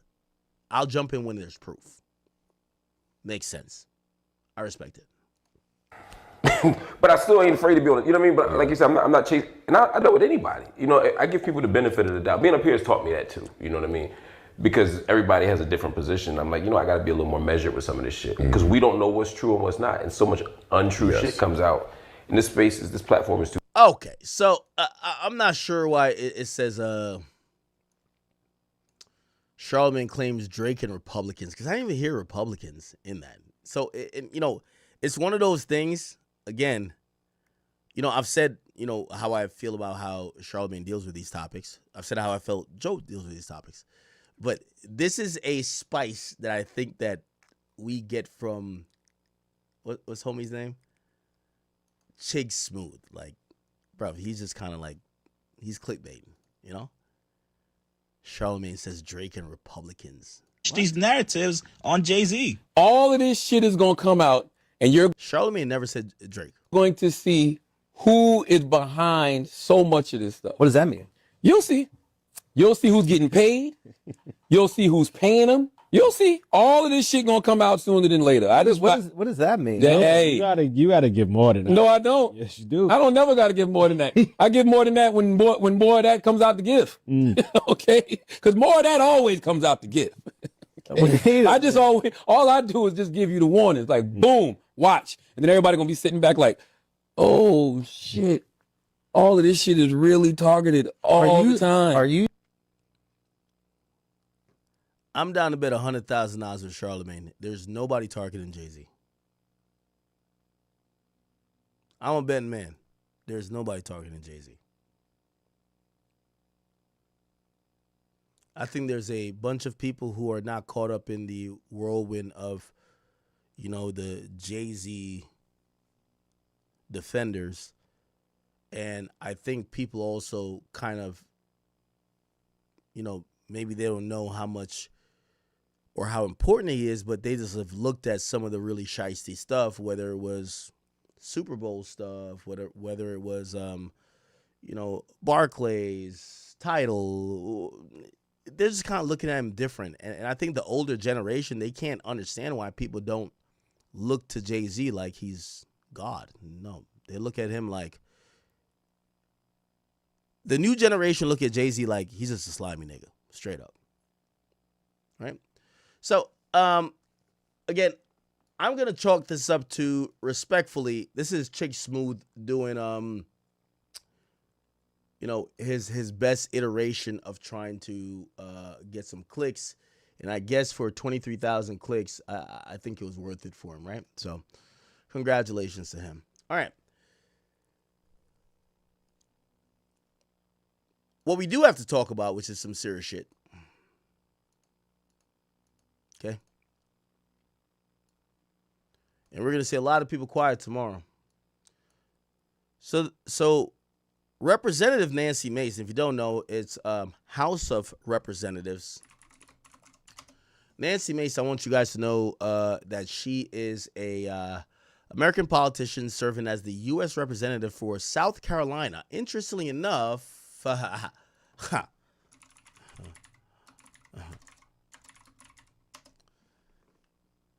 believe Charlemagne the God is a rated personality out of Charleston, South Carolina. So I don't know. Maybe he knows a little bit about her. I don't know. Again, Charlemagne is my guy. Please, but there's an irony here. There's someone named Nancy Mace. She is a representative, a U.S. representative for the South Carolina 1st Congressional District. Because here's the thing. There's this idea, and I obviously know Charlemagne's too smart. He's not really accusing random people of making stuff up against Jay-Z. He thinks there got to be like a conglomerate or like a consortium. Well, I guess I'll help Charlemagne out here. So Charlemagne, if you're looking out for who's going against Jay-Z, you got to look in your home state, okay? You're from South Carolina. Well, there's a House of Representative member named Nancy Mace that's also from South Carolina. She's from the 1st Congressional District, and since 2021, she's been a member of the Republican Party. And just that we are abundantly clear, here we go. She is a U.S. House of Representative member. This is her right here. She's from South Carolina. Maybe Charlemagne knows a little bit about her, but she's one of the people who, because, and I wouldn't even dare to try to question her, not necessarily morals, but her motives. I wouldn't question her motives because she's a woman. And when we talk about domestic abuse and we talk about, some of these other things that really Jeffrey Epstein and others are accused of, it's really serious. So when she comes out and she says, hey, listen, this Epstein list and these files are really triggering to me. I can't just let it go. There's a lot of people saying, hey, who cares? That was just a random tip. Hey, this shit up. It was anonymous. Again, I'm not a woman. I've not been through some of these stuff. She's saying she cannot get over it. She wants thorough investigations into all of the people who were mentioned in these files. Now, again, I get it. In hip hop, it's like, yo, y'all tearing down a black man. However, this is not coming from academics. This ain't coming from Grand Wizard Chat, nigga. This is not coming from whoever y'all think is in hip hop, that Jay-Z thinner suit. Fuck out of here. What this is coming from is a House of Representative member from South Carolina. Her name is Representative Nancy Mace. She has tweeted this out saying, Mr. Chairman, this is a solid start. The Oversight Committee, however, needs to bring in more individuals to more thoroughly continue the Epstein investigation. Now, I want to, again, with hip-hop's media who told me when I said, why can't we talk about it? And they said, shut the fuck up. I need y'all to keep the same energy with someone from your own possible state. Tell her to shut the fuck up. Because she says, hey, listen, she wants to investigate this Epstein stuff. She says, here's my initial list, including your 7, but also including those already not deposed. So this is who they add. They say Woody Allen, Peter Attia, Doug Bann, Stephen Kevin Bonan. Okay, so Stephen Bannon. Ehud Barak, Gwendolyn Beck, Harry Beller, Leon Black, Richard Charles Nicholas Branson, Borge Brende, William Joseph Burns, Sean Carter, and if you are a little bit slow and you think that maybe, we're gonna figure out who's paying them to bring up Jay-Z, well, figure out who's paying the House of Representative individual from South Carolina, because she brought up Sean Carter, the person who we know as Jay-Z. She continued, Deepak Chopra, Maureen Comey, Alan Morton Dershowitz, okay? Glenn Dubin, Sarah Ferguson, Kevin Spacey, William Gates, Leslie Groff, Susan Hamblin, Reed Hoffman, Victoria Houses, Darren, whatever. Okay, there's a lot of people here. Oh, my God. Peter Mendelsohn, George Mitchell, Svetlana, I can't even say some of these names. Catherine Rumeller, David Rogers, Adriana Ross, Timothy Rouge, Daniel Said, James Stolley. That's the guy who emailed about, if you don't know, that's the guy who emailed about Jay-Z. Lawrence Summers, Lawrence Vysotsky, Theodore Watt, and Early Wayne, and Harvey Weinstein, a guy who Jay-Z was seen pictured with and hanging out with a lot. Okay. It's a formal letter and additional subpoenas are forthcoming. Okay.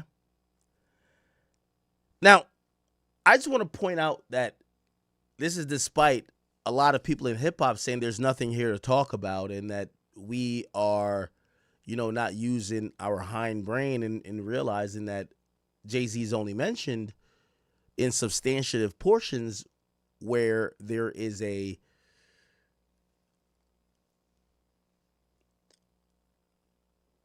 tip line call where someone is saying he did some stuff. Now, I've previously said, well, hey, listen, I don't know what Jay-Z has done. I don't want to accuse him of anything, but I do think that everybody included with this list should be at least talked to. Ask a couple questions.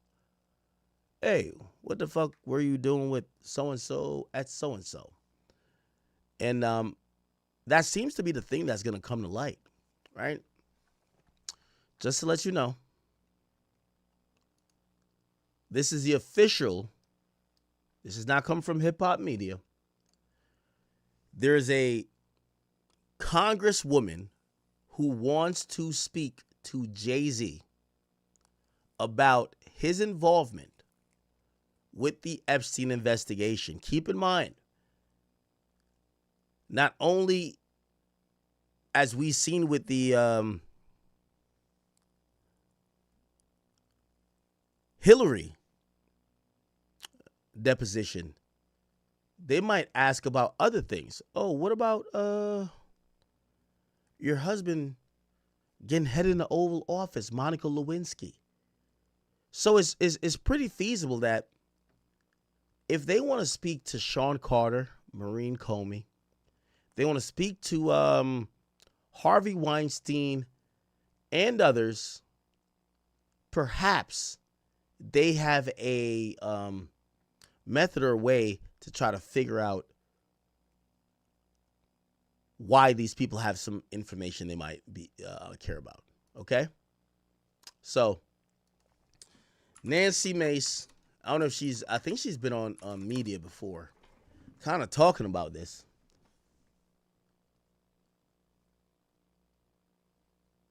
Give me a second. She had a tense discussion with Clinton. Hear what she says. All right, Mr. President, Congresswoman Nancy Mace from South That's her. Carolina, thank you for being here with us for hours today. By the way, I also want to just say, man, because I don't want people to think that, I don't really got nothing against Jay-Z. The point is this: if we saw any other names in this inquiry or investigation, we'd be like, I think we should ask him a couple questions. I'm only ever sketched out about this Jay-Z stuff because everyone tells us there's nothing to ask, there's no one to talk to, and we shouldn't have ever even brought this up in the first place. And the problem is with us, not the fact that somehow, some way, this guy got in front of these people who seemingly may be problematic. Okay, but this Nancy Mace person in Congress won't let it go. So check this out. It's been a long day, and I know that we're going to wrap up soon for you. Did you know one of the witnesses who testified in the Epstein cases that Epstein said, you quote, like them young? Why would Epstein say that about you? Are you asking his opinion? You're asking him to think about why Mr. Epstein would say Correct. something about him? Why would Epstein say that about So she's the asking president? you to try to be in Mr. Epstein's mind and guess at what Mr. Epstein would have thought about. Clinton likes them young, referring to girls. First of all, that's not true. What's not true? That I have any interest in underage. I didn't say underage, I said young. But it's still not true. Is an intern young? Yes. Okay. At my age, anybody younger than I am. Did you know Jeffrey? Okay. This is why your lawyer tries to get you to stop talking. Because he's trying to say, they're trying to get him to say, do you like women young? And he's trying to be evasive. And then they ask a question that says, is an intern young? He says yes. Now, what that does is anytime he's accused of either being interested in an intern or someone of the sort that would fit the bill, it goes to show what Epstein and his conversation may have said, which is he likes them young. So he doesn't realize, but they kind of tripped him up in an interesting way. Jeffrey Epstein instructed a witness to deny you were ever on his island. He didn't have to since I was never there. Did you ever travel to Zorro Ranch? Is that the one in New Mexico? Yes. No. Okay. Have you ever flown on anyone else's private jet 26 times or more for overseas trips? I have flown as many miles on other jets, but never with as many stops. How many other people's planes have you used, like Epstein 26 times or miles, etc.? I don't know. I did with Steve Bing, who's now deceased, and probably with 4 or 5 others. Okay. So maybe about a half dozen billionaires total. So how many dinners did you have with Ghislaine Maxwell or Jeffrey Epstein in attendance? She's asking to the best of your recollection. I have no idea.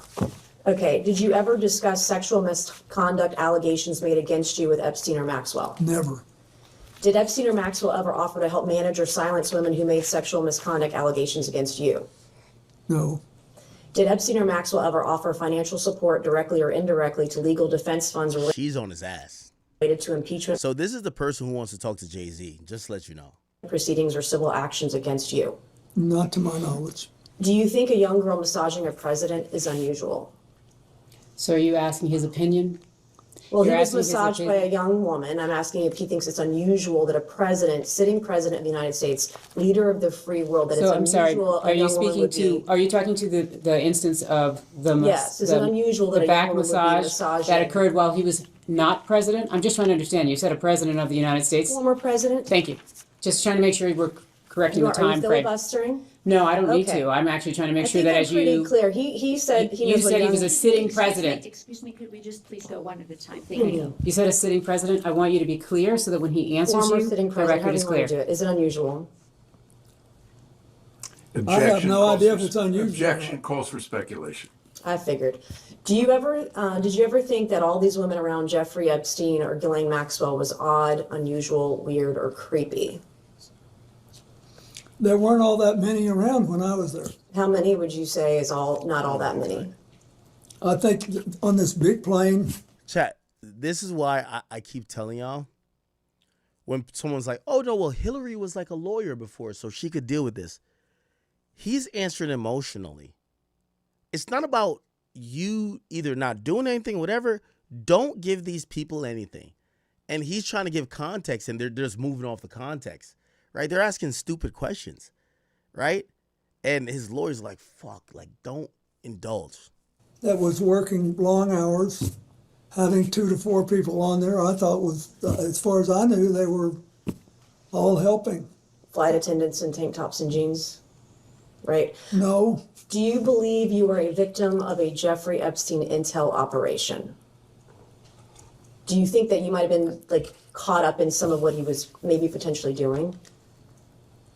Excuse me, Congressman, which question are you asking? I'm asking Intel if the- operation? first of all, I don't, Some type of intel operation. I'm just curious because it's been speculated on today and yesterday understand. that he may have been an intel asset. Do you think, perhaps knowing what we know now, the proclivity of it all, that he may have been targeting you as part of an intel operation? I doubt it. Okay.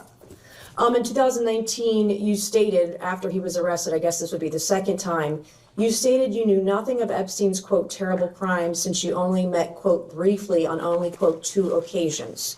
Was this statement false? Excuse me, Congressman, could That's you not put in an the accurate the statement. record Can you that please statement? share us what you said? Yes, in 2019, as reported by the media. Which media?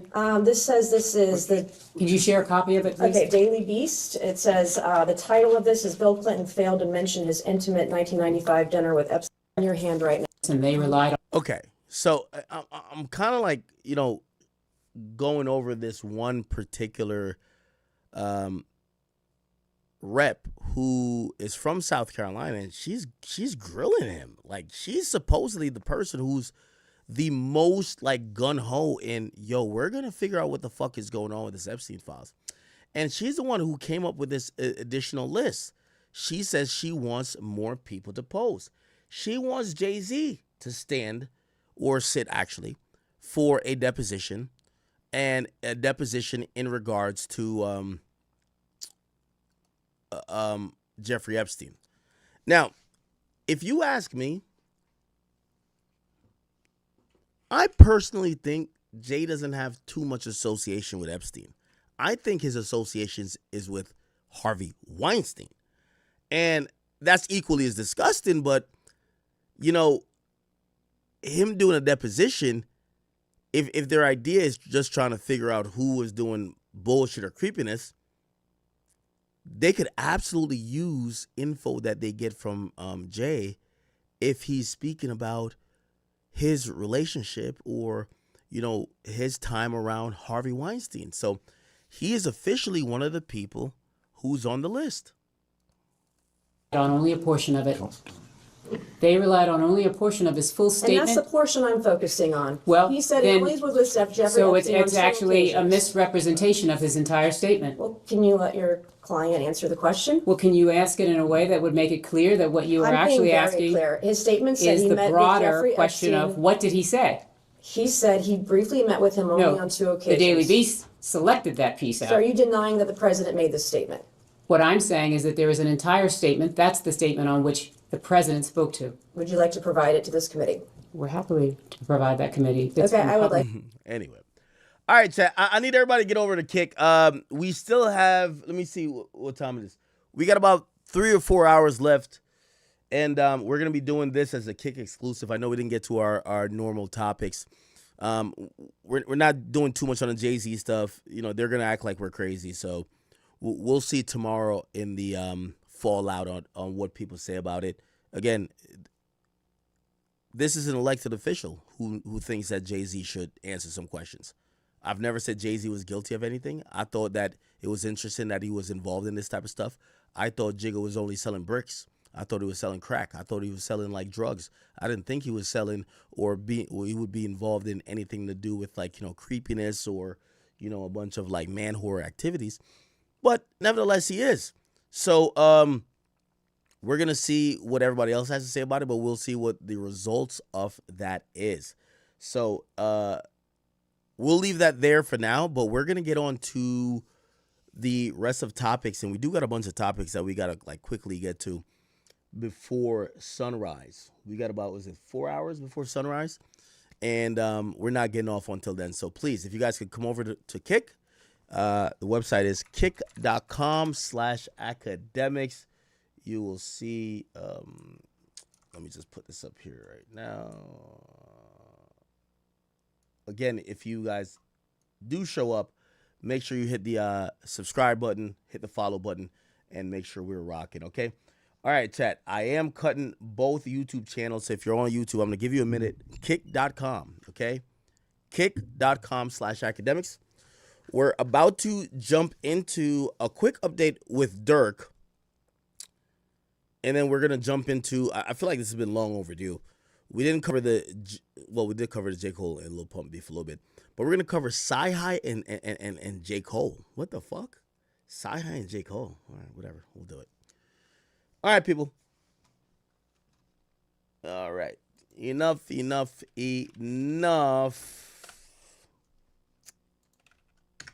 Giving out a 30-second warning. We're going over to Kick, people. Kick.com/academics.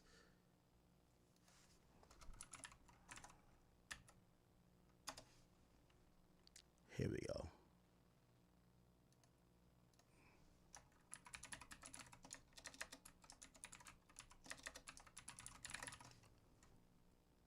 Here we go.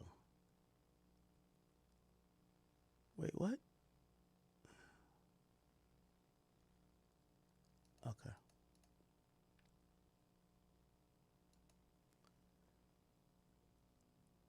All right, people.